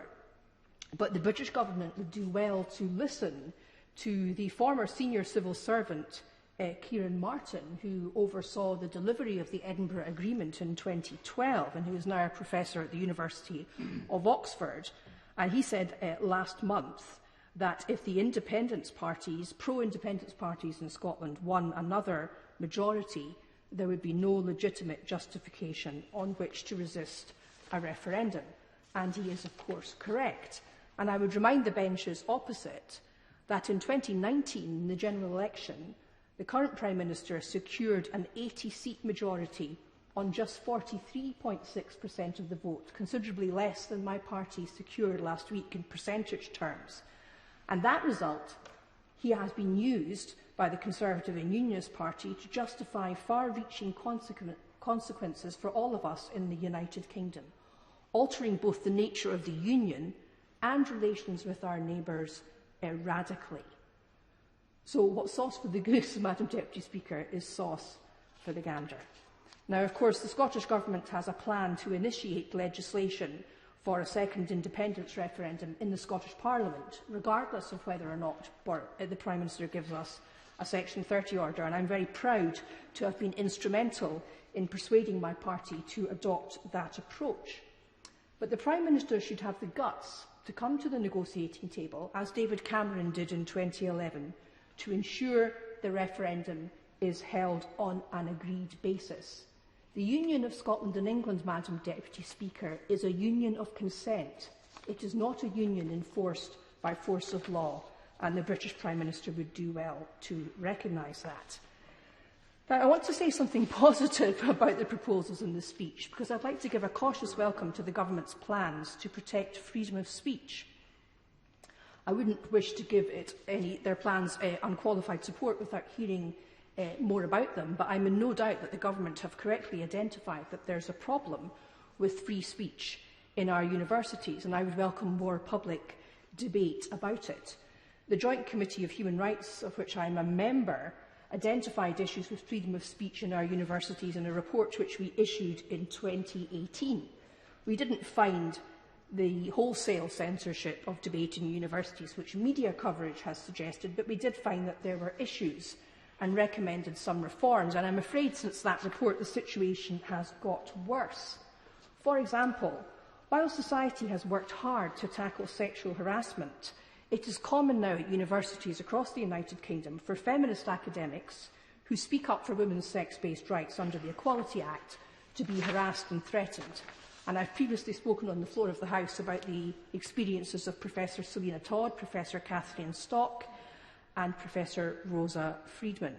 And I've just recently had brought to my attention, Madam Deputy Speaker, the case of a law student at a Scottish university who is facing a disciplinary investigation and the potential expulsion from her course for stating during a seminar that only women have vaginas and for objecting to the statement that all men are rapists.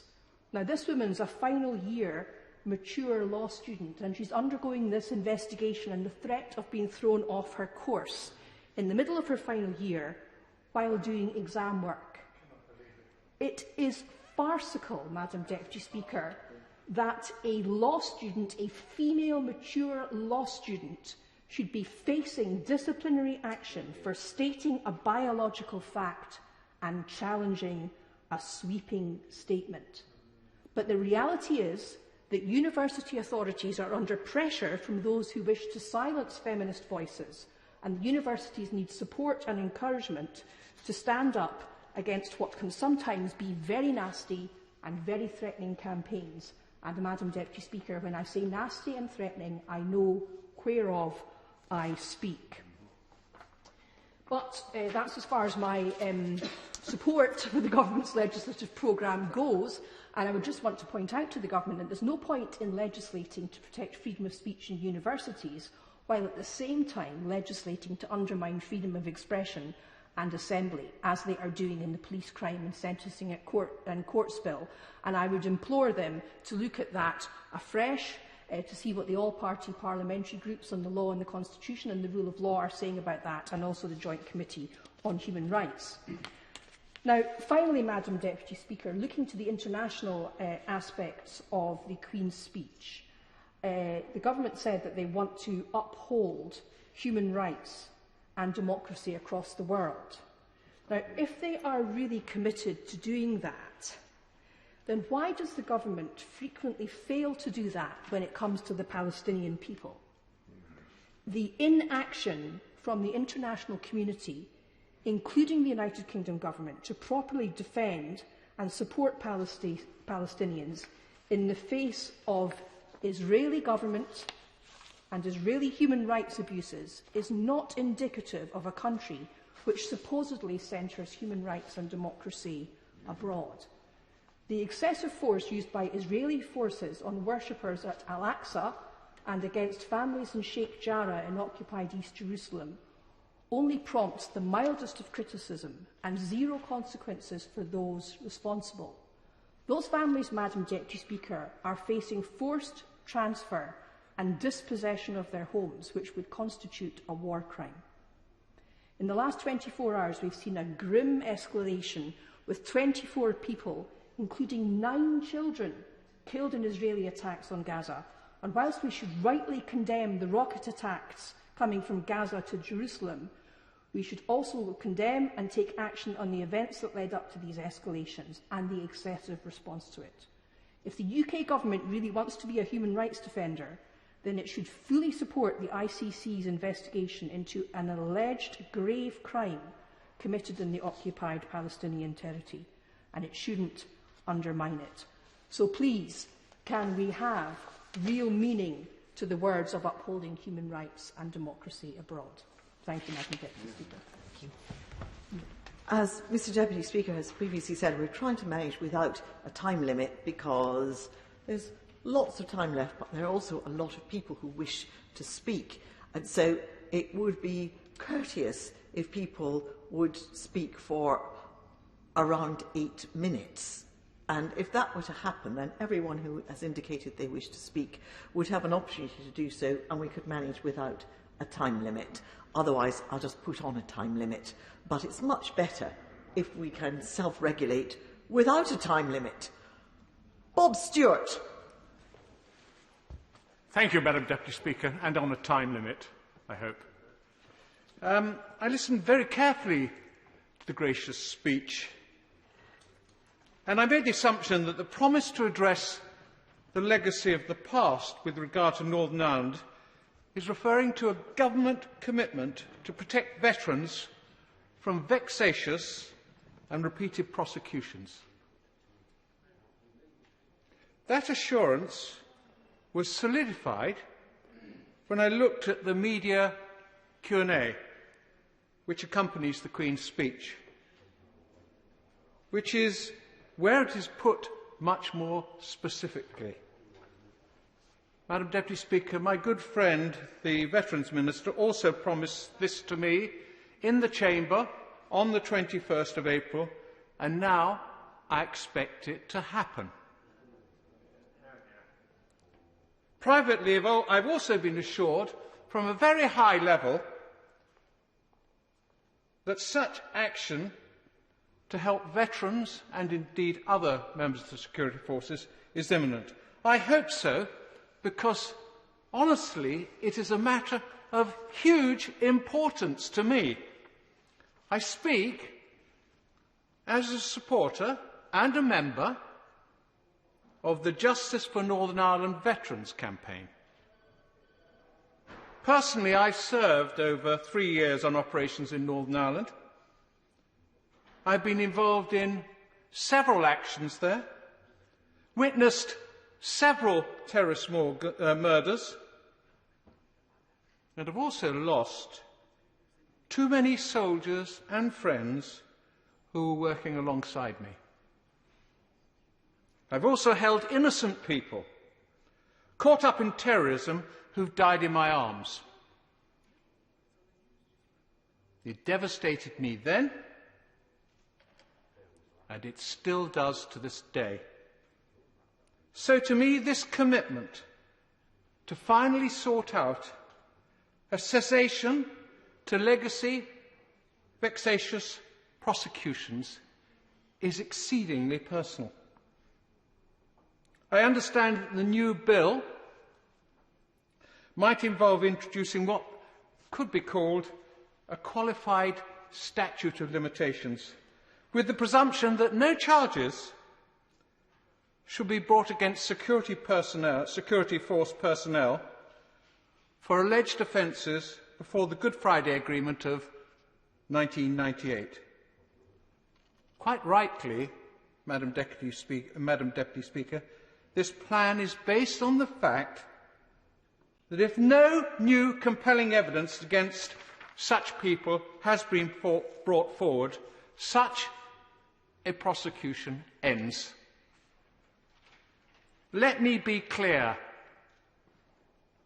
Nobody in the military, the police, the security forces supports anyone that breaks the law.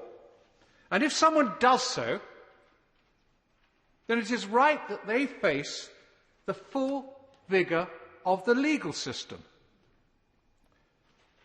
That is the essential and crucial difference between a soldier and perhaps a policeman and a terrorist. The security forces operate on behalf of and under the law. whereas terrorists do not. There is no way that soldier and terrorist should be treated equally under the law, and that must not happen.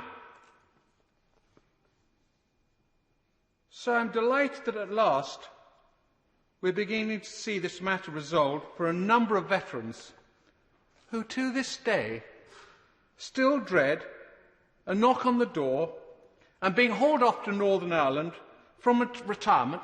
Many are in their 70s and early 80s, to answer charges for actions that took place many, many years ago and for which were normally investigated and dismissed at the time. The collapse of the trial against soldiers A and C recently is also hugely significant, as the judge sent the prosecution packing with scathing comments about their case. However, I am worried because the word is that those people who have been charged recently or are in the process of being charged may still face prosecution in a Belfast court. Myself, having given evidence in that court in 1986 when 5 terrorists were charged with murder, no, it is not a prospect that veterans face with equanimity. They often said they much prefer to be under fire than in this place. And for me, standing in a court giving evidence for the prosecution against terrorists, I was shouted at, demeaned, threatened, and I was told my family were dead. That is not something that people like having happen to them.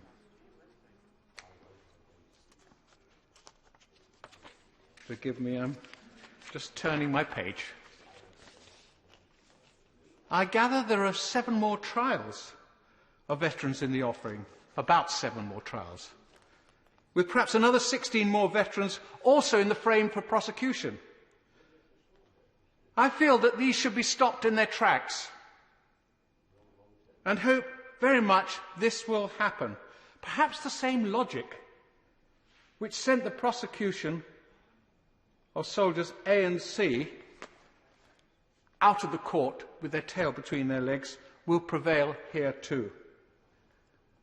I would believe we owe our veteran soldiers, and indeed, I mean all the people that try to preserve peace in Northern Ireland, not just soldiers, we owe them who have had a continual threat of prosecution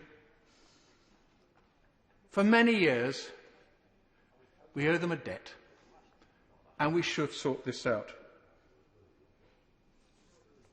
Our Northern Ireland veterans don't want an amnesty. Why should they have an amnesty? They've done nothing wrong. They obeyed the law, often at great risks to themselves, and they are rightly affronted when some people suggest that they're just the same as terrorists. They're not. They are most definitely not. Like me, in my time, veterans were sent to Northern Ireland at the behest of predecessors of ours in this place and told that if they obeyed the laws of conflict and the laws of this country, we would look after them. That is exactly what Jim Callaghan, as Home Secretary, said to my own platoon of the Cheshire Regiment in Londonderry during the spring of 1970. At the time, my soldiers, 36 in strength, were reduced by a third. That third were in hospital from burns and broken limbs. And Mr. Callaghan was seriously shocked by what he saw. He promised me, and he promised my men, and he promised all our soldiers in Northern Ireland that we, here in this place, our predecessors, would look after them as long as we obeyed the law. I think it's time we honoured that pledge given by the Home Secretary 51 years ago. Thank you, Madam Deputy Speaker. Colin Eastwood.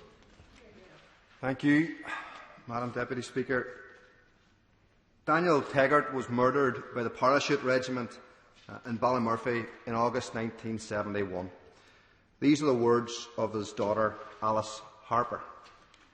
We identified my daddy by his curly hair. 14 times they shot him. The next day, they blackened his name and called him a gunman. 2 years later, my brother Bernard, with a mental age of 9, was killed by the IRA. We want no amnesty for anyone. Who in this House is going to tell Alice that she's wrong? Today, Madam Deputy Speaker, thankfully, after many years of campaigning, the Ballymurphy family got the truth out there for the world to see. The inquest findings into the people who were killed in Ballymurphy in 1971 were clear. The names and the findings are as follows. Father Hugh Mullen, 38, a Catholic priest, entirely innocent. Frank Quinn, 19, a window cleaner, entirely innocent. Joan Connolly, 44, a mother of 8, entirely innocent. Joseph Murphy, 48, a rag and bone man, entirely innocent. Noel Phillips, 19, a window cleaner, entirely innocent. Daniel Taggart, 44, father and husband, entirely innocent. John Lafferty, 20, a city worker, entirely innocent. Joseph Corr, 43, a machinist at Shorts, entirely innocent. Edward Doherty, 31, a former soldier, entirely innocent. And John McCare, 49, a joiner, entirely innocent. The families of the Ballymurphy massacre have been absolutely and totally vindicated today. And the truth that some people in this House will not want to accept is this: if those people were entirely innocent, then the soldiers that killed them were guilty. 57 children lost a parent during the Ballymurphy massacre in August 1971. The family of those innocent victims have marched, have met, have lobbied and fought for decades so the whole world would know what they have always known. Well, you did it, and I, for one, am inspired by your courage and tenacity. Will this Prime Minister now finally apologise for what those British forces did by murdering 10 entirely innocent people? Or will he continue to pursue an amnesty for their killers? That's the question. That's the challenge. And that's a standard that should be met by any country that wants to call itself a democracy. Thanks must also go to Mrs. Justice Keegan for her forensic examination of the facts. Her finding that there was basic inhumanity in the treatment of the people of West Belfast speaks volumes. That finding was hardly surprising when victims like Mrs. Connolly were shot by the British Army and left to die. Inhumane is the right word for it. And to those members of this House and this Government who pursue an amnesty for those who murdered Mrs. Connolly and every other victim of our terrible, terrible past, regardless of who the perpetrators were, I challenge you to come with me, meet the Ballymurphy families and tell them to their face that they're not entitled to pursue truth and justice. 6 months after Ballymurphy, Madam Deputy Speaker, the Parachute Regiment came to my city of Derry. They murdered 14 innocent civil rights marchers, unarmed as they were. If Ballymurphy had been properly investigated, properly dealt with by the British government, Bloody Sunday would not have happened. Those people wouldn't have died. And the events that came after would never have happened either. This government needs to think again. Go back to Stormont House, agreed by two governments and the majority of the parties in Northern Ireland. As difficult as it is the only way to properly, morally deal with the past that we have all had to suffer. I understand that people in this House today have said we need to move on. I understand that. There is nobody more wanting to move on than the victims of our difficult past. But it is well-meaning, but it is absolutely and totally naive. We have tried to move on since 1998 by not dealing with the issues of the past. Where are we today? We're mired in the past. How can people be told by a democratic government that they're not entitled to pursue truth and justice?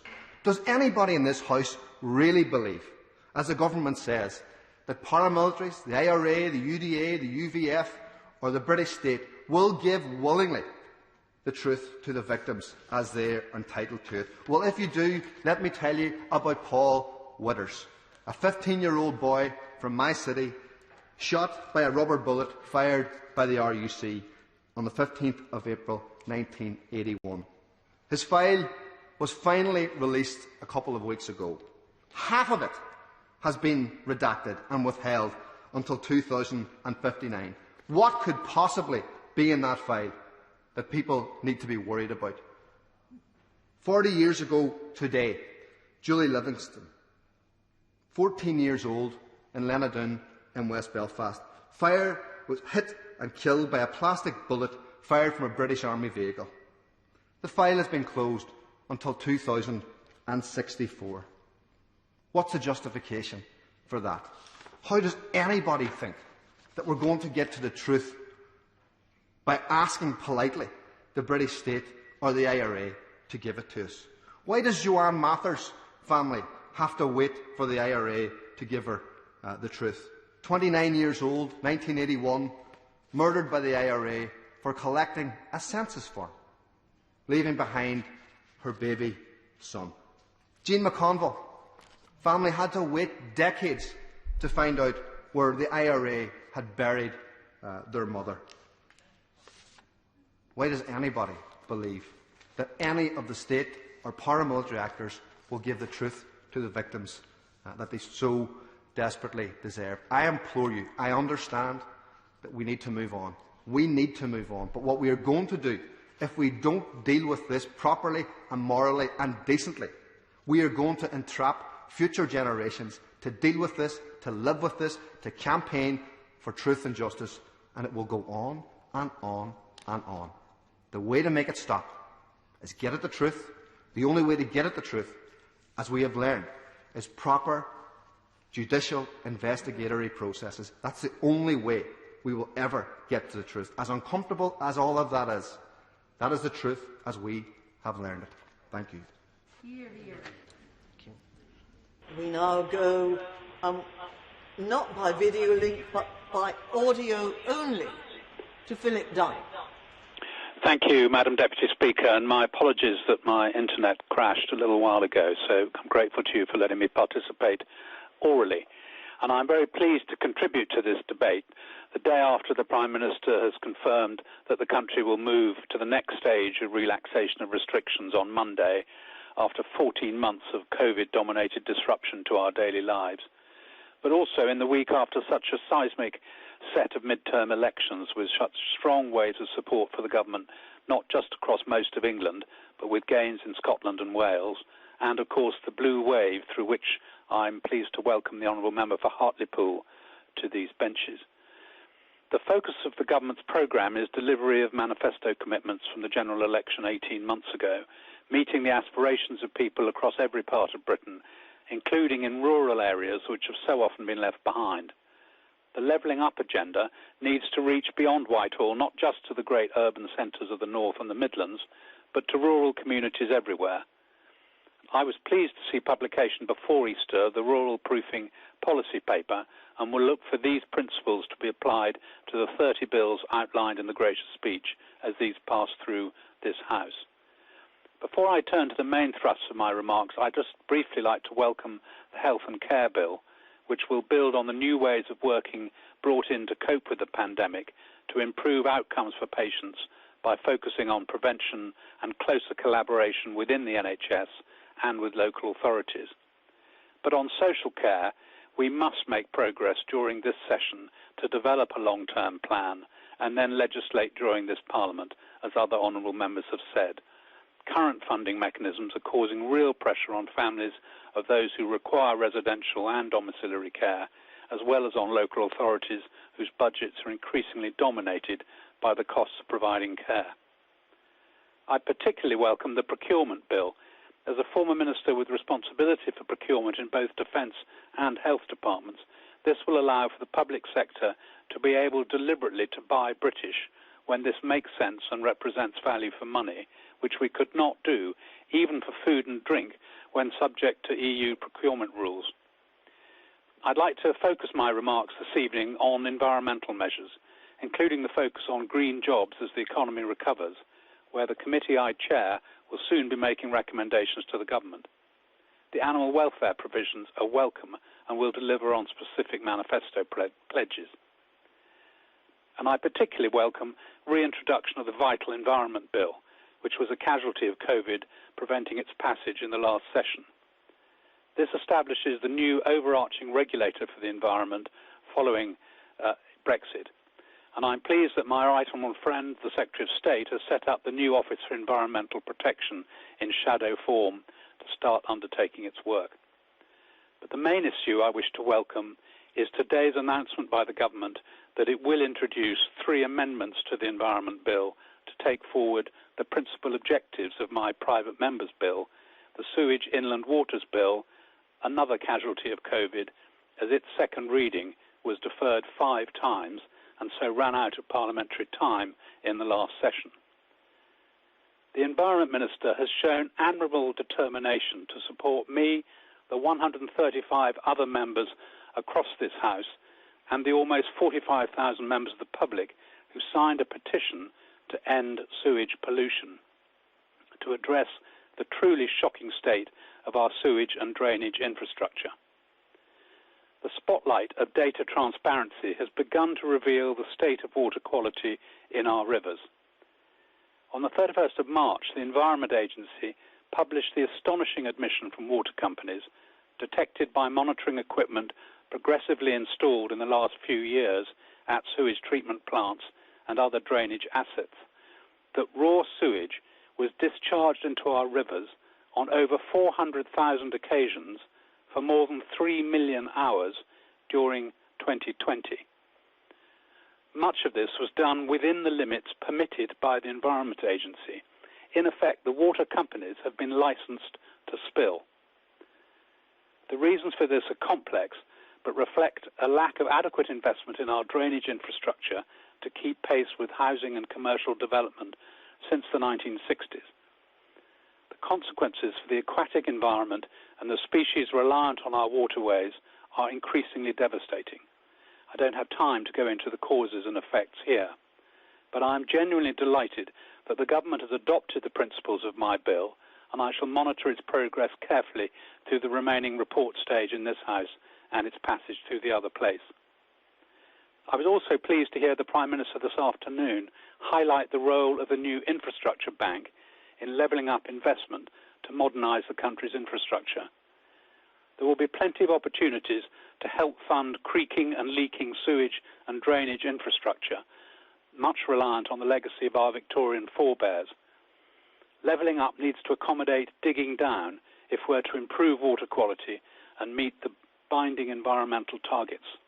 I look forward to scrutinising the implementing legislation for these targets, which the government committed to today. And while we debate a programme of legislation for the next 12 months, it's understandably difficult to lift our eyes to targets set for at least 3 parliaments from now. But the actions taken by the government now will be crucial to how and whether we can get back on track to meet the government's ambitious interim target for emissions reduction, announced as our nationally determined contribution for the COP26 conference this November.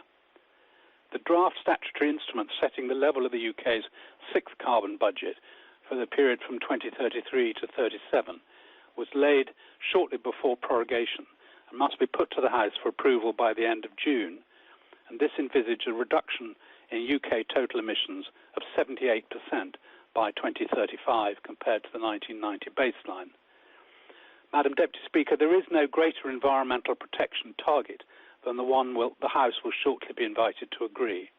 It does not require primary legislation, so was not in the gracious speech.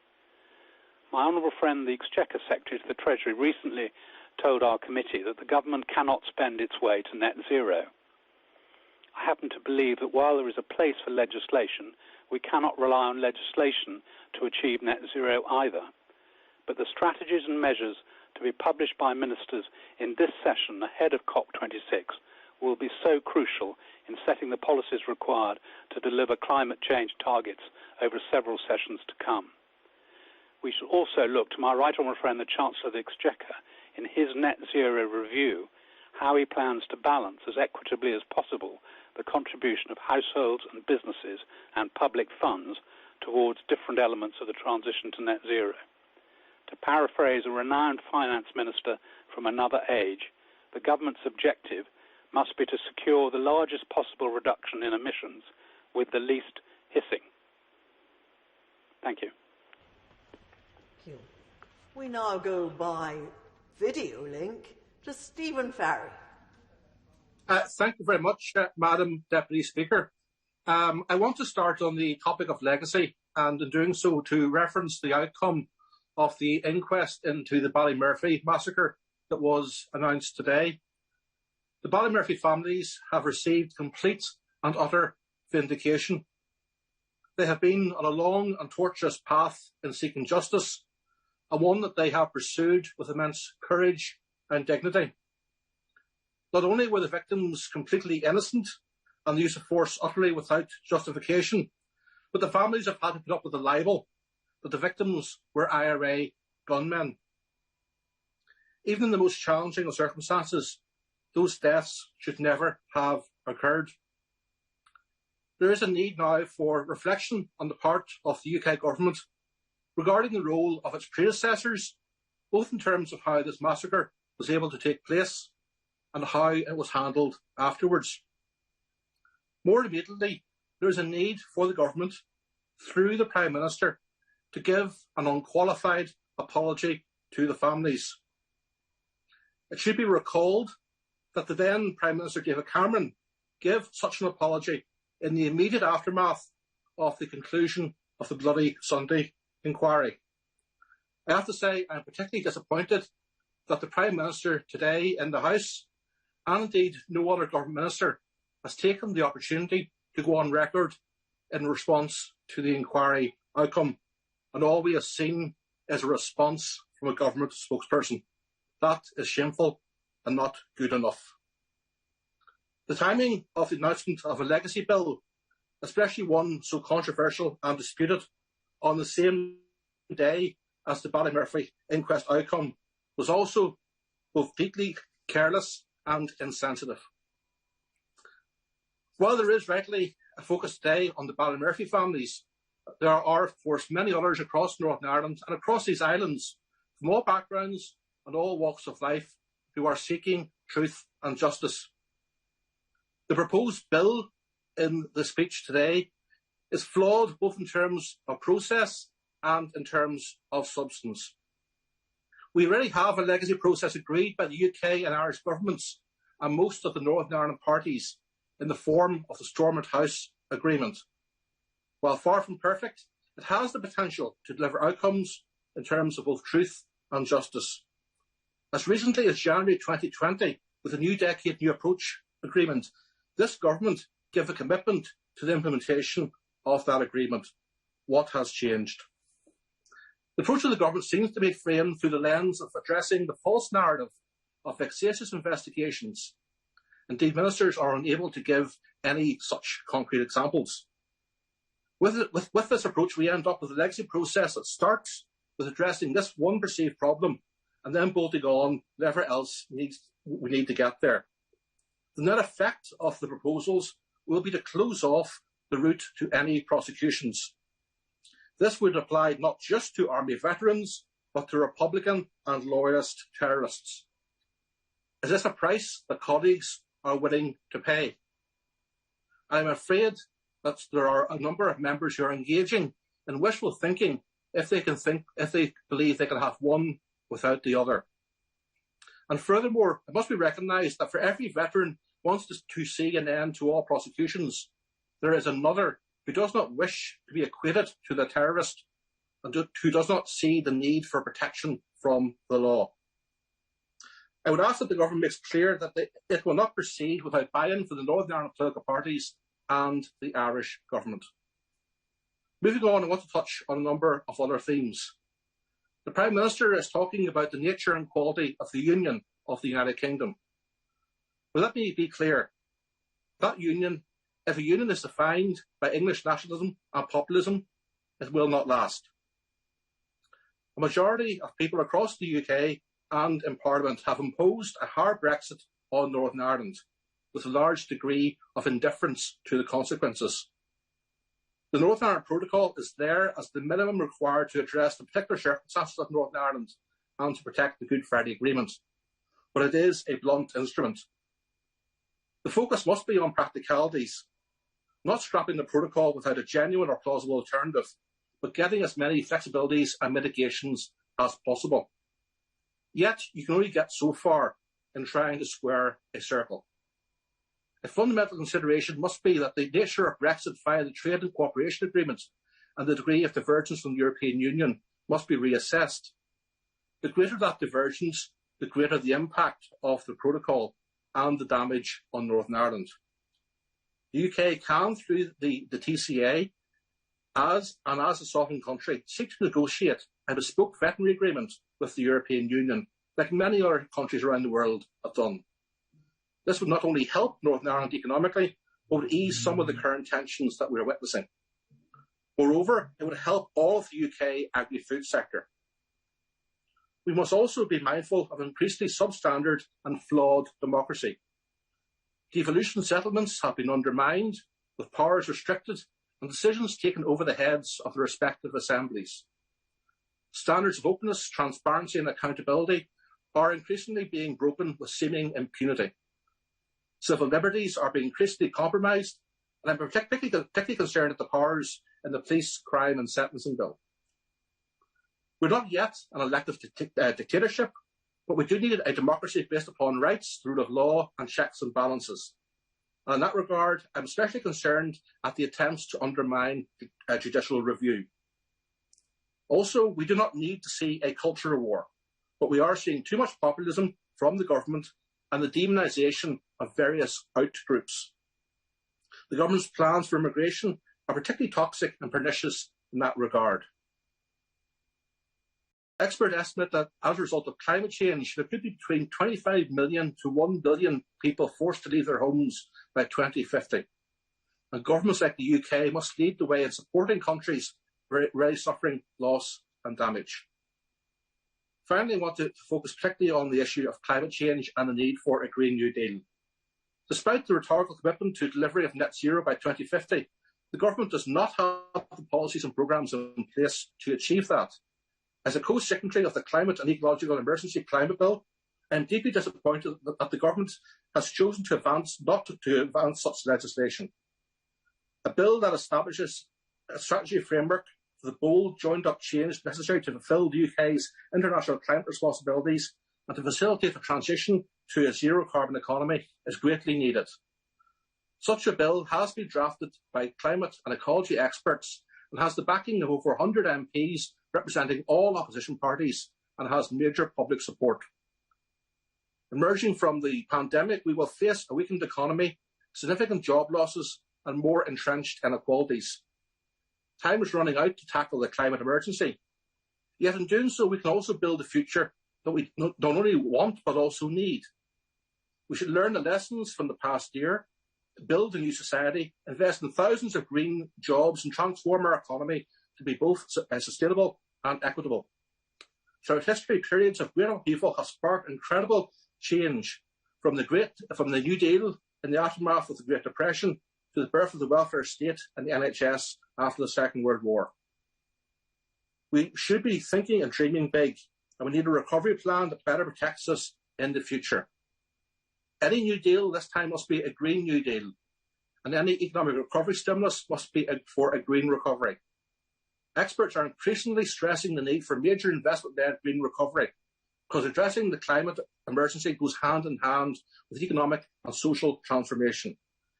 The scale of the Chancellor's financial stimulus, while significant, is not on the same scale as another G7 members.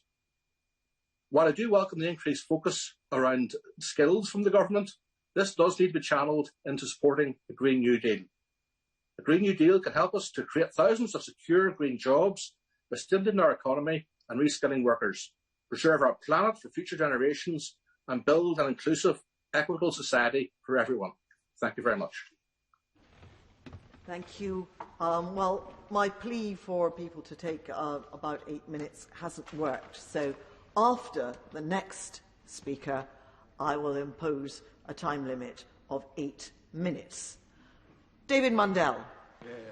Thank you, Madam Deputy Speaker, and it won't surprise you that I want to focus on the impact of the gracious speech on Scotland in the context of last week's Scottish Parliament elections. However, before I do, I want to make two other points, one directly related.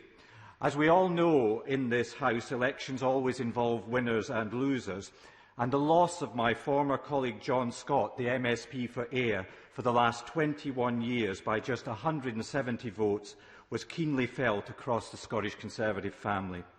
John had been Deputy Presiding Officer of the Scottish Parliament, a committee chair, front bench spokesman, and was an assiduous constituency member. He will be much missed right across the Parliament. Can I also welcome the measures in the gracious speech to ban conversion therapy, an issue on which I've campaigned cross-party along with many other colleagues, and express the hope that such measures can be brought forward in conjunction with the devolved administrations so that we can have a uniform approach to this abhorrent practice across the United Kingdom. I will be certainly highlighting the need for that during the consultation. Turning to Scotland, I particularly welcome the Government's practical commitment to the Union in the gracious speech and look forward to the transport infrastructure investment promised to improve connectivity within the United Kingdom, needed nowhere more than on the A75 in my constituency, a key route between England, Scotland and Northern Ireland.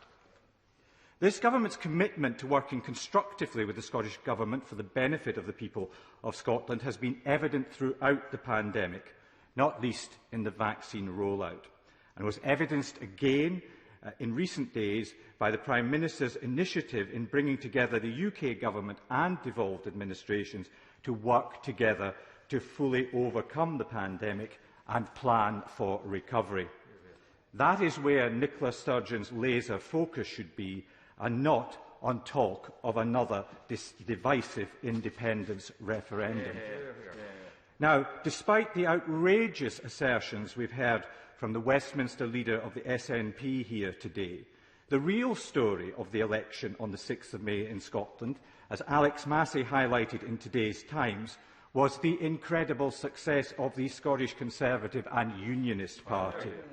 We returned 31 MSPs and gained over 100,000 additional votes to deliver our highest ever share, and we stopped the SNP majority just like we promised the voters we would. More than that, we proved that the 2016 election was not a fluke or solely down to the unique personality of Ruth Davidson. The Scottish Conservatives are Scotland's second party and the main opposition. The Scottish people have voted to elect a Scottish Parliament without an overall majority. They could have given the SNP the majority the Nationalists themselves set as the test for another referendum, yet instead they have sent a strong message that people in Scotland want parties to work together now in the national interest of managing the coronavirus pandemic and delivering our economic recovery. The Scottish Conservatives will work constructively with all parties to rebuild our country. Of course, as after all recent elections in Scotland, we are now told that every single person who voted SNP was doing so to bring about independence and another referendum.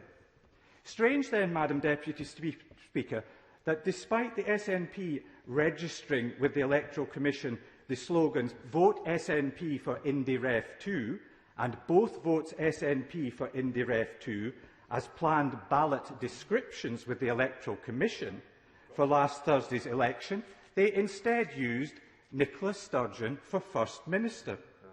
So the SNP literally removed IndyRef 2 from the ballot paper when it could have been put on it and left no room for doubt. Of course, it's clear why they did it, so that they could claim that those people who responded positively to Nicola Sturgeon's handling of coronavirus could have their vote used to support independence when that was never their intention. Indeed, Nicola Sturgeon told Glenn Campbell of BBC Scotland only last Tuesday that you should, of course, vote for her if you wanted her leadership, but not the distraction and division of another referendum. How disappointed such people must have been that when, even before all the votes were counted, the SNP again pushed their divisive plans for a second independence referendum. And we've heard it here again today, and I'm sorry, I think you're going to hear more of it. Not only is this the wrong priority for our country, it is a betrayal of every voter who supported the party out of a desire for leadership through the pandemic and into recovery. The SNP have no moral authority to hold a second referendum. They failed their own test to secure a majority and have been left as a minority government. Would my honourable friend give way on that point? Indeed. I'm so grateful, Madam Deputy Speaker, for my honourable friend giving way. Is it not the case that more people voted for pro-unionist parties in the recent election than voted for separatist parties? Indeed, in the constituency ballots, that is indeed the case. But the point I think that I have just made is that indeed many people who voted SNP did so on the basis of the handling of the pandemic and not in a call for an immediate independence referendum. And that's why the SNP now need to listen to the Scottish people and focus on getting our country through this crisis. The honourable gentleman's speech is always when he's making these points, but I'll just casually remind them the Conservatives lost 2 seats in the constituency vote, and perhaps he could maybe outline to his honourable friend just exactly what happened on the list vote and which of the groups, the pro-referendum independence parties or the anti-independence parties, won that one. Madam Deputy Speaker, I know that what the honourable gentleman doesn't really want to focus on the election result, because in reality it was a failure for the SNP. Only weeks ago the SNP was riding at 58% in the polls, and we were told that 78 MSPs would be returned. I think the honourable gentleman was quoting those polls in this House on a regular basis. And what happened? The SNP moved forward by 1 seat. That's what happened. And that is not, in my view, a landslide or a major change in the political environment in Scotland. The Scottish Conservatives will continue to oppose nationalist plans for a damaging referendum that could wreck our recovery. However, over the next 5 years, my honourable friend from Moray has made clear that the party he leads will also not just be a party of no to IndyRef 2. For the last 2 Scottish Parliament elections, the opposition has not been seriously contending to be in government. In 2026, after 2 decades of SNP government, the Scottish people deserve the right to choose a real alternative and end the obsession with independence. So strong as the result was for the Scottish Conservatives last week, starting from now, we are on the long road to becoming a broader movement and building Scotland's real alternative to the SNP. The honourable member for Murray will lead a patriotic Scottish party that has at its heart a belief that Scotland best succeeds and prospers by working within the United Kingdom.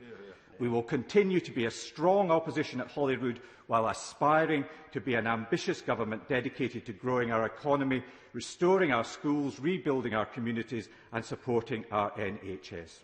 And today I say to anyone in Scotland who shares our dream of removing the SNP from power and delivering a real alternative focused on the priorities of the people of Scotland rather than a divisive referendum, join us in the Scottish Conservatives on that journey.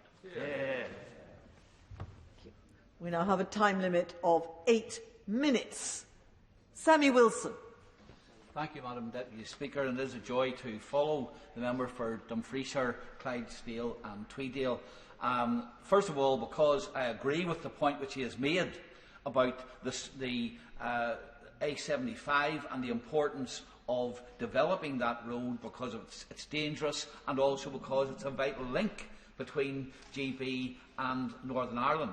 And secondly, I support his strong case for the Union because, of course, just as Northern Ireland is better off within the Union, so Scotland is better off within the Union. And I think that the reaction to COVID and the resources which both countries got as a result of the decisions in this Parliament to combat COVID is an indication that neither could have survived and neither could have gone through this pandemic without the support of the government here at Westminster and without being part of the United Kingdom and having the resources of the United Kingdom.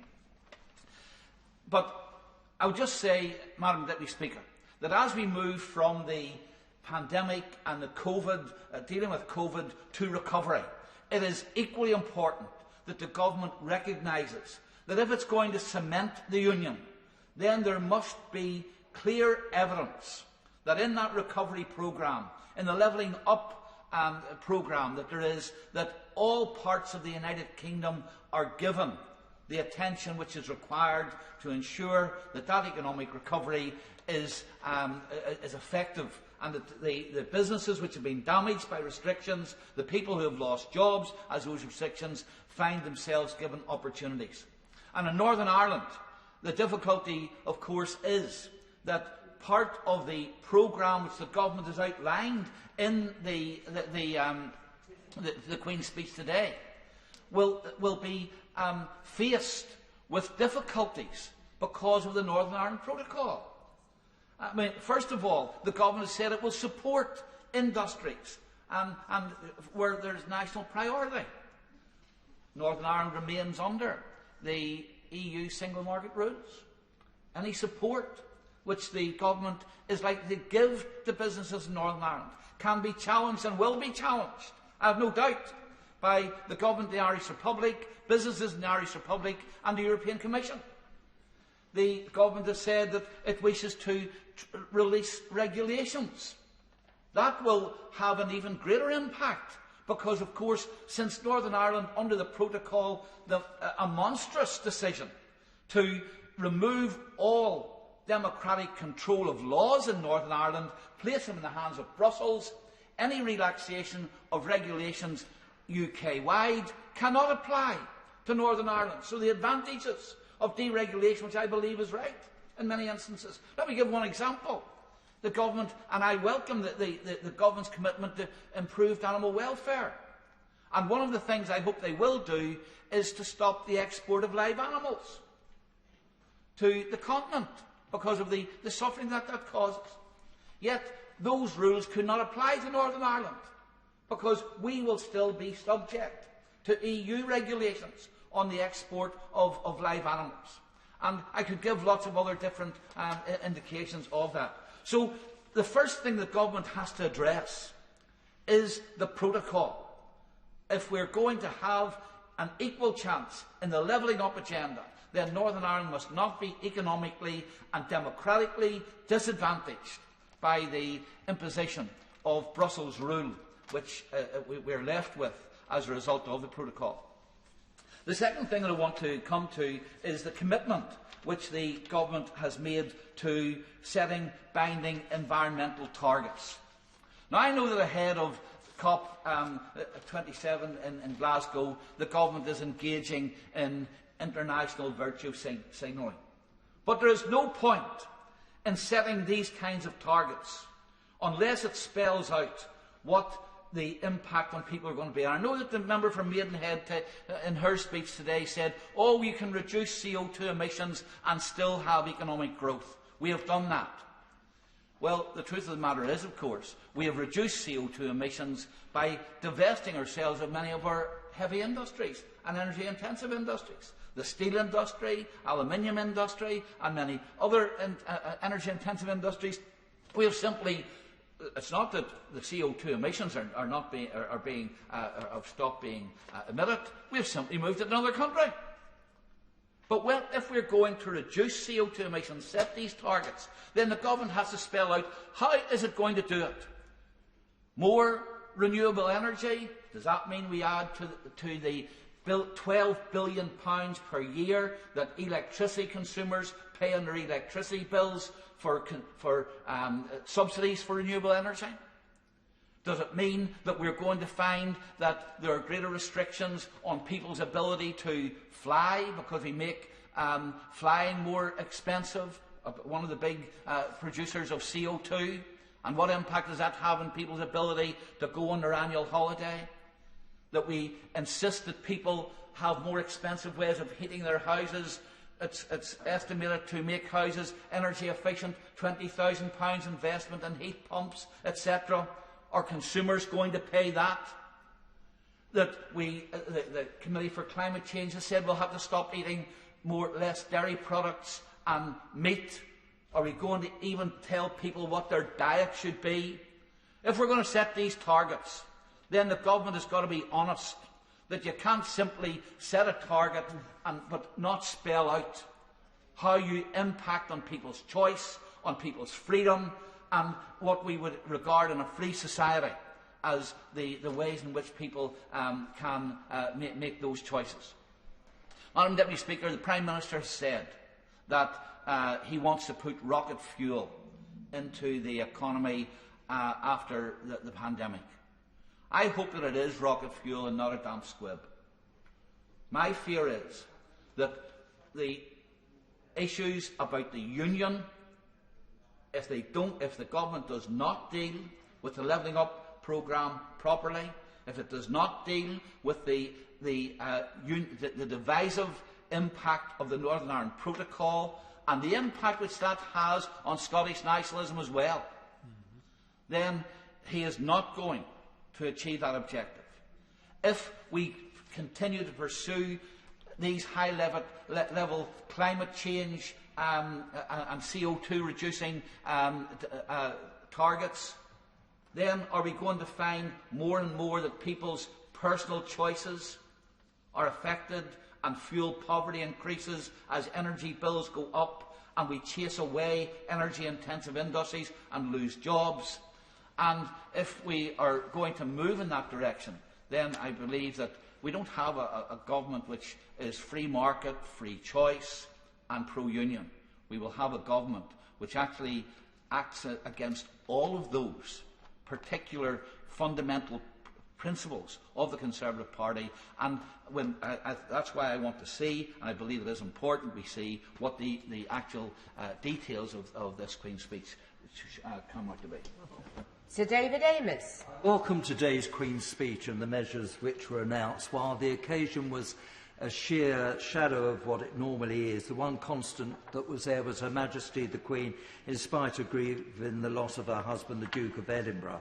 And I do congratulate my honourable friends, the members for North West Cambridgeshire and South Ribble, on the way that they proposed and seconded the gracious speech. Now, Madam Deputy Speaker, no sooner had we had the election of the 12th of December 2019 than the world and our nation was hit by the coronavirus pandemic. Thank goodness we have left the European Union. In spite of all the prophets of gloom and doom, the vaccination programme continues to go well, which it certainly wouldn't have if we'd have signed up to the European programme.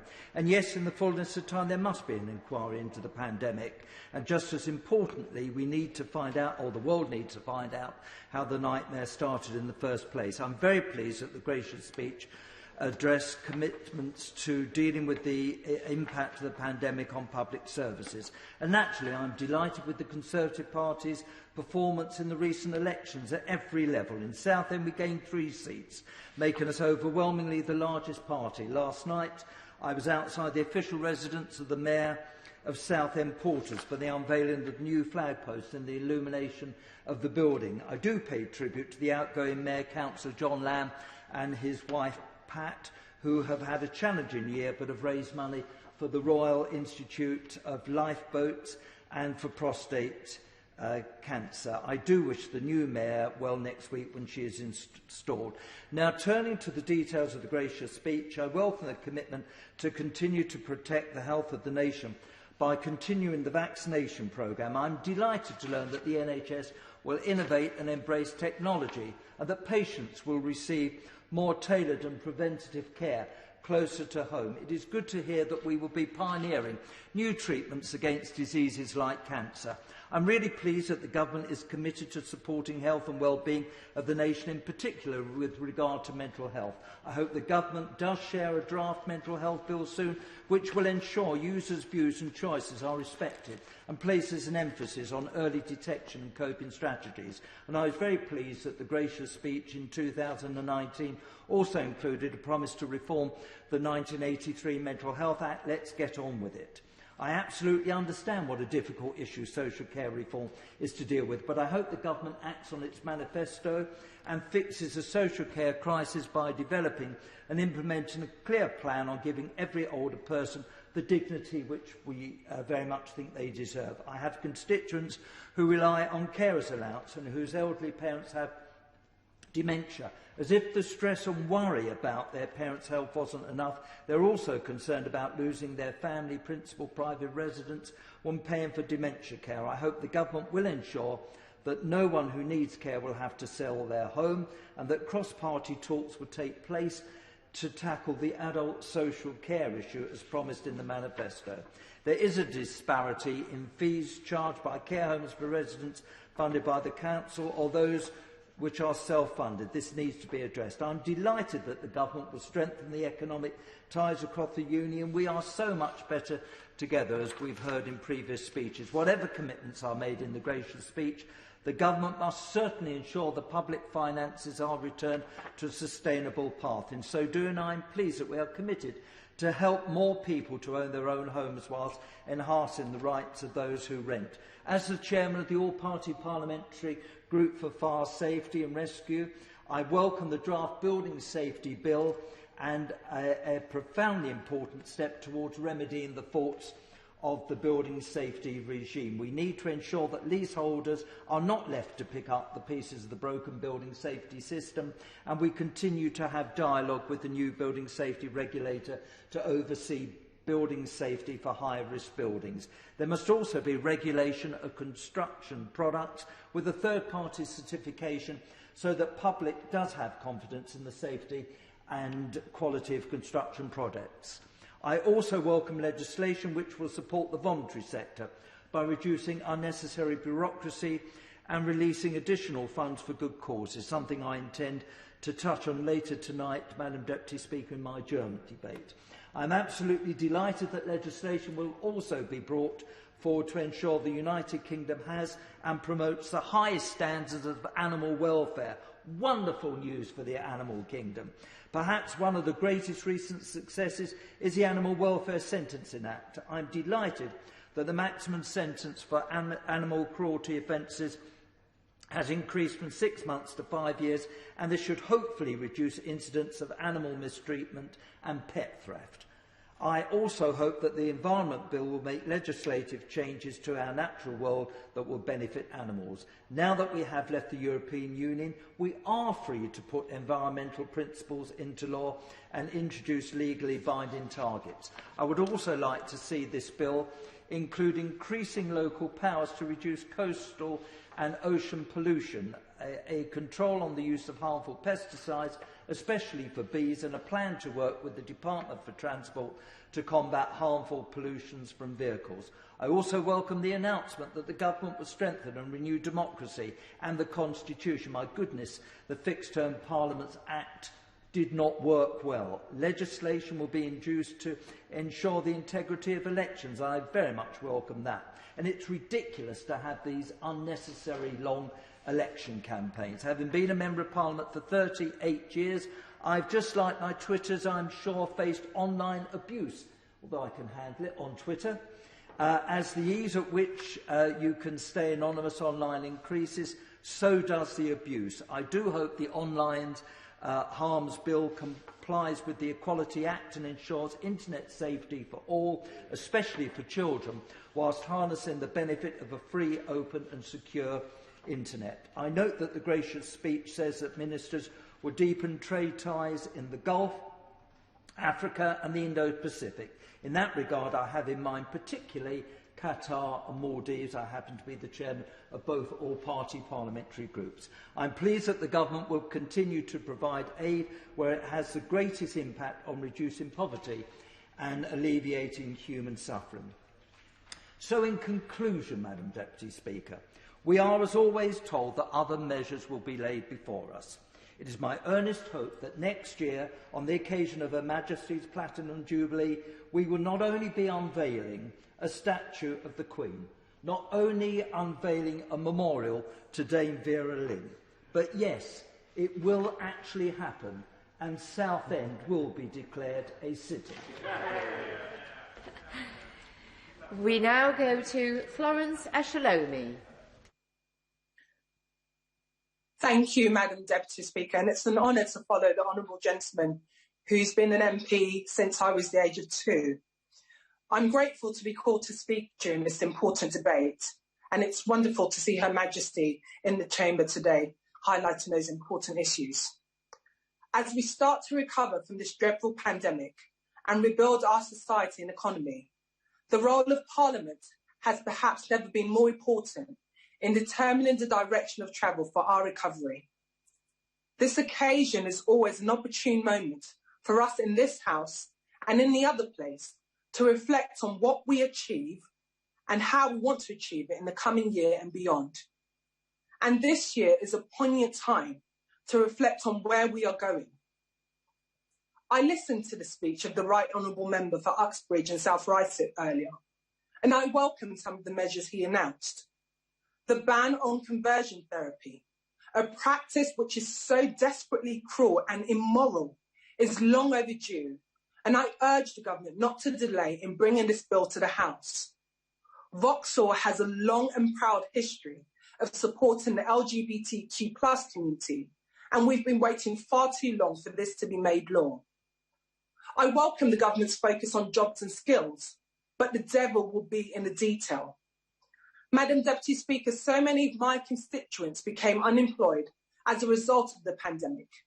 They come from a range of sectors, including retail, hospitality, tourism and the creative industries. Many lost their incomes almost overnight and were not eligible for any vital government support. Will they be able to get their jobs back in sectors now having to restructure and downsize? Will the job opportunities be evenly spread across these sectors? And what about the long overdue reform to 0-hour contracts and the gig economy? The Prime Minister rightly prioritises the lifelong development of skills.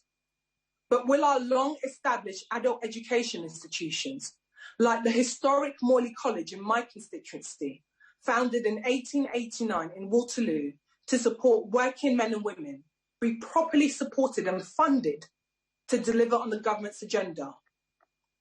And what plan does the government have to tackle the structural inequalities and digital exclusions that prevent so many of our young people from accessing job opportunities in high-value, fulfilling careers? Madam Deputy Speaker, last week I visited Archbishop Tennyson School in Oval and spoke to a group of Year 7 students. The group of 11-year-olds have faced such a difficult year in transitioning to secondary school from primary school, missing so much vital education during their last year.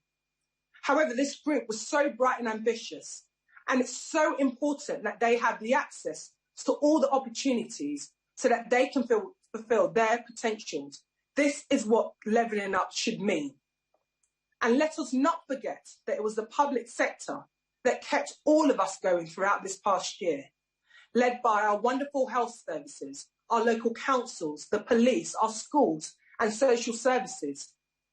There is nothing in today's announcement that will reward them for their hard work during this pandemic, including saving the life of our Prime Minister at St Thomas's Hospital, just a stone's throw away from Parliament.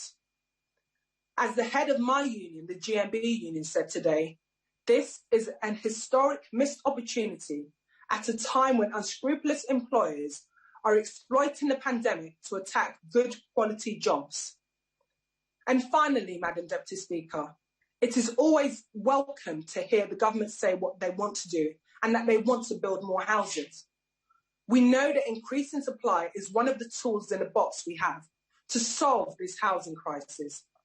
But what about poor quality, overcrowded homes that so many of my constituents are currently living in?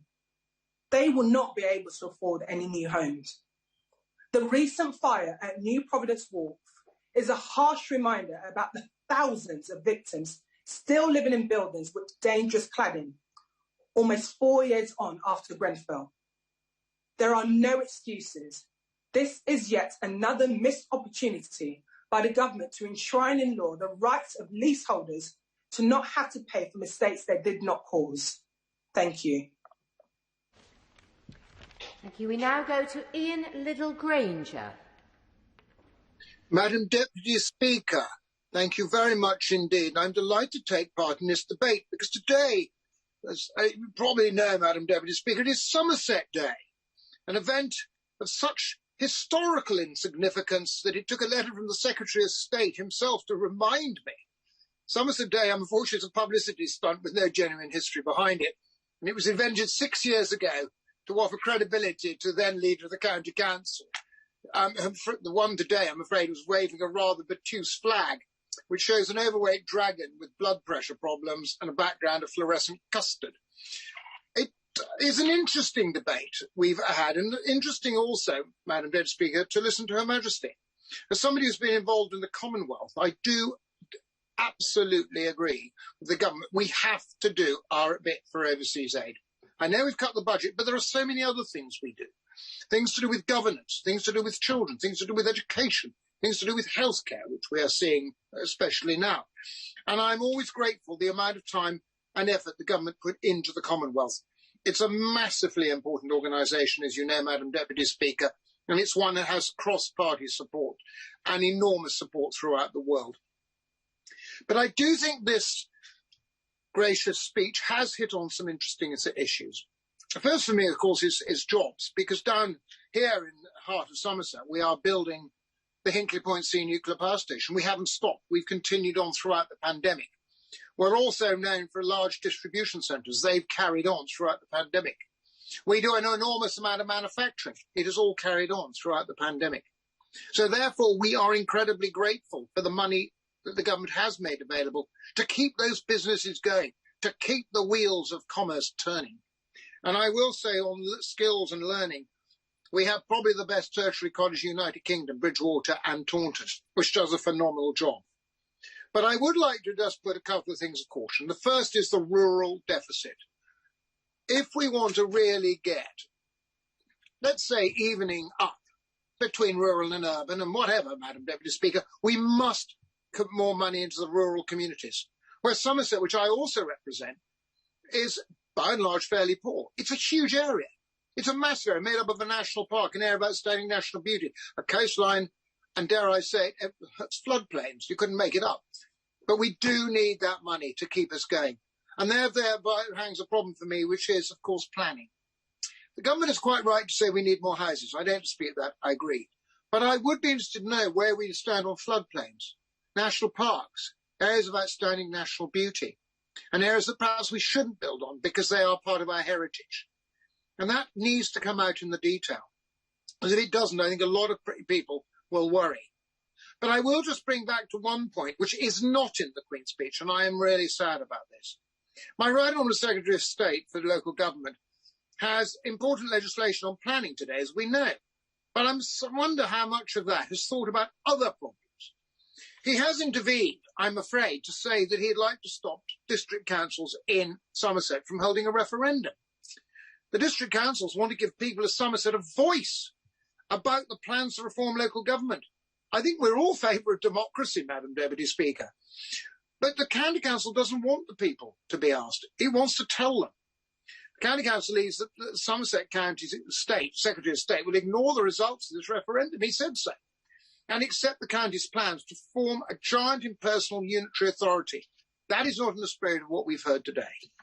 This is becoming a very bitter battle indeed. The referendum has already had a positive support from hundreds of district councils of every political persuasion. More Conservatives have voted for this, to have a referendum, than voted for the county.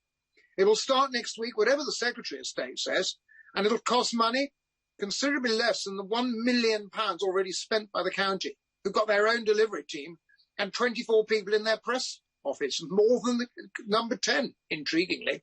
And it'll force through any change without any kind of vote. My right honourable friend has offered the people an online questionnaire to fill in. Not sure that's democratic. There were no checks to ensure that only people in Somerset took part. It was, I'm afraid, Madam Deputy Speaker, shallow, trivial exercise which made a joke of democracy. And if you treat voters like that, they will turn on you, as we all know, and we've seen over the last few days. Somerset may look true blue now, but the people of Somerset deserve fair play and will punish those who deprive them. We've seen it before. So happy Somerset Day to all of us. And I do spare a thought for the purple dragon that we are trying to make extinct, because it deserves to be. On my final note, Madam Deputy Speaker, on planning, I covered the Somerset levels, an area which you know, Madam Deputy Speaker, in 12% of my constituency went underwater. I would beg the government, not just for my area, but for the United Kingdom, that flooding, because we're on an island, is devastating. It is terrifying, because you cannot control it, and you certainly can't stop it when it gets away on you. And I would ask the government this, to make sure that adequate resources, legally and legislatively, are put into the system so that we can defend, because defend we must. The days pre-14, when the environment agencies say we will have managed retreat, has to stop. It cannot do this, because if we do, a lot of our country will become under threat. We can't ignore climate change, but we cannot equally ignore the damage that flooding can do. The defences around the Hinkley Point nuclear power station are staggering, and rightly so. But I've seen the cost of being able to do this, Madam Deputy Speaker, and I can't afford to leave Somerset County Council to do it, because I'll make a pig's ear of it. And therefore, I would ask the government, please look at this, along as with the jobs, with the skills, with the rural updating, and also making sure that places like Somerset are properly covered by properly elected councillors, not by some supernumerary, out of touch, irrelevant bunch of people who really don't care. So long live the dragon, and may we slay the ones we don't like. Madam Deputy Speaker, thank you. Chart. Thank you ever so much, Madam Deputy Speaker. I suppose there's something really nice and elegant about following the great-great-grandson of Queen Victoria, who is himself 339th in line for the throne. And it wouldn't be an honourable member's speech unless we got the council wars in. You can almost see King Ian leading the line and charging into that local authority, the one that he always tells us about on a regular basis. But, Madam Deputy Speaker, this must be just about the thinnest Queen's speech of recent years. It's certainly the thinnest one that I've had in my 20 years. It was full of work in progress, to be determined, one where we've still got to work out the details. And I know we don't want to overburden Her Majesty under current conditions, but to have her sit there for 8 minutes and recite some 937 words meant this was one of the shortest Queen's speeches since the Second World War. This seems to be the great Johnson Brexit government consolidating its place with the British people with a legislative programme that's about as palatable as diluted gruel, about as interesting as last week's dishwasher. It was a Queen's speech with standout features seemed to be voter suppression, actually trying to depress voter turnout at election, taking revenge on the judges they didn't like during the Brexit process. And of course, it wouldn't be a Tory legislative programme without some sort of immigration measures, just making life that little bit more miserable and intolerable for those in most desperate need who are coming to our shores for some support. And of course, there has to be the necessary muscle injected just to ensure that there will be no further protests against all of this and things will get done as easily as possible for this government. This is a programme designed to expand the power of this Conservative government and undermine all who may challenge it. A Queen's speech that prepares the way for more austerity, for a public sector pay freeze, cuts to universal credit and a savings and efficiency review of public services. A procurement bill that threatens our NHS in Scotland. No employment bill, no social care bill. But what is abundantly and absolutely clear is that there is practically nothing in this legislative programme for Scotland. And I think to me, more than anything, it just simply demonstrates that we are now living in different and diverse countries, going in different directions, requiring different priorities to secure the different futures that both our populations are calling out for. And that's fine as long as both our respective nations get what they want. So there's one bill that I want to see brought through in the next 3 years, and that has to be the Scottish Referendum Facilitation Bill, the bill that allows the Scottish people to secure what they voted for only 5 short days ago. And let's just have a cursory look to remind ourselves of just exactly what happened in Scotland just last week. We had an endorsement of Scottish democracy with the biggest turnout we've ever seen in a Scottish Parliament election. Last week, the Scottish people gave their verdict, and it was as emphatic as it was overwhelming. And we heard a little bit from the Right Honourable Member, the Member for Dumfriesshire, just about some of the details about this, but there's a few things that he probably didn't feel necessary to tell us, Madam Deputy Speaker, so I feel it's incumbent on me to remind the House just exactly what happened. On that constituency side of the ballot, what happened was that the Scottish National Party secured 62 out of the 72 constituency seats available. We actually won 3 extra seats on the constituency ballot. We won 2 from the Conservatives and we won 1 from the Labour Party. And just for completeness, the Liberal Democrats also lost 1 seat on the list ballot.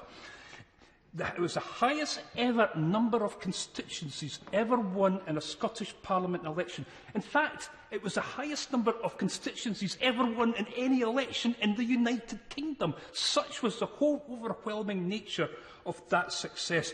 Had this been a Westminster election, we would have won 552 seats out of the 650 with a parliamentary majority of 454. Just let that sink in, just so that you could understand the scale of that victory that we secured last week. And of course the one that they like to tell us about was the list vote, because the Scottish Parliament votes in 2 sections, constituency list, to give that proportional representation feature and factor.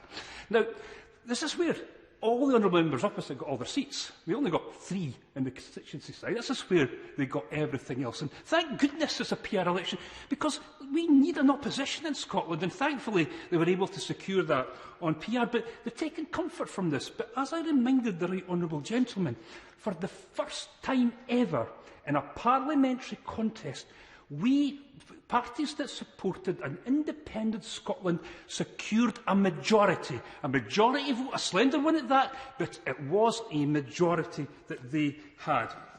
So that provides cold comfort for them. And that's before we even get into the business that there are Labour supporters who support independence. There are Liberal Democrats that support independence. There might even be Conservatives that support independence. But what now has to happen is that result has to be respected, and the Scottish people must secure what they voted for. So how will this government respond to this? Well, probably with their trademark chaos and confusion. Over the weekend and this week, we've had the Chancellor of the Duchy of Lancaster, practically based in the TV studios of Scotland, going around the studios being as clear as mince because of what we've understood. What he's told us, and let's see if we can figure out a couple of things he's told us. He told us that it is possible for Scotland to become an independent nation. Great. We didn't need him to tell us that. We know that. We can become an independent nation if we choose. The other thing that he said, which was very curious, is that this UK government would not oppose a referendum bill designed and delivered in the Scottish Parliament. They wouldn't go take this to the courts. They would have let that pass. Then he went and spoiled it by almost contradicting himself the next day. They are absolutely and utterly paralysed about what to do in response to this dramatic victory for the Scottish National Party.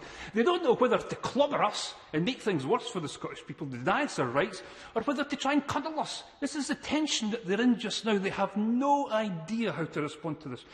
What I suggest to them, let's get together. We have to resolve this. We're now about 50-50 when it comes to this. We have to have this resolved. It can't go on year after year, election after election.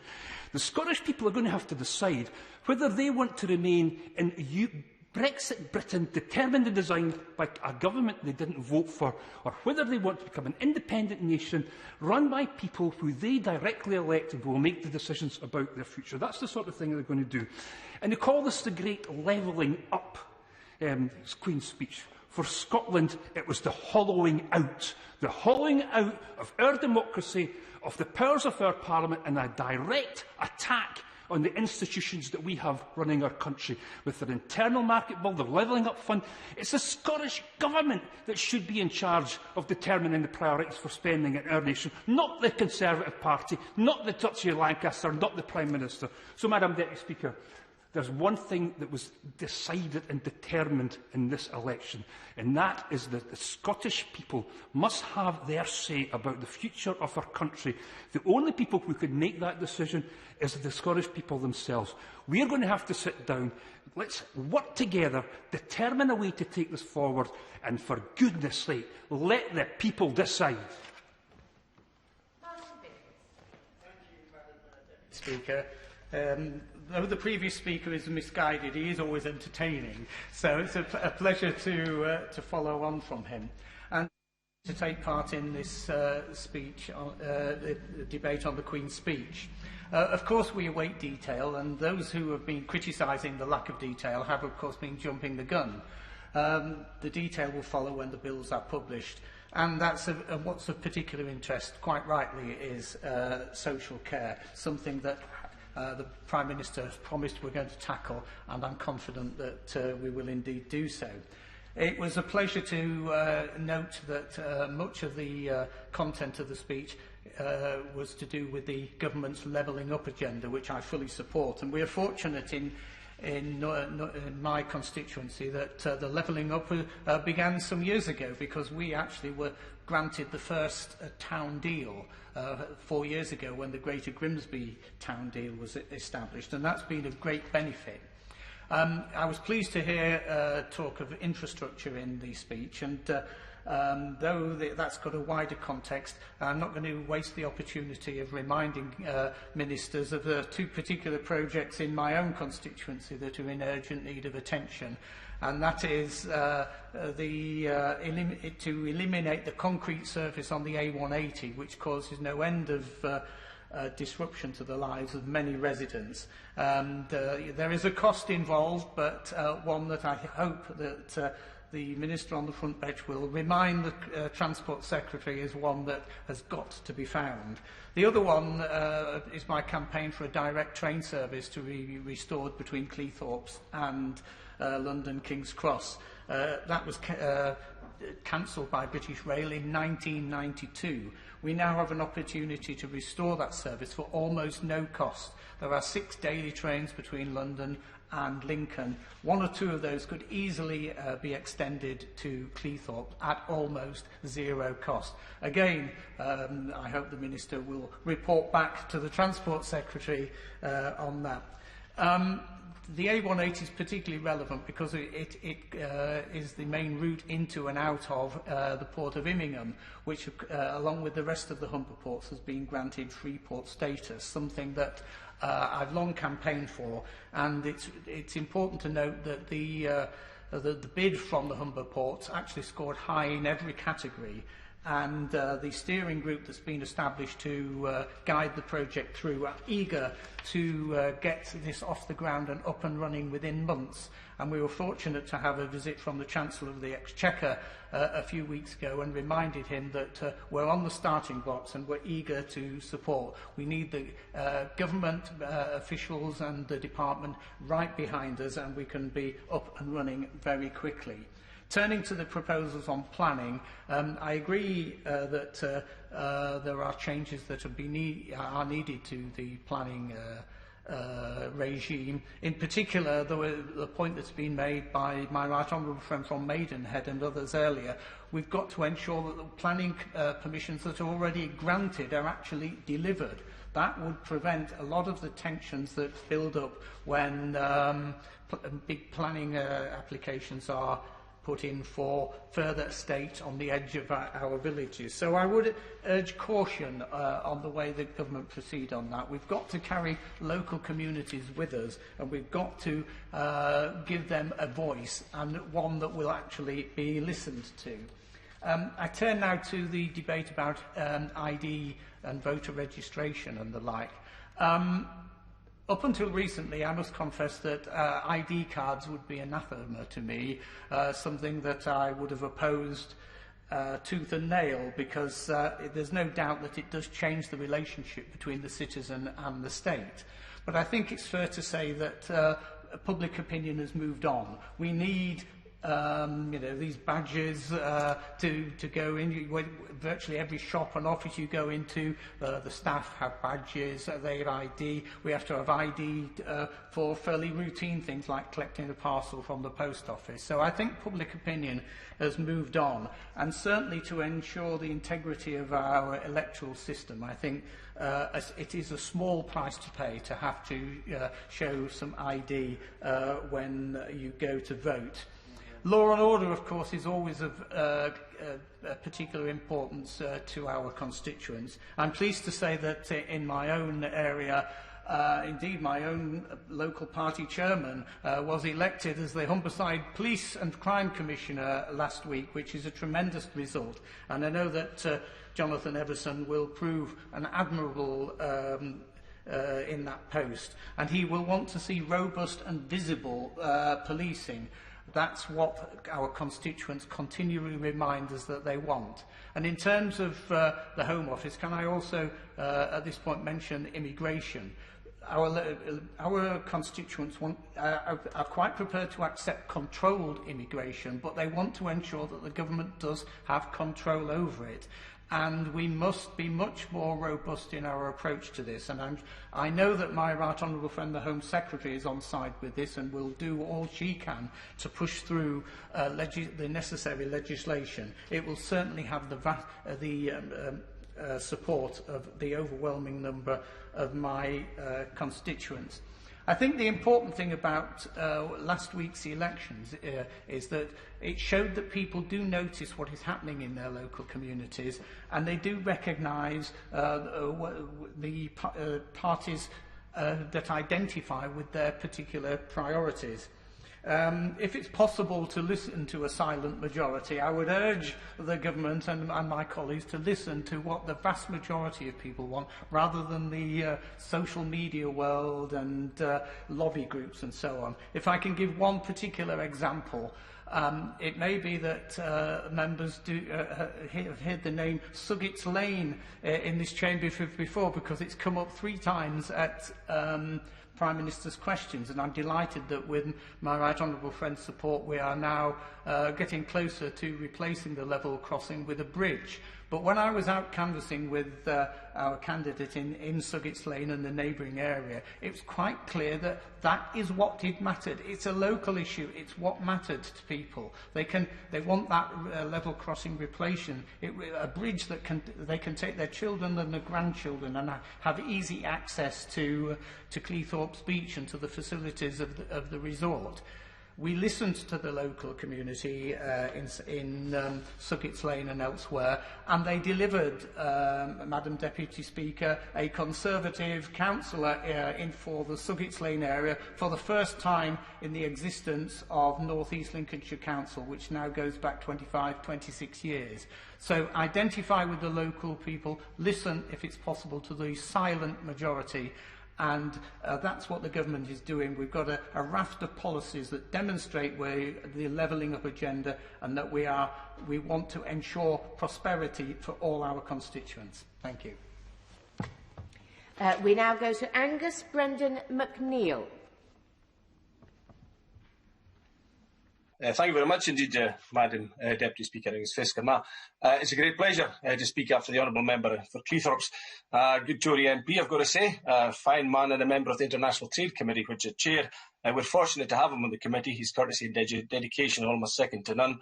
I won't damage his political career too much by calling him a friend, but safe to say I hold the Honourable Gentleman in very high regard indeed. Before I go much further, Madam Deputy Speaker, I'd like to pay tribute on a personal level, to the Queen. She, as we know, is an elderly lady and has suffered a recent bereavement, and we firstly feel great sympathy for her, as you would with anybody in that situation who's been recently widowed. But we're still, have to say, very impressed with the way she delivered the gracious speech today, the efforts she made. Truly a woman with a sense of duty. If my late Irish mother, Claire, was alive, I'm sure she would be talking much about what the Queen had done and achieved today. My mother, incidentally, believed in an Irish Republic, a British monarchy, and an independent Scotland. Some people might find those contradictory positions, but I suppose, given my mother spoke 5 languages, she didn't find much difficulty in working all that out. And when you think about it, it isn't actually contradictory at all. The speech today is made with a background of a pandemic. It's a difficult situation. It's a difficult situation for many across the world. And I'd like at this stage, but just a quick mention in for a constituent of mine who was a missionary in Ecuador, Father Colin McInnes, who tells me that if he can get vaccine, he can get people to administer it in Ecuador. And I think, with mention of Ecuador, I'm reminded of the actions in neighbouring Colombia today. And I think we all must condemn human rights abuses against protesters in Colombia. And I'm told that recently police dressed as civilians killed about 37 indigenous people. To those of power in Colombia and elsewhere who behave like this, we see you, and the world witnesses what is going on. Now, more to the speech itself, Madam Deputy Speaker. Free ports were mentioned. My committee was told recently by a minister there wouldn't be a bill. It now looks like there will be a bill. The one thing we'd love to know is what's the GDP gain from free ports. We do know that the GDP upshot of Brexit is not good. The UK is forgoing 4.9%, and it hasn't got any deal in place that might make something up. And indeed, the deals it does have in place are mere pennies compared to the pounds, the multiples of pounds that have been lost by Brexit. And I include in that, of course, the American deal and the Australian deal, which is only a 20th of the American deal. The American deal itself is about a 20th itself of the damage of Brexit, if not more. In fact, on the wider points, I agree with my friends from Edinburgh South West and the VAT problems for the hospitality industry, the problems in fishing, particularly in shellfish exports that we've had. And I think she made some fine points there, which time doesn't allow me to go much more deeply into. On the subject of voting ID, I'd like to raise this as something that's got a 0.00007049, I think, is the statistic problem. The government are addressing is not a problem. We know what it's about. The government should be honest, but it's a denial of democracy to many people. And it is a situation where we will see the age-old right, Madam Deputy Speaker, of the Englishman to go and vote from his cottage or his castle, uninterrupted by a bureaucrat, not from Brussels, but from London, demanding to see his photographic ID. This is about to change, and this is an awful curtailing of the liberty of the Englishman. Fortunately, it's not going to happen in Scotland because we're soon to be independent. And of course, that is the biggest backdrop of the speech today. As my honourable friend from Perth and North Perthshire mentioned, the statistics for the SNP were truly remarkable at this election. First past the post, 48% of the vote. Something that's not been achieved in the UK for over 50 years, in fact longer. It's 1966 since such a victory at a general election was achieved.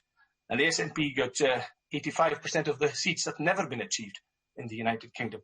So we won the first past the post. We also won the list when we look at the three parties of independence, the SNP, the Greens and ALAPA versus Labour, the Tories and the Liberals.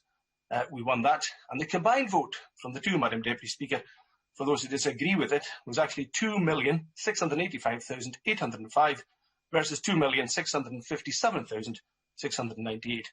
So you can see that indeed the independent side won the election, just about every count there is. Now, Tories will dispute this. Some Scottish Tories dispute the facts, and they present all sorts of specious arguments against this. Well, these spurious arguments can be dealt with in one way. The word is a referendum. Let's have it. Let's see how it goes on. Why, Madam Deputy Speaker, would they be hiding from the people? Let's have the referendum and let's see what the people of Scotland want. I'm reminded of the tweet by the leader of the Scottish Tories, Honourable Member for Murray, who said the eve of the poll, the voters have a few hours to show the SNP's NDRF2 plan the red card, making an allusion, of course, that he's a football referee. Well, the red card wasn't shown. The red card was actually shown to the Tories, and it was they got 22 to 23% of the poll. So they are on hiding to nothing, and the Scottish people are coming more and more towards independence.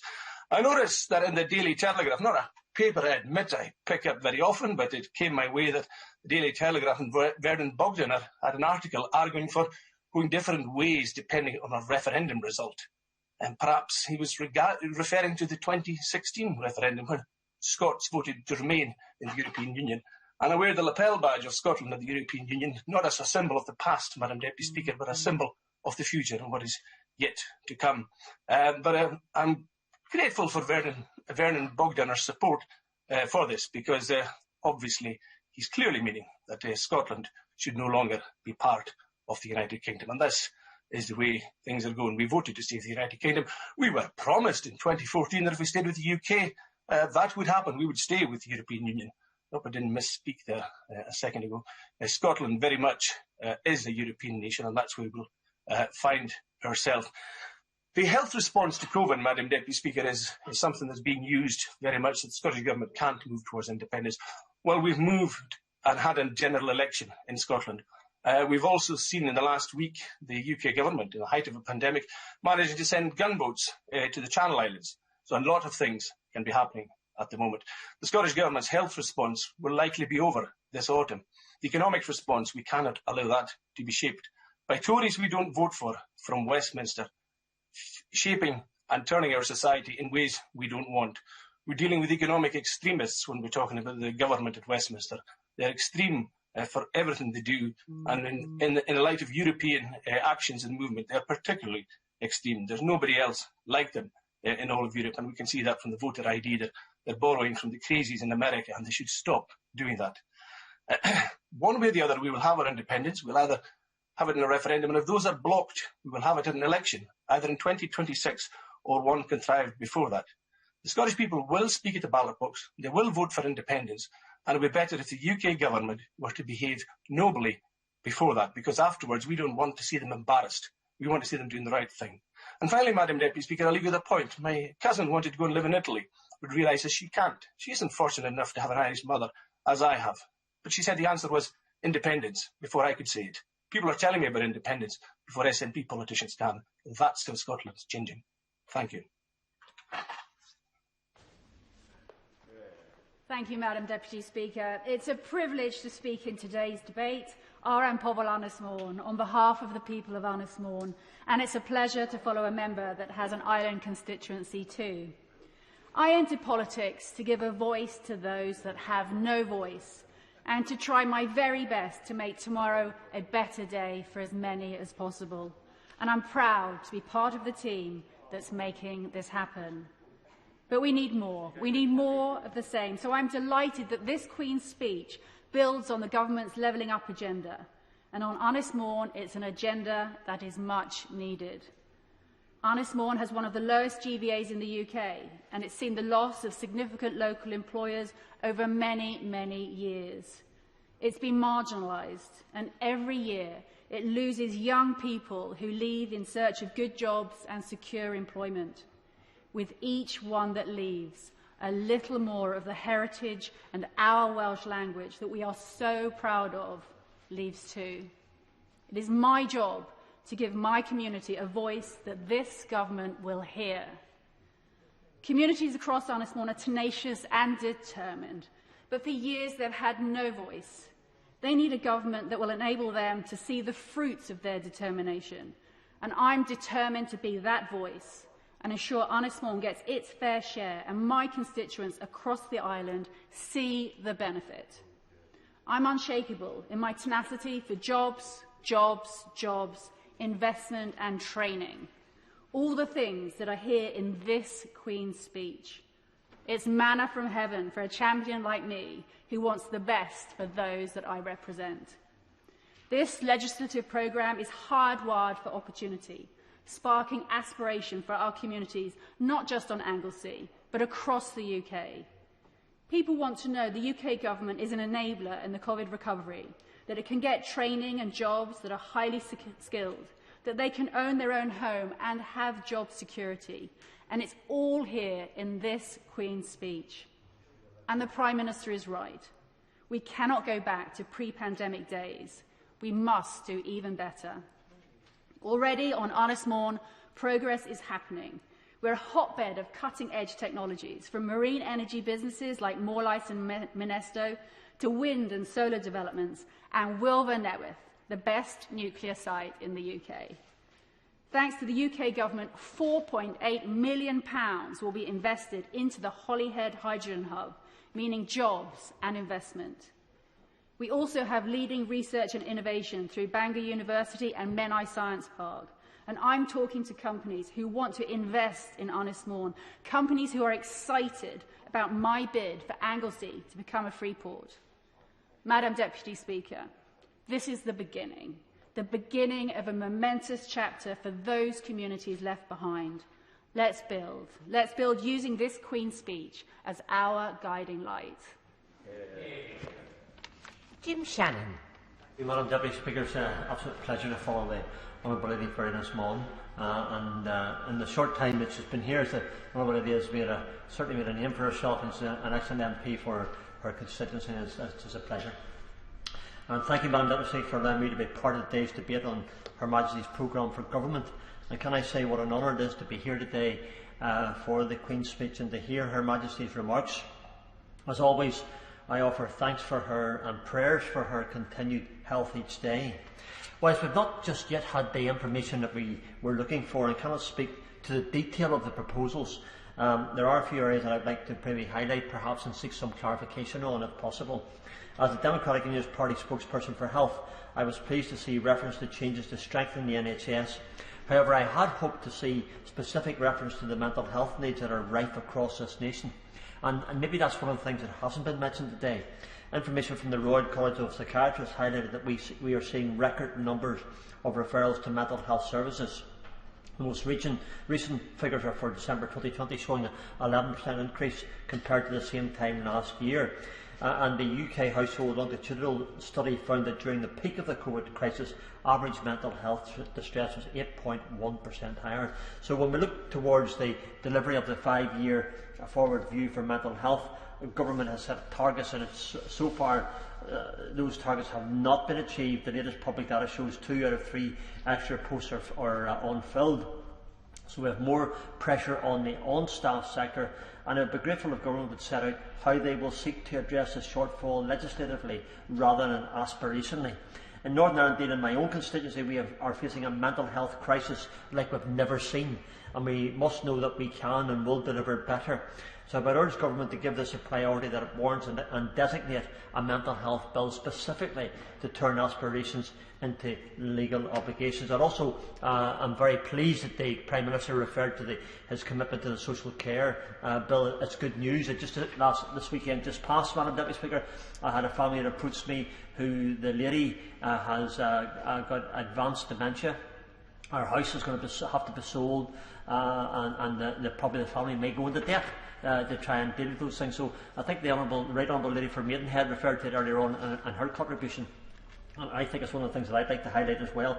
Also like to highlight the petition that's going about for increasing the monies for carers. Those who leave good jobs, who then try to get and take the position of carers for looking after family members on about £70 a week, a massive drop. So again, I would suggest and ask very, very respectfully that the issue of increasing the wages for carers could be looked at.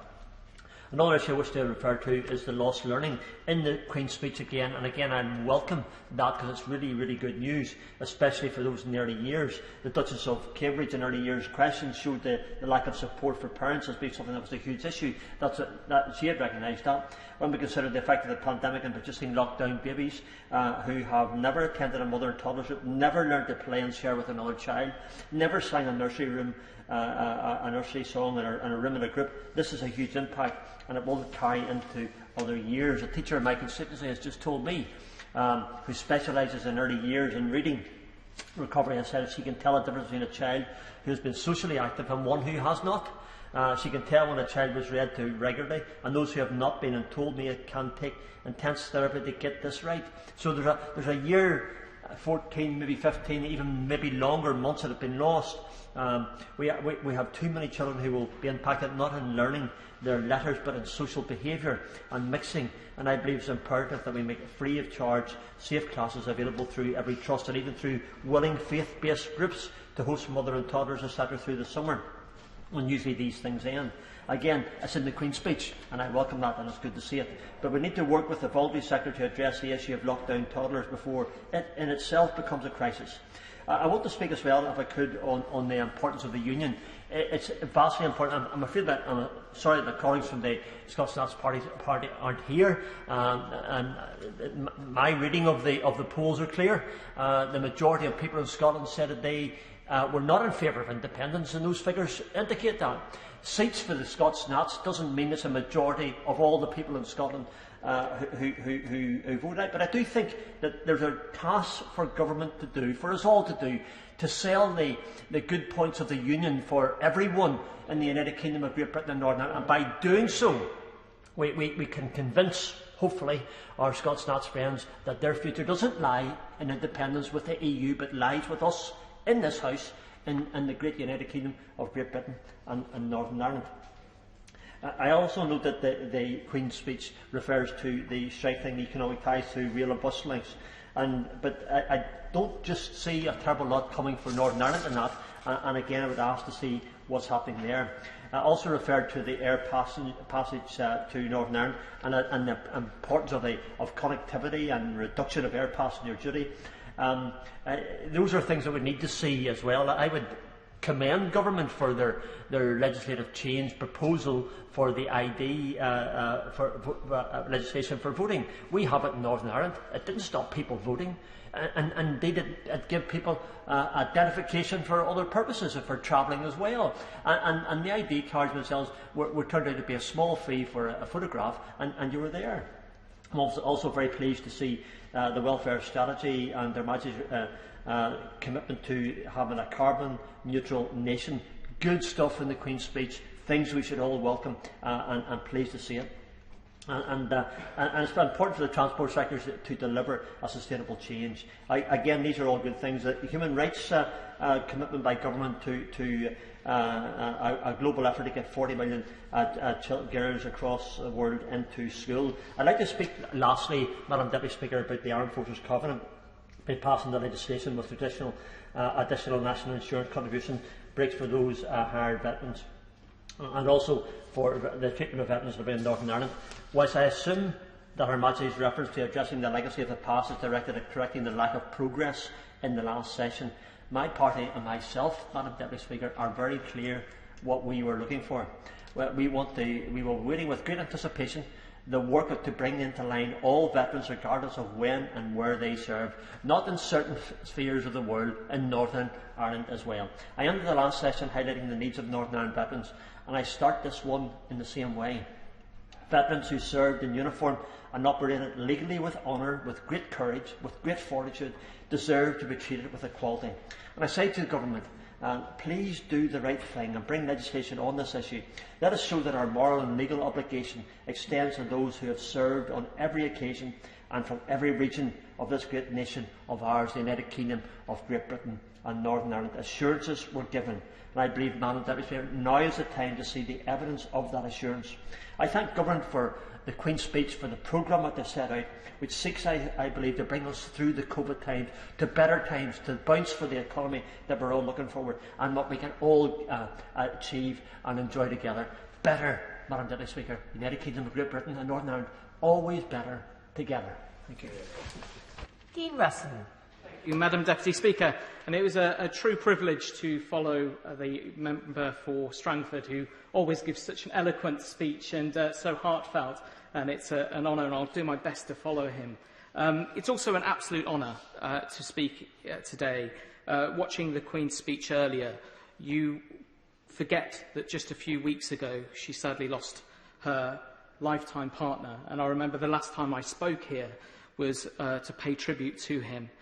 And I think what the Queen often shows through her tenacity and her stoicism and her absolute belief in this country is something that came through in the speech today. A sense of optimism, a sense of hope, and an absolute belief in the people of our great nation. What we have seen over the past year in the challenges that we have faced, impossible challenges it may seem at times, was how our community, across all our country, all of our great nation, came together to work together to save lives, to change lives, to support each other. Whether that be the incredible work of the vaccination programme, or whether it be just helping carry bags of shopping for our neighbours, whether it be through volunteering at local hospitals, or whether it be just simply standing up and helping somebody who is in trouble. And I believe the Queen's speech showed that, because what it was about levelling up people, about levelling up opportunity for each individual in this country. Not to say because you come from one part that you're going to get less. Not about saying because you have a certain background that you should not have that opportunity to succeed, but by saying every single person, however diverse the thinking, however diverse our background, that we are one equal nation. That comes back to the Union. I am the Member of Parliament very proudly of Watford, but I am also a United Kingdom Member of Parliament. And the word that sings through that phrase is the word united. We will look at our future over the coming years and decades, and we have an opportunity to build a stronger union through our work and through our words and through our efforts. Weakening that weakens us all, as individuals, as nations, as a community. What I have seen also over the past year, especially as a member of the Health and Social Care Select Committee, is the importance of our incredible NHS and care staff. And I truly welcome the integrated approach that's being put forward at the moment to support our NHS staff and our care staff. I really truly believe that one of the aspects we must look at is the use of technology. Innovation came through in the Queen's speech, and innovation in technology in healthcare, in the way that we look at our integrated systems, the way that we look at the future, is going to be something that we can build upon, not just for this country, but lead as global Britain around the world. And I believe that healthcare approach, which looks not just at ancient systems in some instances that we've looked at over the past 100, 200 years in how we treat ourselves, but also how we look at the future. And that has to include mental health. And I'm proud to say that this government has invested huge amounts into mental health and well-being, and in my constituency of Watford, it's been an absolute focus of the past few years. And one way that we ensure people's mental well-being is also knowing that you will never be seen second class for being a victim. The crime aspects of the Queen's speech, for me, are absolutely critical. We should not be a country where the victim of crime is seen as lesser than the perpetrator of crime. That goes back to the way that we look at ourselves as a nation, looks at ourselves as a community. But victims of crime need to be put first, and I believe that the announcements today will absolutely do that. And one aspect of that is also making sure that we look forward in terms of skills. Skills and how we power up this country, not just level up, but actually power ourselves around the world, and how we look at each other and the opportunities will come from skills. And the idea, rather archaic idea when you look at it, of saying you can only get new skills if you're young, seems rather crazy when you think about it. But actually the opportunity through this bill is to say whatever age you are, whatever background you are, whichever part of the country you came from, that you will have access to be able to skill up, to be able to change your life and improve your life and those of your families. I'm particularly proud that when we look at the Queen's speech today, that it was an optimistic speech. It was about hope and the future. And I fully endorse all of the aspects of it. And of course, as the details come out over the coming months and weeks and months, we will have to scrutinise the detail to make sure that we're delivering on the ground on the ambitions of it. But what I would say is that it is ambitious. And it's ambitious because it believes in us as the people of our great United Kingdom. It believes in my constituents in Watford, and it believes in all of us in a way that actually we need that hope right now after a tough year. We need that light at the end of the tunnel, and I believe we're at the end of that tunnel. The vaccination process and programme has enabled us to do that, and we can look forward once again. Thank you. Yeah. Zara Sultana. Thank you, Madam Deputy Speaker. In 1945, in the aftermath of the Second World War, a transformative Labour government was elected on a promise to win the peace. Instead of returning to the old, unfair and unequal society of the past, they promised to build a country for the future and for the people. They created the NHS, they built the welfare state, and they built millions of council homes. They brought industries into public ownership to be run for the people, not private profit. They borrowed to invest, they taxed the richest, and they set out to eradicate poverty and unemployment. Madam Deputy Speaker, they faced a country brought to its knees by war. It was a crisis like no other, but they rose to that challenge. Today, as we emerge from the pandemic, we too face crises like no other. A crisis of public health, with a government that let bodies pile high in their thousands and underfunded the NHS for a decade. A crisis of poverty, inequality and unemployment, with a government that hands out billions in dodgy contracts to wealthy Tory donors but refuses to give working class kids food in the holidays. And looming over us, a climate crisis that threatens the future of us all. Madam Deputy Speaker, this is not a time to tinker around the edges. It's not a time to return to the old, unfair and unequal society and economic model that got us here in the first place. It's time to match the scale of the challenges we face with an ambition like the Labour government had in 1945. That's why at the heart of this Queen's speech should be a People's Green New Deal, a state-led programme of economic transformation to build a country that can not only avert the climate emergency, but truly one that works for the 99%, not just the 1%. It's a programme designed and discussed by trade unionists and think tanks, activists and policy experts that would create millions of well-paid, unionised, skilled green jobs.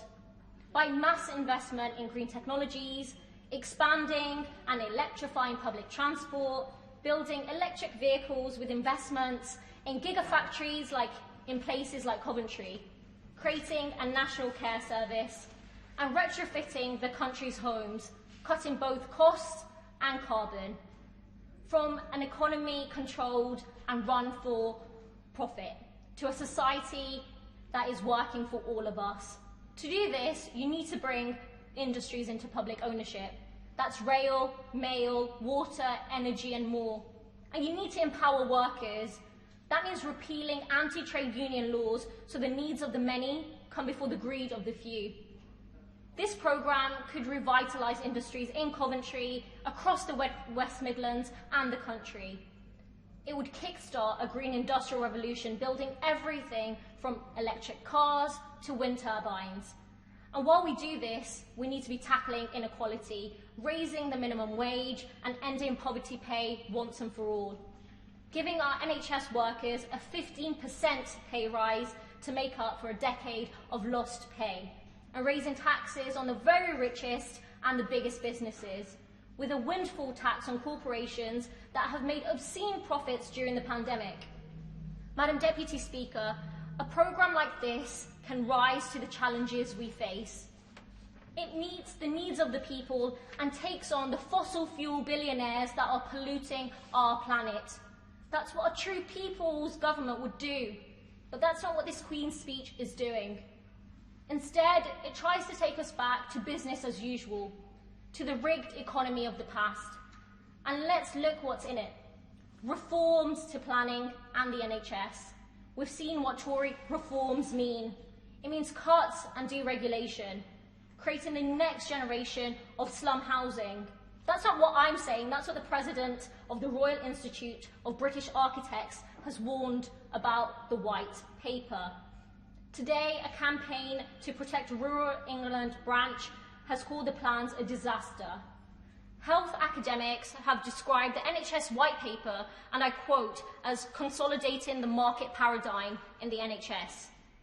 And while there's promised new laws for property developers and private healthcare companies, there's absolutely nothing about workers' rights. There's not a sight of the promised employment bill. There's no ban on fire and rehire, no end to zero-hour contracts, nothing for more than 5.7 million people in low-paid or precarious work. Nothing for the 4.2 million children growing up in poverty, nothing for the 1 in 7 adults without access to the social care they need. And there's absolutely nothing that comes close to tackling the climate emergency.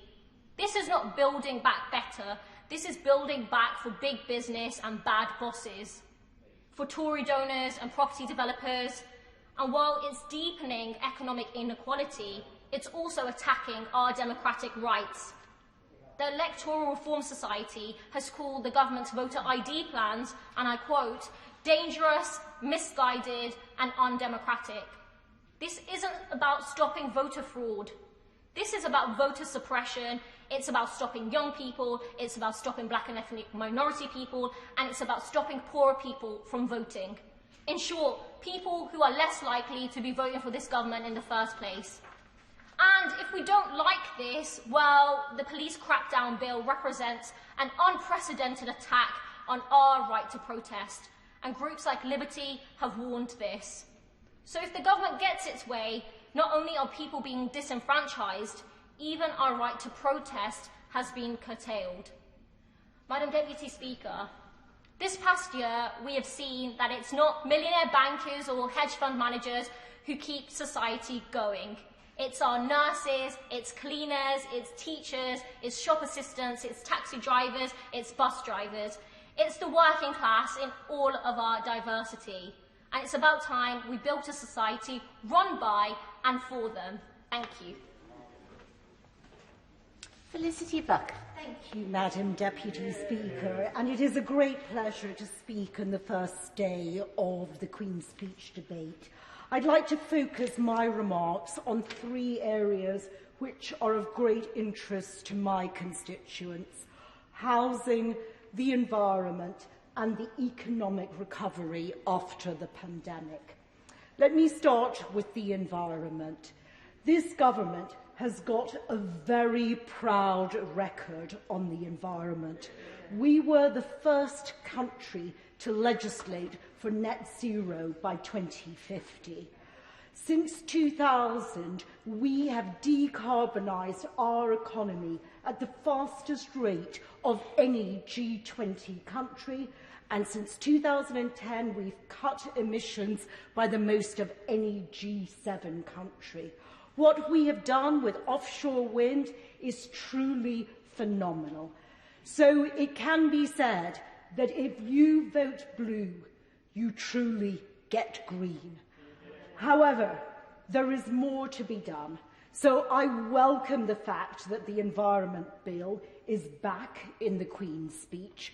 I welcome the fact that it sets ambitious targets in law, and I also welcome the fact that it cuts across all departments, so all departments have an environment focus. I am very focused on electric cars. I'm one of the Conservative Environment Network's electric car champions.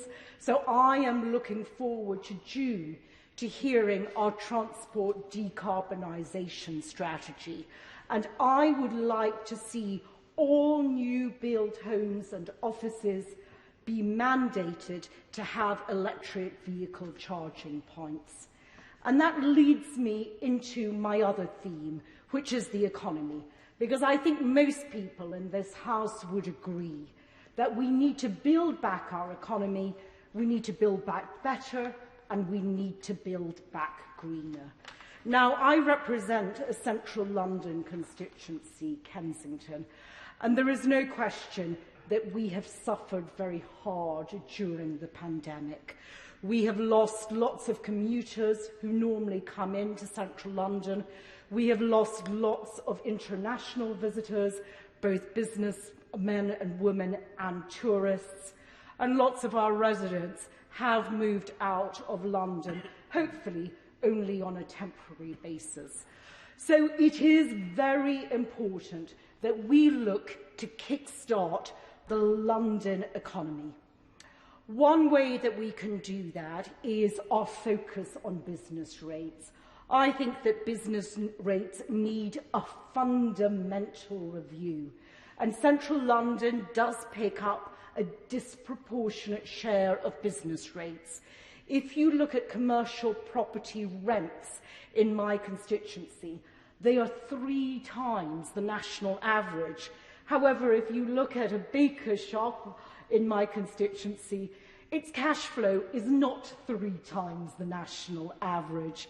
And it's 2 tiny boroughs in central London, the neighbouring one of Westminster and Kensington and Chelsea, that make up 10% of all of the UK's business rates. So I do think we need a fundamental reform of business rates.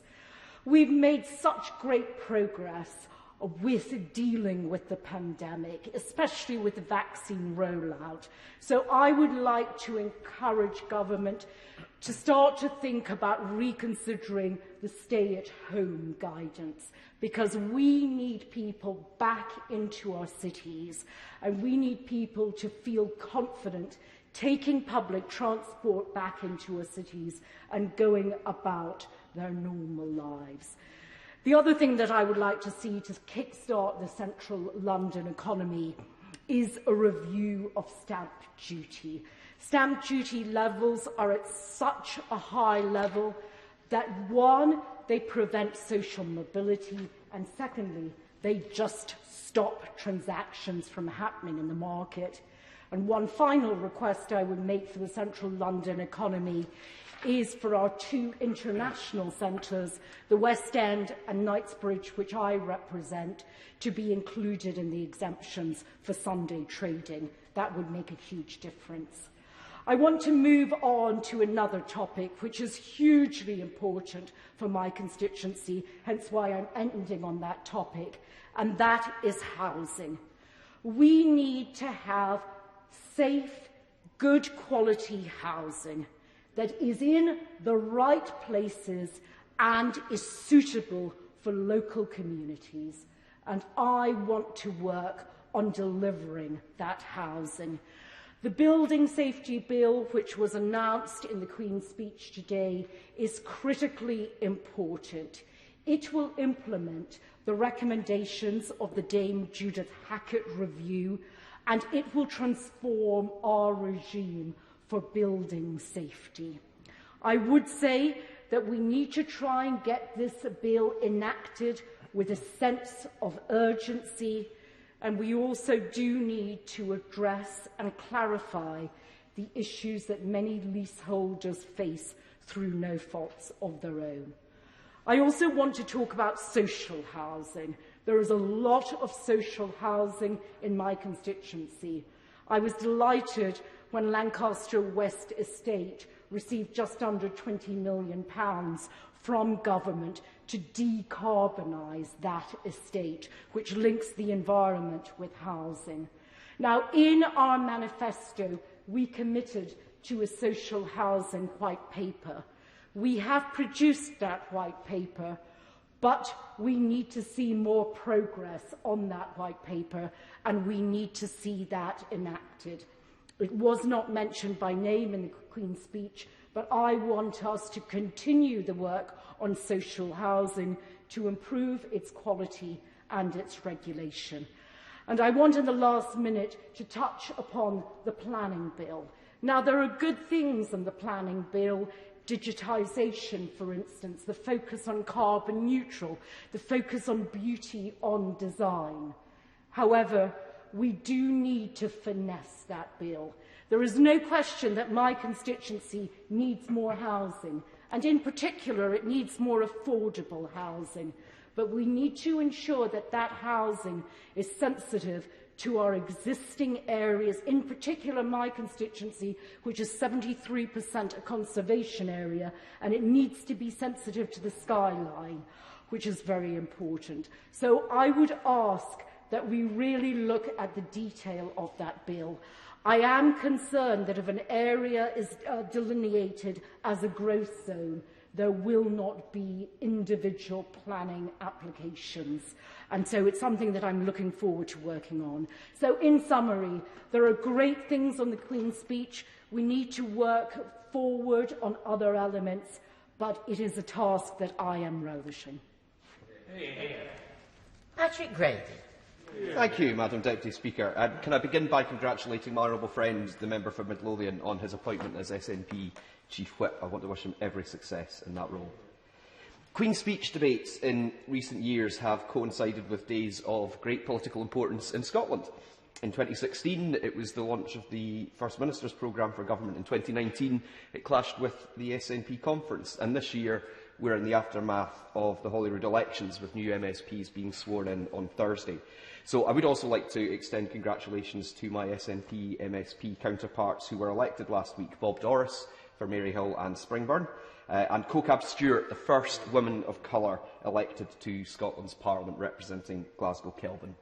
We have lots of local issues and challenges to address, and I hope that we can work on them together, whether that's securing the future of the Maryhill Library or supporting the small businesses that are the backbone of our local economy in bouncing back from the pandemic.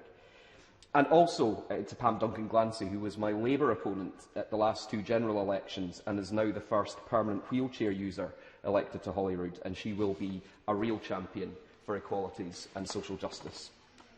And the record turnout in those elections shows that it is primarily to the Scottish Parliament that our constituents look to for progress on such vital issues. The step change in turnout at this election has to be a sign of the permanent shift in political gravity that has taken place in Scotland. Much of the programme for government outlined by the Prime Minister today is in areas of devolved competency anyway. Whether or not evil procedures return post-pandemic, many of today's bills announced will have little impact north of the border, and in any event, they could not divert more starkly from the progressive reforming agenda promoted not just by the SNP, but actually a majority of the parties elected to Holyrood last week. All but one of those parties are committed to developing a minimum income guarantee. All but one of those parties support greater public control and ownership of the railways and public transport. All but one of those parties oppose the construction of a new royal yacht. And for the first time last week, refugees in Scotland exercised their right to vote.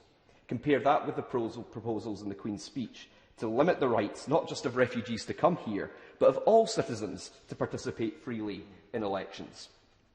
Commitments specifically in the SNP manifesto show what a fairer, more just Scotland can look like. Free dental care on the NHS, the cause that prompted Nye Bevan's resignation from government in the 1940s, is a priority. Laptops and bikes for all the kids that need them. That's not just good for them, it's good for the country as a whole. And it's very different from the kind of pork barrel politics and propositions being laid out by the Tory government today. And the divergence between governments goes beyond areas of devolved competence. In recent weeks, I've been contacted by hundreds of constituents concerned about the UK government's sweeping cuts to the aid budget, which are undermining any claim this government can have to global leadership, even as it prepares to host COP26. They are damaging international development research coordinated at the University of Glasgow and other institutions across the country, and they will literally cost lives that no royal yacht and certainly no Trident missiles can save. Constituents repeatedly expressed their concern about human rights abuses around the world. In Colombia, as many as 47 protesters and human rights defenders have been killed since April the 28th, with widespread reports of abuse and arbitrary detention by the security forces, and I hope the government will join global condemnation and calls for action. We desperately want to see Nazanin Zaghari Ratcliffe and other prisoners of conscience reunited with their families. Her freedom is one of the great causes of our time, and one that has been in my mailbox consistently since the election in 2015. And that freedom is clearly achievable, and this government must do all it can to deliver that. And there has to be progress to a peaceful and lasting settlement in the Middle East. The recent violence in Jerusalem is a tragedy, and Scotland's First Minister has called for an end to that violence immediately. And the UK government must follow this example and show greater leadership in seeking to influence events in that part of the world. And perhaps that's why people in Glasgow North and across Scotland increasingly look to Holyrood as the centre of gravity of political leadership, not only on devolved issues, but for representation and implementation of their views of Scotland's role in the world, a role that includes being a proud European country. Glasgow looks forward to welcoming world leaders to COP26, and we will not be afraid to highlight Scotland's ambition to slash emissions and achieve a just transition, even as this Tory government dithers and delays. Because if we want Scotland to speak with a clear and progressive and ambitious voice on the world stage, then the best way to do that will be with a seat at the top table. So when the mandate of the new Scottish Parliament is respected and the people of Scotland are given that choice, I believe that is the choice that they will make, to build back better from the pandemic and tackle the climate crisis on an equal basis alongside every other normal, independent country in the world. Lee Anderson. Thank you, Madam Deputy Speaker. Now then, as we recover from the pandemic, this Queen's speech is just what the doctor ordered. And I can tell you now that the residents of Ashfield and Eastwood are absolutely delighted with the contents of the Queen's speech. And this is the type of the Queen's speech that actually justifies the reason why I and many of my colleagues won the Red Wall seats in 2019. We're getting tough on law and order, we're getting tough on illegal immigration, and we are winning the culture war. Our asylum system is broken, and the eagerly awaited Sovereign Borders Bill will ensure illegal immigrants cannot claim asylum if they've travelled to a safe country to get here. And this is excellent news for genuine asylum seekers who do need our help. Our brave ex-servicemen should not have to worry about getting a knock on the door 40 years later after serving in Northern Ireland. And we're going to fix that. They deserve better. The media and the opposition call our police, crime, sentencing and courts bill controversial. Imagine that, Madam Deputy Speaker. A bill that ensures the most violent criminals get locked up for longer. A bill that ensures public nuisances like Extinction Rebellion and Black Lives Matter are prevented from damaging property and disrupting public life. A bill that sees sex offenders locked up for longer. A bill that sees thugs who attack our emergency workers locked up for longer. There is nothing controversial here at all, Madam Deputy Speaker. This is what the British people want. This is what they expect, and I welcome it. But I would like to see us go further, especially with antisocial behaviour from nuisance neighbours who make their neighbourhood a miserable place to live. Imagine coming home from a hard day's work with the usual lot causing trouble, causing problems. There's excessive noise, swearing, threatening behaviour, abusive behaviour, a lack of reasoning, a lack of common sense.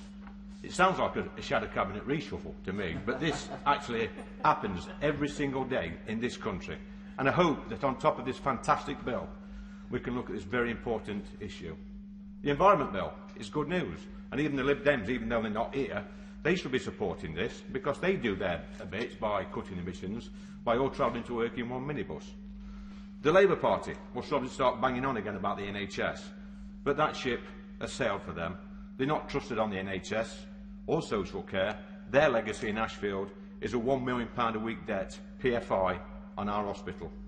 Our brilliant NHS, or as we call it, our brilliant National Health Service, is safe in our hands. But the Labour Party have their own NHS, which is the National Hindsight Service. This service is just over a year old, and basically it's a think tank of opposition MPs who have never spoken to anyone outside the tea room or Twitter. And what they do, they claim credit for every good thing that happens in our country, and when things go wrong, they just say, "I told you so." And this is a failing service, Madam Deputy Speaker, so their leader has leapt to another bandwagon, which is home decorations.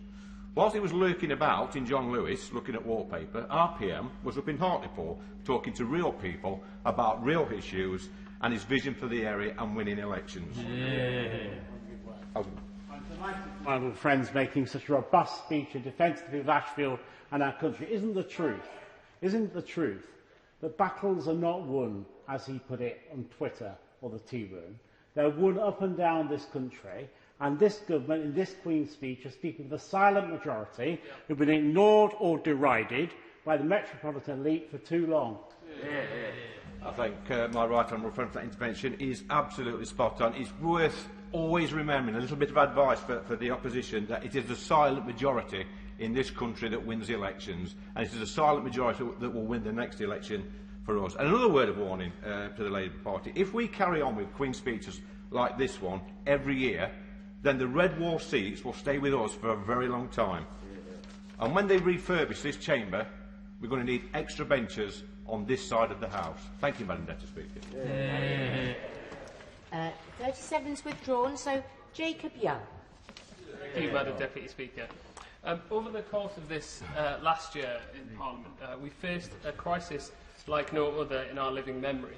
Yet we still achieved some incredible things thanks to the determination of this government and the Prime Minister focused on the people's priorities. We have 11,200 more nurses in our NHS than last year, 9,000 extra police officers as part of our 20,000 target, a new £4.8 billion levelling up fund to support communities across the UK. We passed the Domestic Abuse Bill, the Overseas Operations Bill, the Counter-Terrorism and Sentencing Bill. We signed trade deals with more than 60 countries, supported workers and businesses through the pandemic with furlough and grants. We increased sentences for animal abusers from 6 months to 5 years. We established 8 new free ports, including one in Teesside. We launched the vaccination programme, the most successful vaccine rollout in Europe, and of course, we got Brexit done. This is a government delivering on the people's priorities, which is why we've seen this overwhelming endorsement from the public over the course of recent days. But turning to this Queen's speech, as we mark Mental Health Week, I'm proud that this government is putting mental health at the heart of our plans for the NHS. The past 18 months have been incredibly challenging for many of us, and we've all struggled with our own mental health in different ways. That's why we're making sure support is available when people need it, and ensuring that anyone who struggles will be treated with dignity and respect when getting the help that they need. Madam Deputy Speaker, when I was elected in 2019, I pledged to do all I could to cut crime and make our streets safer in Redcar and Cleveland. I'm thankful to the people of Teesside who've put their trust in our newly elected Conservative Police and Crime Commissioner for Cleveland, Steve Turner, with such resounding support, achieving over 50% in the first preference. And the reason the public are backing us with the police is because we are backing the police, through things like the Police, Crime, Sentencing and Courts Bill. Not only that, we're recruiting more police, with an additional 185 officers swelling the ranks in Cleveland as part of the government's plan to recruit 20,000 new police officers across the country. Tackling road and knife crime, a priority shared by this government, as is making our justice system fairer for victims, and I'm pleased that we're introducing a range of legislation that will do just that. Our measures deliver greater support for victims, tougher sentences for the worst offenders, and extra funding to reduce knife crime. And we need that funding to go to the right areas too, just like in Cleveland. This Queen's speech shows that we are the party of law and order, putting victims first and serious offenders behind bars. I also thank the government for the announcement of the new legislation to ban conversion therapy, so it is finally considered as what it is, a crime. I recognise the need for consultation on legislation. However, I say this as a gay Christian. Please, let's just get this done. And I urge ministers to speed up any consultation process as much as possible so that victims of this horrific practice are finally recognised as such. I welcome the Government's commitment to greater online protections from abuse, to prevent bullying and intimidation on social media from unaccountable and anonymous trolls. Democracy has to be about sharing ideas and encouraging debate, but no difference in opinion justifies threats, abusive language or degrading comments. This is also why we must strengthen freedom of speech in our universities to reintroduce proper debate, as is expected of our world-leading higher education system. Protecting the debate of ideas is fundamental to protecting our democracy. But critical also is ensuring a robust electoral system. It gives citizens the right to vote, and in a way that helps them engage but prevents fraud.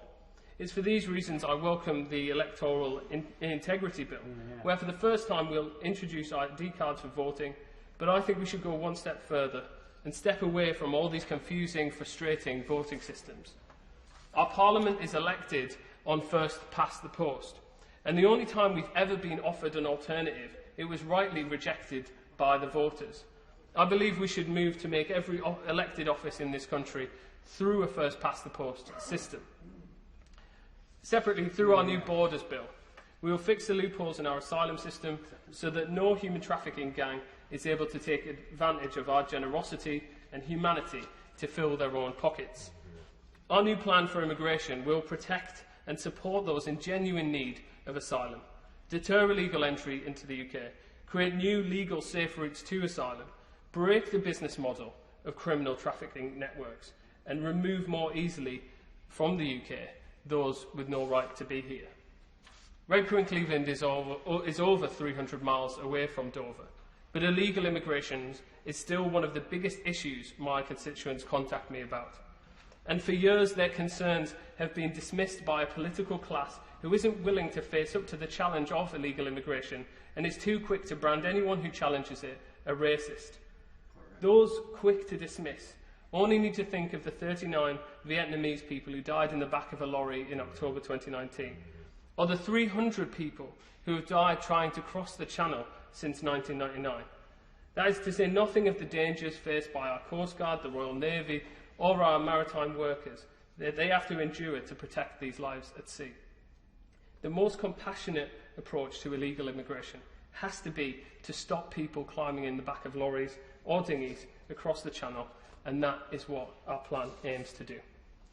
And finally, Madam Deputy Speaker, as we build back better, we must build back greener too. By implementing the Environment Bill, we will set legally binding environment targets to tackle air pollution, cut plastic waste, and revolutionise how we recycle. We continue to lead the way globally in acting on climate change, hosting the vital COP26 climate negotiations in November, and rolling out a 10-point plan for a green industrial revolution. But as we step away from these carbon-intensive industries, particularly our steel and chemical industries, we must ensure that we facilitate people transitioning into new green-collar jobs, which is why I welcome the Lifetime Skills Guarantee. There's so much more that I'd like to say. We have a real fantastic agenda for the next 12 months. But to finish, this government is leading the way out of the COVID pandemic and into a decade of growth and prosperity. It can be in no doubt that this government is delivering on the people's priorities for Redcar and Cleveland and for the country. This Queen's speech encapsulates exactly that, and I wholly support it. David Linden. Thank you very much indeed, Madam Deputy Speaker, and it's a real pleasure to follow the Honourable Gentleman, the member for Redcar. There were a couple of points I wanted to pick up in his speech. I note what he said about the first-past-the-post system. I actually happen to be a big fan of proportional representation. Rather ironic, given that my party won 85% of first-past-the-post seats in last week's election. But I would gently say to the Honourable Gentleman from Redcar that if he has an issue with the first-past-the-post system, then in order to be consistent, he would need to recognise that in Scotland, 85% of seats were won first-past-the-post by the SNP on a mandate of giving Scotland the right to choose its own future. But I don't want to quibble with him. I do want to agree actually with what he said specifically in relation to banning gay conversion therapy. I think he's right to put that on the record, and certainly on that he and I are very much on the same page.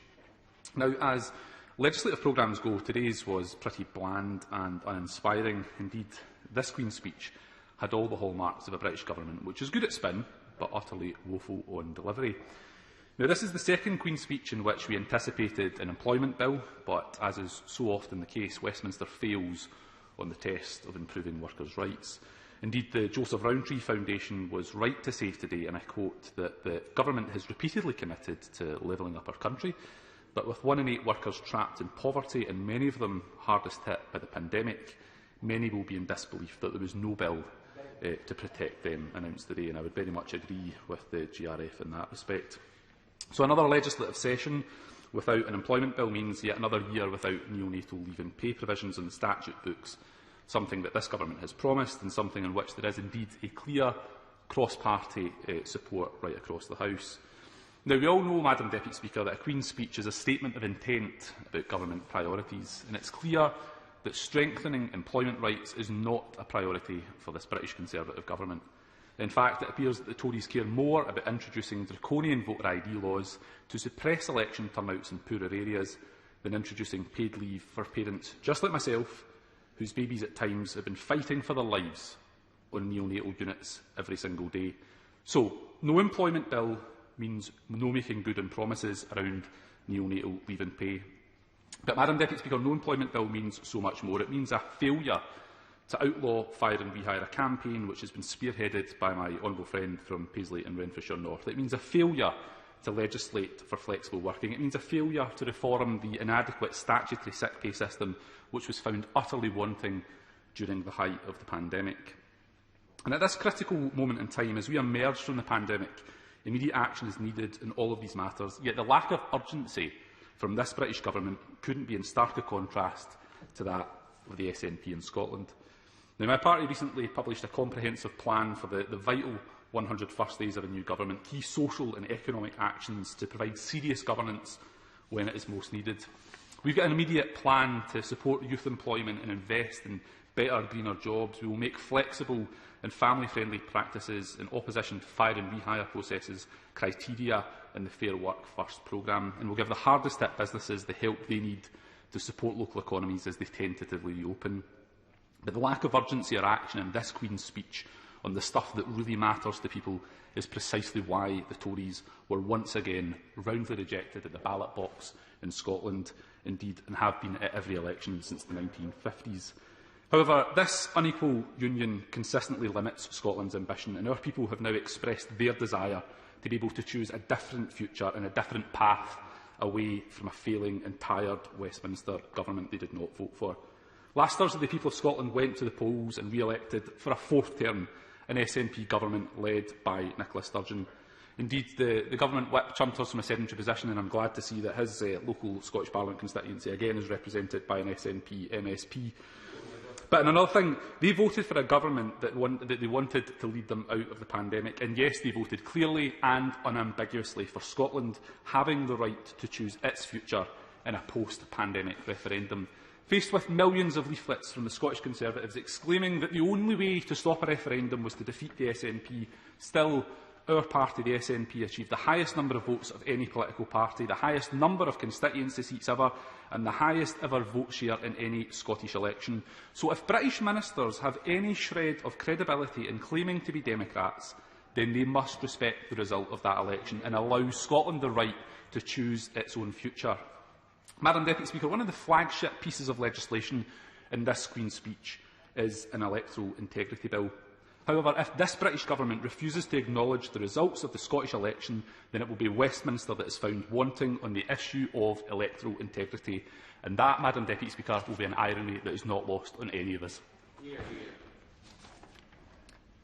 Jerome Mayhew.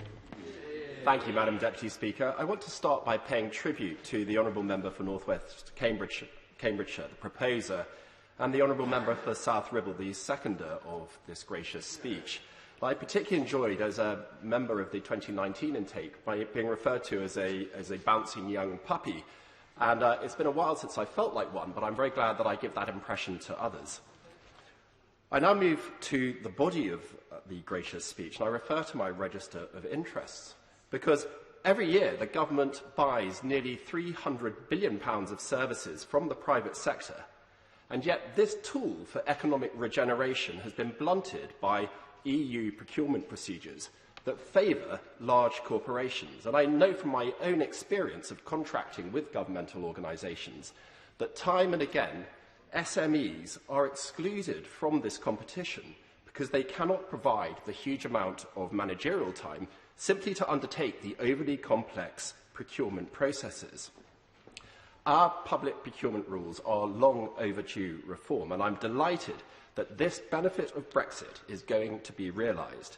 The government will be able to focus its huge investment, allowing it to be both more strategic and save the taxpayer money through much simpler procurement procedures that allow us for the first time to favour British suppliers.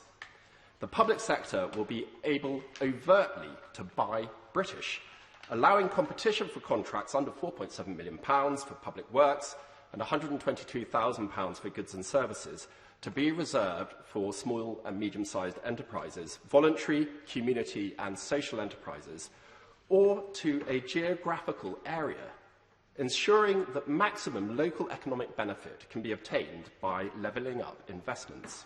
It seems bizarre, Madam Deputy Speaker, to have to say this, but this legislation will also allow the tender process to take account of a bidder's past performance, allowing departments to exclude suppliers who have failed to deliver in the past. As a previously frustrated bidder for contracts, how refreshing that simple improvement will be. Simplifying procurement processes, making them accessible to smaller challenger businesses, encouraging innovation and entrepreneurialism, and enshrining common sense principles such as taking account of past performance. What better way to kickstart local economies and entrepreneurialism? You can immediately see how these changes will drive local growth, promote innovation, support local recruitment, and level up communities.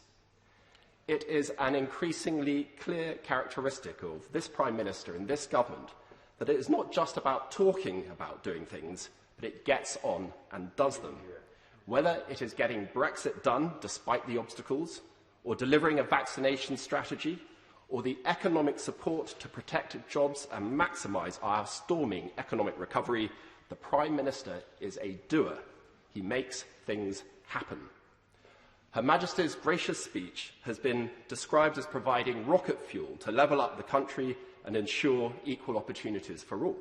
And it's clear from this Queen's speech that improving life chances across this United Kingdom is at the core of the government's mission. It seems, Madam Deputy Speaker, that Labour and the Liberal Democrats share an instinct. Through punitive, redistributive taxation and their distrust of business and their distrust of personal success, they want to promote equality by levelling down. But we saw last week that people have had enough of being told that they've been left behind. People don't want victimhood, they want opportunity.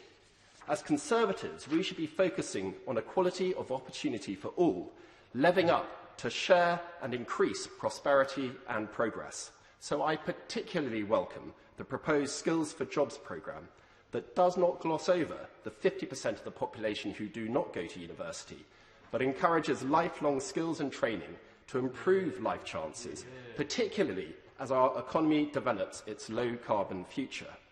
And opening up the student loan scheme to all adults over the age of 24 has the potential to revolutionise lifetime learning and transform the fortunes of further education colleges, placing them at the heart of their communities. Self-improvement, the cornerstone of levelling up, and it's the cornerstone of conservatism. The chance to own your own home is another of the great levelling up opportunities. Home ownership creates stability, savings, and often something to pass on to the next generation. And this desire is at the core of all of us. I welcome the government's recognition that the current planning and construction system is not working and that action needs to be taken to fix it. But much work needs to be done to ensure that the cure does not create additional problems for existing communities. The government's seminal Building Better, Building Beautiful report sends the right signal to developers, and I look forward to working with the government to implement its objectives. Madam Deputy Speaker, this gracious speech shows a government that is brimming with ideas and in a hurry to get things done, to improve the life chances of communities across this United Kingdom, and I look forward to supporting it. Natalie Elphick. Thank you, Madam Deputy Speaker. I'm pleased to follow my honourable friend from Broadland, who is a strong voice for British jobs and businesses and beautiful communities. As I welcome the gracious speech, may I take a moment to pay tribute to the memory of my constituent, Julia James, who was murdered recently while walking her dog Toby in the fields and woodlands by her home in Snowdown in Kent.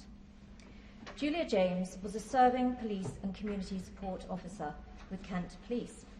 She served with great commitment since 2008, a popular pillar of our community, much loved by her family and friends. In her working life, she supported women and girls who were victims of violence. It is all the more tragic that she herself died as a victim of a brutal and vicious attack. The gracious speech contained legislation to increase sentences for the most serious and violent offenders, as well as additional protections to support victims of violence in the draft Victims Bill.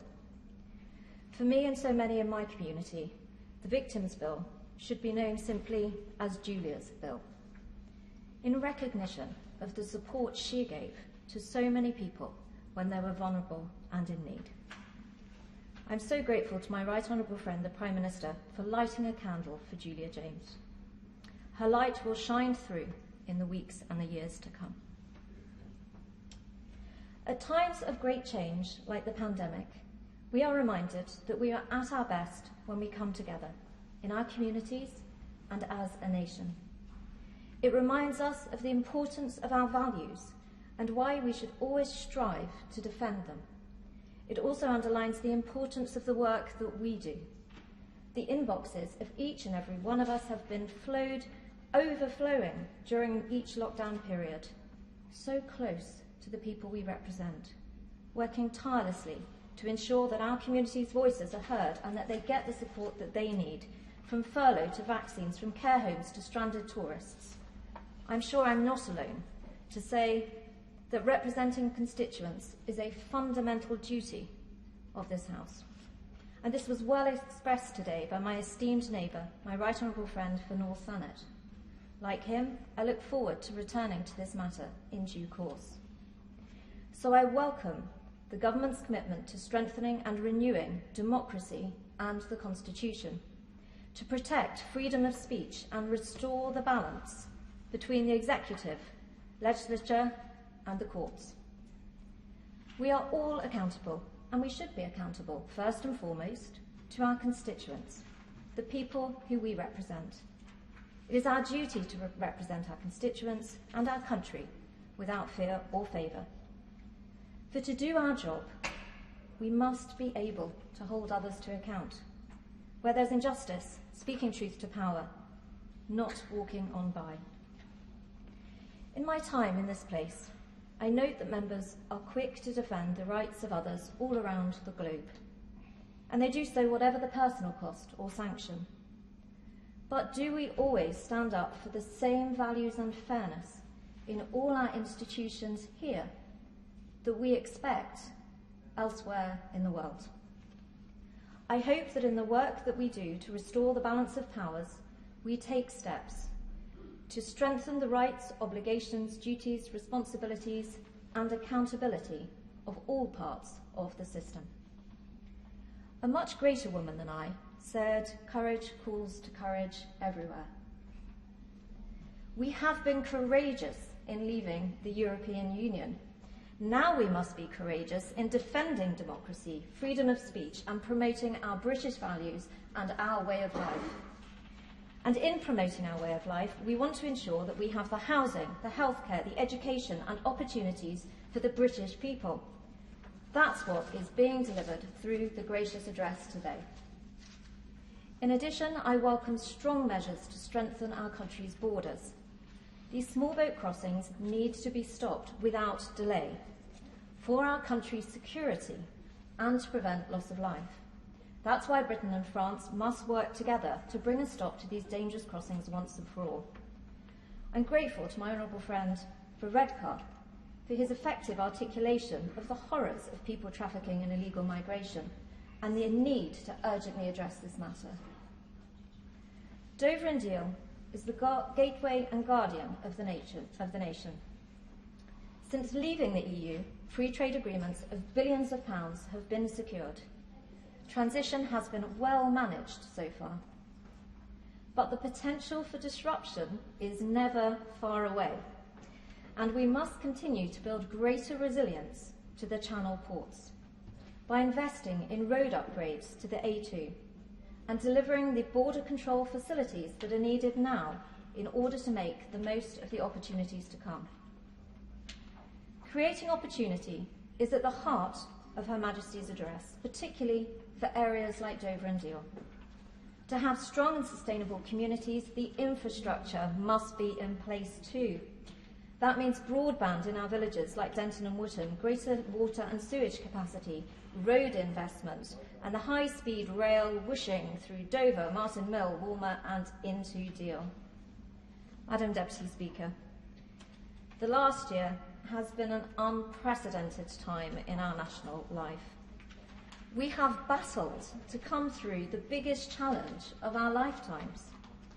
Yet coming through we are. This gracious speech sets out the course for our country to travel in the years to come. A country that will be independent, strong, reinvigorated, and with a renewed sense of determination and national purpose that will deliver for the people I serve in Dover and Deal. Siobhan Bailey. Thank you, Madam Deputy Speaker, and I give thanks to my honourable friend from Dover for paying tribute to the family of Julia James, and my heart and thoughts and prayers go to them for their loss and of such a fabulous woman. It is my pleasure to speak on behalf of my constituency of Stroud following the historic state opening of Parliament. The United Kingdom, indeed the whole world, has been battered by a previously unknown virus that has ripped through our communities and devastated families. While we thankfully now have low rates of infection in Stroud, the impact of COVID is still being felt by businesses who have spent years building staff, brands and custom, yet they're only just able to open their doors properly. Some sectors like weddings and businesses are still having to fight for discretionary funding, and for the limited company directors fight for any support at all. Yet notwithstanding or dismissing those issues, standing before you, Madam Deputy Speaker, I feel hope.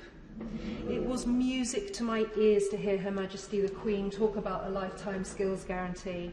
I have campaigned and pecked a lot of heads in government about the benefits of further education.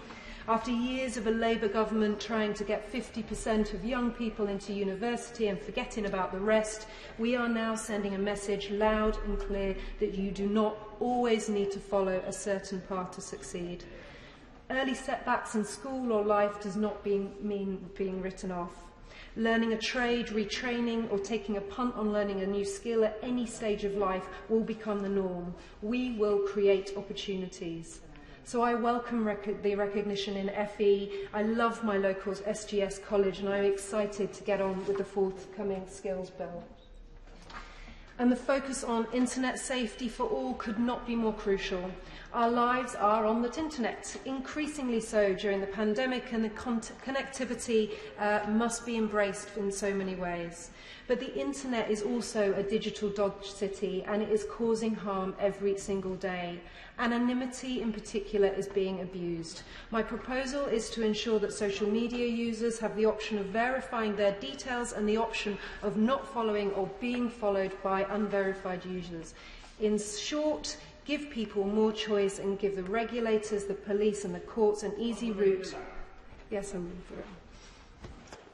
I'm grateful to the Honourable Lady for allowing me to give way, and I pay tribute to her work that she's done on anonymity in recent months. I remember a time, Madam Deputy Speaker, when it was only myself and the Honourable Gentleman for Chelmsford speaking on these issues some 4 or 5 years ago, so it's great to see so many members take such interest. Would she agree with me, though, that we must now, through the Online Harms Bill, ensure the platforms stop the excuses? We've had years and years of self-governance, of voluntary charters, but also years of the platform saying they can't do this. Yet, if I'm discussing with my wife overboarding in my loft, an algorithm will be created to ensure that I get advertising for this, but they can't resolve the issues of abuse and attacks on politicians, on footballers, on members of the public, wherever they may be. And we really must end the excuse culture of the platforms. Honourable friend makes a good point, and I am fortunate, we are all fortunate that from across this House, everybody wants to see online harms tackled, and we have to give a huge amount of praise to the government that is working incredibly hard to do that. And I agree. I mean, in my mind, I'm not the most techie person in the world, but the internet companies and the tech and the social media, they're smart cookies. I'm sure that they could fix this stuff. And to be honest, I am hoping to work with them as well as working with the government, because I'm hoping that the tech companies will be doing more ahead of needing government to intervene.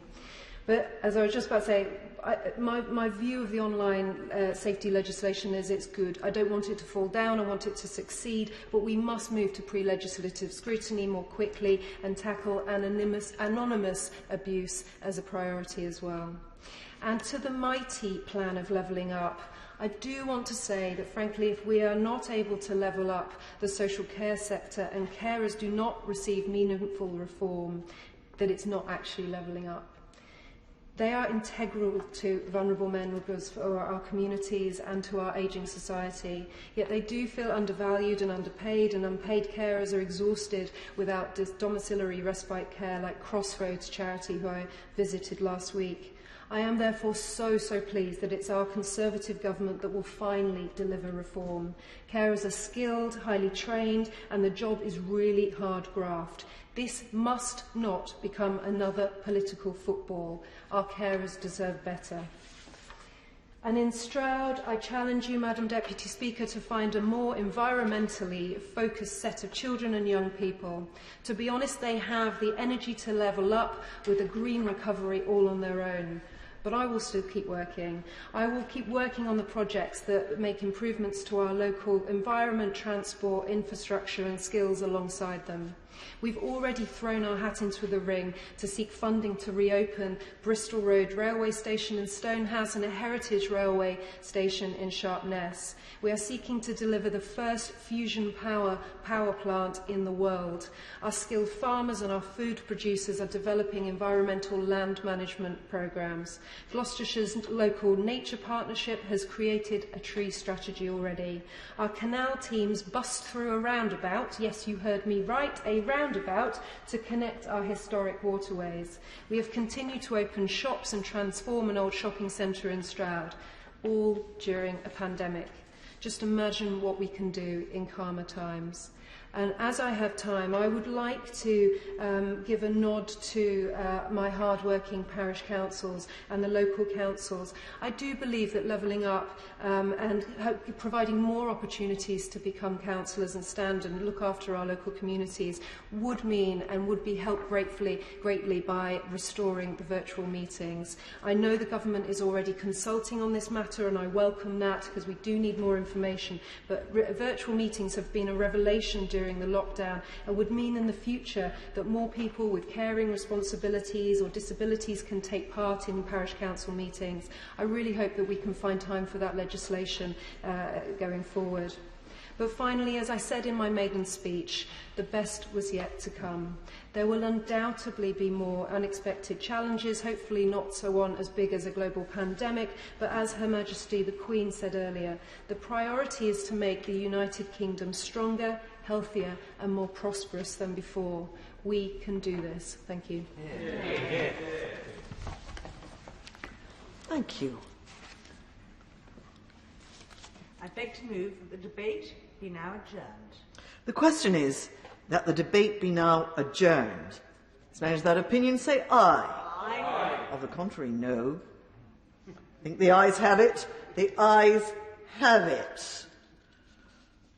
Order. Order. Debate to be resumed what day? Tomorrow.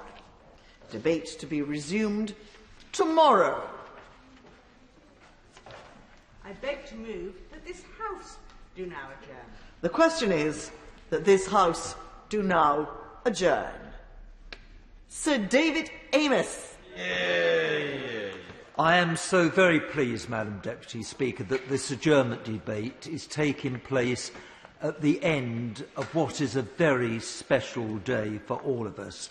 It is of specific importance that, of course, none other than Her Majesty the Queen was here today to start our proceedings. And, of course, the lady that I'm going to talk about this evening was held in very, very high regard by the royal family, and particularly Her Majesty the Queen. And I'm so pleased, Madam Deputy Speaker, that it's you who is presiding over our proceedings this evening, because I happen to know on good authority that you were very fond of this lady because your late father held her in the highest of regard.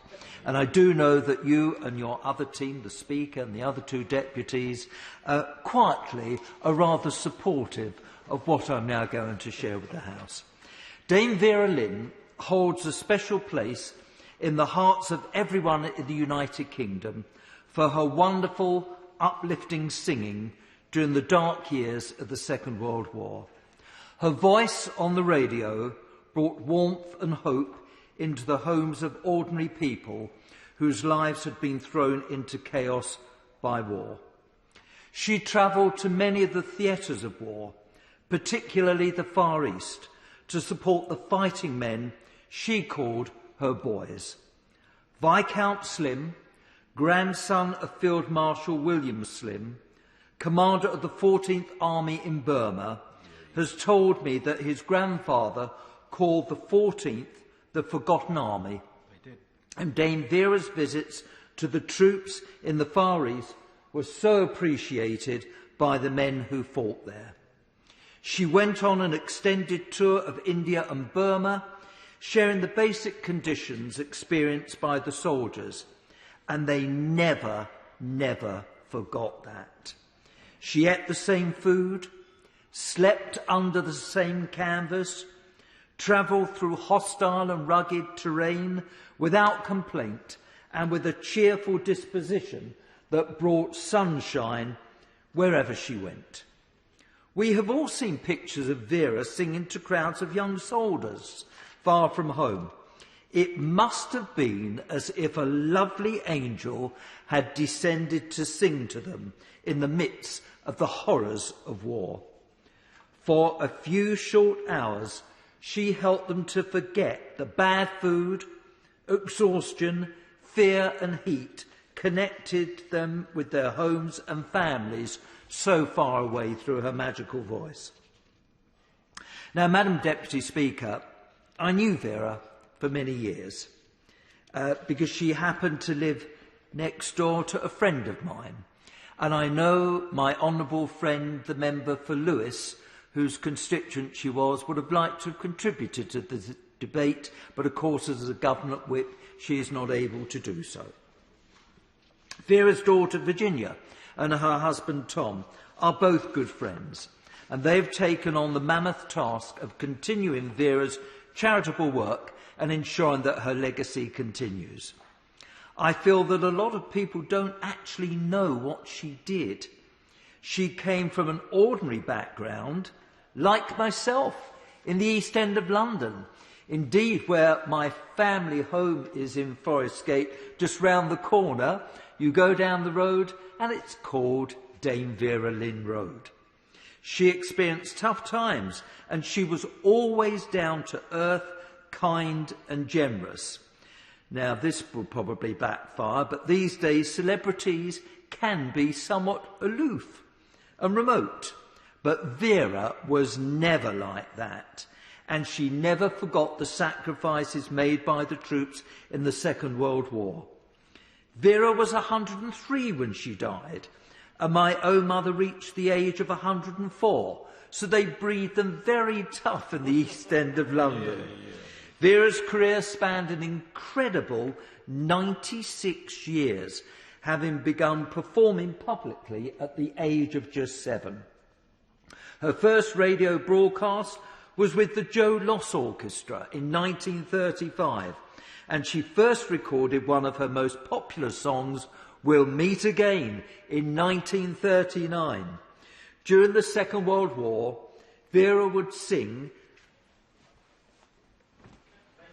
I'm very to congratulate the Honourable Gentleman in bringing this forward. It's really, really so pertinent, and it's one that we all love. And I'm really pleased, Madam Deputy Speaker, that there's a special affection that your family have, and it's just wonderful to have that expressed in such a way. But I was just sitting here thinking, does the Honourable Member not agree? In a world where some are ashamed of our past that Dame Vera Lynn is a treasure to be remembered and celebrated as a generation of selfless British patriots whose love and devotion and dedication to their country is something of worth to be memorialised and immortalised. And thank you. Well, I have to say, how could anyone disagree with anything that the Honourable Member for Strangford said? And I'm certainly not going to disagree on this occasion. He described this wonderful woman brilliantly. During the Second World War, as I said, Dame Vera would sing to people using the London Underground stations as air raid shelters. The title Forces Sweetheart came about after the Daily Express, who are back in the campaign, asked British servicemen to name their favourite musical performer. And of course, Vera topped the poll. Her radio programme, Sincerely Yours, began in 1941 and included messages to troops serving abroad. However, after the fall of Singapore, the programme was taken off the air for 18 months because it was viewed, I mean, this is crazy, as too sentimental and would interfere with the war effort. There we go. Vera toured Egypt, India and Burma with ENSA. In 1985, she rightly received the Burma Star for entertaining British guerrilla units in Japanese-occupied Burma. How those young men must have enjoyed having a star like Vera appear among them, and what courage she showed to put herself in such a dangerous position. In her later years, Vera was a frequent performer at commemorative events such as VE Day, and again you can see the royal family on the balcony enjoying every minute when Vera and others appeared, with her final public performance being in Trafalgar Square in 2005, where she made a speech and joined in with just a few bars of "We'll meet again." But, Madam Deputy Speaker, her career wasn't finished there. In 2009, at the age of 92, she became the oldest living artist to make it to #1 in the British album chart. Now, I wonder what the Brits would be making of that at tonight's awards. In 2017, the year of her 100th birthday, an album of her songs, which I've got, with new orchestral settings and duets with many contemporary artists, was released. She was the best-selling female artist of the year at the age of 100 and received a Lifetime Achievement Award at the Brit Awards taking place this evening. She was the first centenarian performer to have a top 10 album. But it is not just Dame Vera's wonderful voice that should be commemorated, but the enormous amount that she has done for others less fortunate than herself. Many people will be unaware of all the marvellous work done by her two charities, the Dame Vera Lynn Children's Charity and the Dame Vera Lynn Charitable Trust.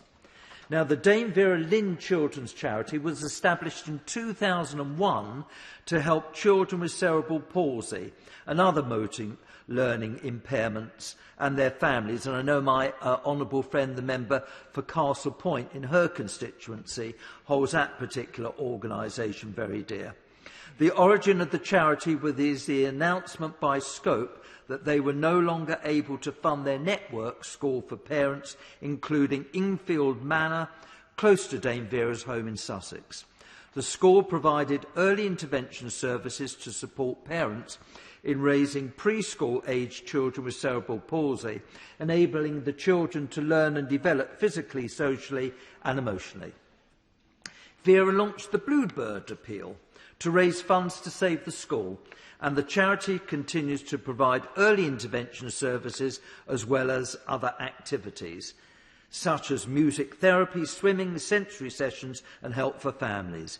In the words of Dame Vera, early intervention is the key to helping young children with cerebral palsy and other motor learning conditions gain a solid base from which they can develop their independence and self-esteem in later life. So, Madam Deputy Speaker, what am I asking for tonight in the adjournment debate? The Dame Vera Lynn Charitable Trust was set up in 1989 with her late husband Harry. The main aim of the Trust is to relieve hardship or distress among former members of the armed services and their families, another cause close to her heart. The Trust has donated to many military charities, as well as giving money to other causes such as children's charities, and more recently, the National Health Service, the Silent Soldiers. So together with Dame Vera's family, I'm launching a campaign for a permanent memorial to one of the most loved stars this country has ever produced. Now, one place immediately came to mind for her memorial, the iconic White Cliffs of Dover, immortalised in one of Vera's most famous songs. In 2017, Vera raised over £1.5 million to enable the National Trust to purchase 700,000 square metres of land immediately behind the cliff top. This amazing feat was accomplished within a week, and it is a tribute to her enduring popularity and her hold on the British public's imagination. Now, Madam Deputy Speaker, the memorial will be a permanent reminder to future generations of what this marvellous lady accomplished and how much she was loved. Now, the project has the backing of my honourable friend, the member for Dover, who I have to say is the vice chairman of our committee. So if something happens to be, my honourable friend is standing ready to take over. And it also has the backing, most importantly, of Dover Council. And I have to say, what a wonderful council they are. They are what I would call a can-do council. They are so helpful, so proactive. I just couldn't be more pleased with their welcoming of this scheme. After an initial site visit to the cliffs took place in April to find a suitable, accessible home for the sculpture, the committee has got to work. And the most impressive and relevant site, and one which has captured the spirit of Dame Vera, is, and I think this is such a wonderful idea, is a proposed open-air amphitheatre or bowl overlooking the harbour and the White Cliffs. This project will provide a venue for concerts, theatrical productions and military events in a stunning natural setting. The memorial to Dame Vera will be at the heart of the plans, and her musical legacy will live on in the enjoyment of visitors and audience for many years to come. I mean, you can see it now, Madam Deputy Speaker.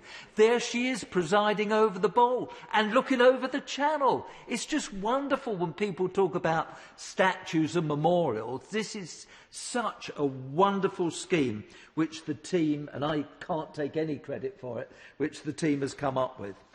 But I do intend to visit the proposed memorial venue this Friday to see for myself how this site now can be landscaped in order to provide the best possible setting.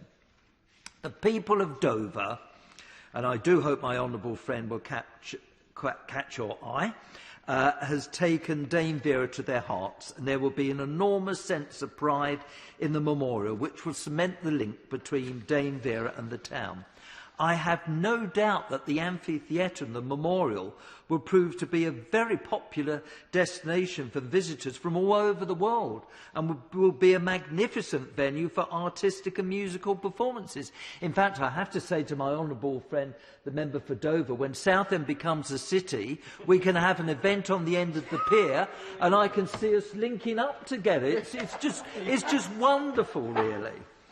And I can see musical performances as well as acts of commemoration, and my right honourable friend, the member for Rayleigh, will enjoy this, with acts of commemoration of armed forces. I'm sure Vera will have loved the combination of her two great loves, music and her boys.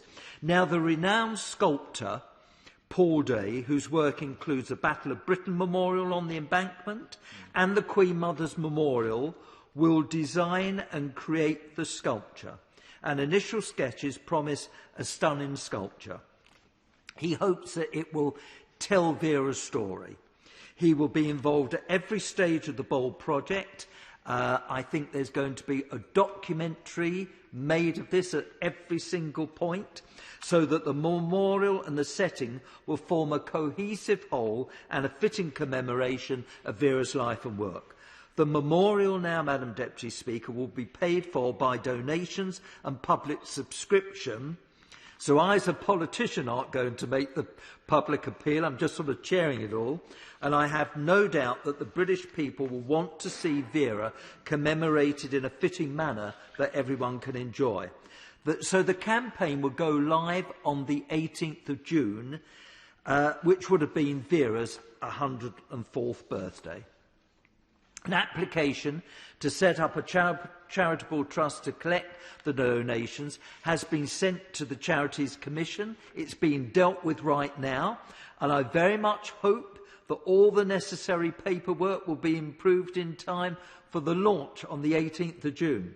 The campaign launch video will feature contributions from Catherine Jenkins, OBE, Sir Tim Rice, Sir Paul McCartney, and Anthony Andrews. Each of them has been touched by Dame Vera's life in some way.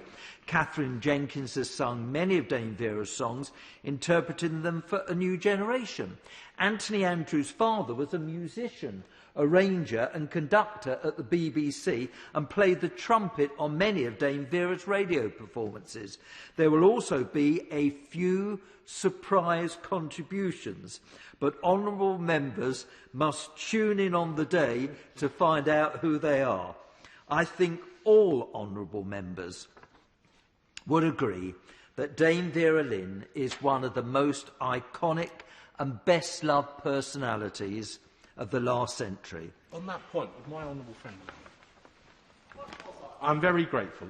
As the son of a D-Day veteran, I wish to wholeheartedly endorse my honourable friend's suggestion of creating a memorial to Dame Vera Lynn. During this country's darkest hour, darker even than the wicked pandemic that we have had to endure, she helped to maintain our nation's morale as we fought alone for a period in a battle for national survival against Nazi tyranny. She kept up the country's spirits, including those who were fighting in the armed forces, including my own father.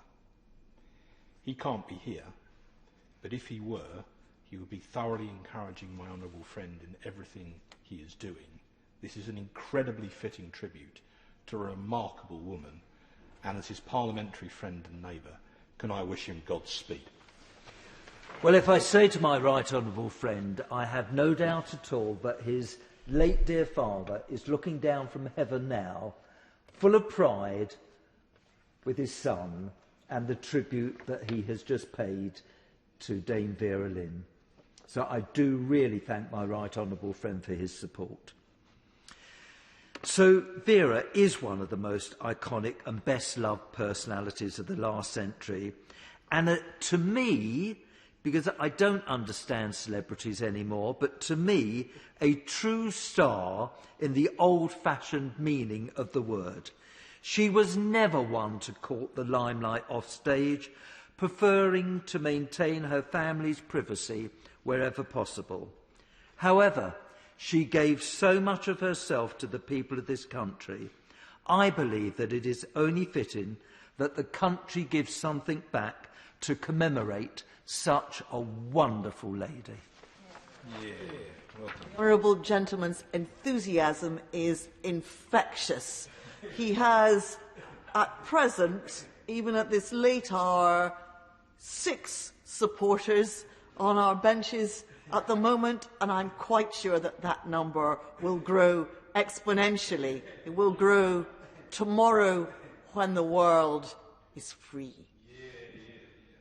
Natalie Elphick.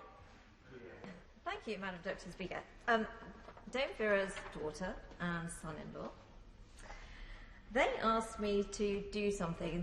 Virginia, Tom, they wanted to put on record their gratitude to my right honourable friend for South End West, for everything he's done, for his enthusiasm, dedication, and we know he's going to bring this to fruition. I'm sure the whole House would join with them in thanking him for everything that he's doing. Dame Vera Lynn was a truly remarkable woman in so many ways, in her war work and her bravery at going into the front line as a top entertainer, charity and community work, and in recent years, a true friend to Dover. It was a pleasure to meet her in person when we campaigned to stop our port being sold off. She was there, side by side with us. She also supported national fundraising campaigns for our White Cliffs heritage. So where better to commemorate Dame Vera's wonderful life than on the White Cliffs of Dover that she immortalised in that moving song and in her later life. It will form part of our levelling up bid, and I hope that my honourable friend and his department will support the importance that this can bring to Dover. Dover Council fully support everything that's being done, and we see this as such an opportunity for live performance, for growth, for tourism, and to bring that excitement to life of everything she represented in her life, in the entertainments, in the arts, and in her service to our country. Minister. Thank you, Madam Deputy Speaker. And how fitting on this day of the gracious speech that we should be talking about Dame Vera Lynn, because I think it was one of the most moving speeches that Her Majesty the Queen has ever made, where she herself quoted that line that we will meet again. And it is right, I think, that we understand what Dame Vera Lynn has contributed to this country and to all that we have gone through in the past couple of years as well. But indeed, Madam Deputy Speaker, it was only in September when the Honourable Gentleman for Southend raised this important matter. I thought at the time that we will meet again. I didn't know where and I didn't know when, but today has been a sunny day. And here we are. So, Madam Deputy Speaker, I'd like to echo his warm words about the lasting legacy of Dame Vera Lynn. The importance of her words and actions were brought home to us not just by Her Majesty the Queen's speech last year, but also at the 75th anniversary of VE Day. We all remember the fitting tribute to Dame Vera during the closing stages of the celebrations, when the nation came together to sing that most famous song. And indeed, my right honourable friend, the Prime Minister, Her Majesty the Queen, and countless members of the public shared their condolences with Dame Vera Lynn's family following her death last June at the grand age of 103. To hear all about Dame Vera Lynn's endeavours in later life through the Dame Vera Lynn Children's Charity, the Bluebird Appeal and the Dame Vera Lynn Charitable Trust is truly inspiring. And whether it was aiding... The Minister briefly. I beg to move that this House do now adjourn. The question is that this House do now adjourn. That more.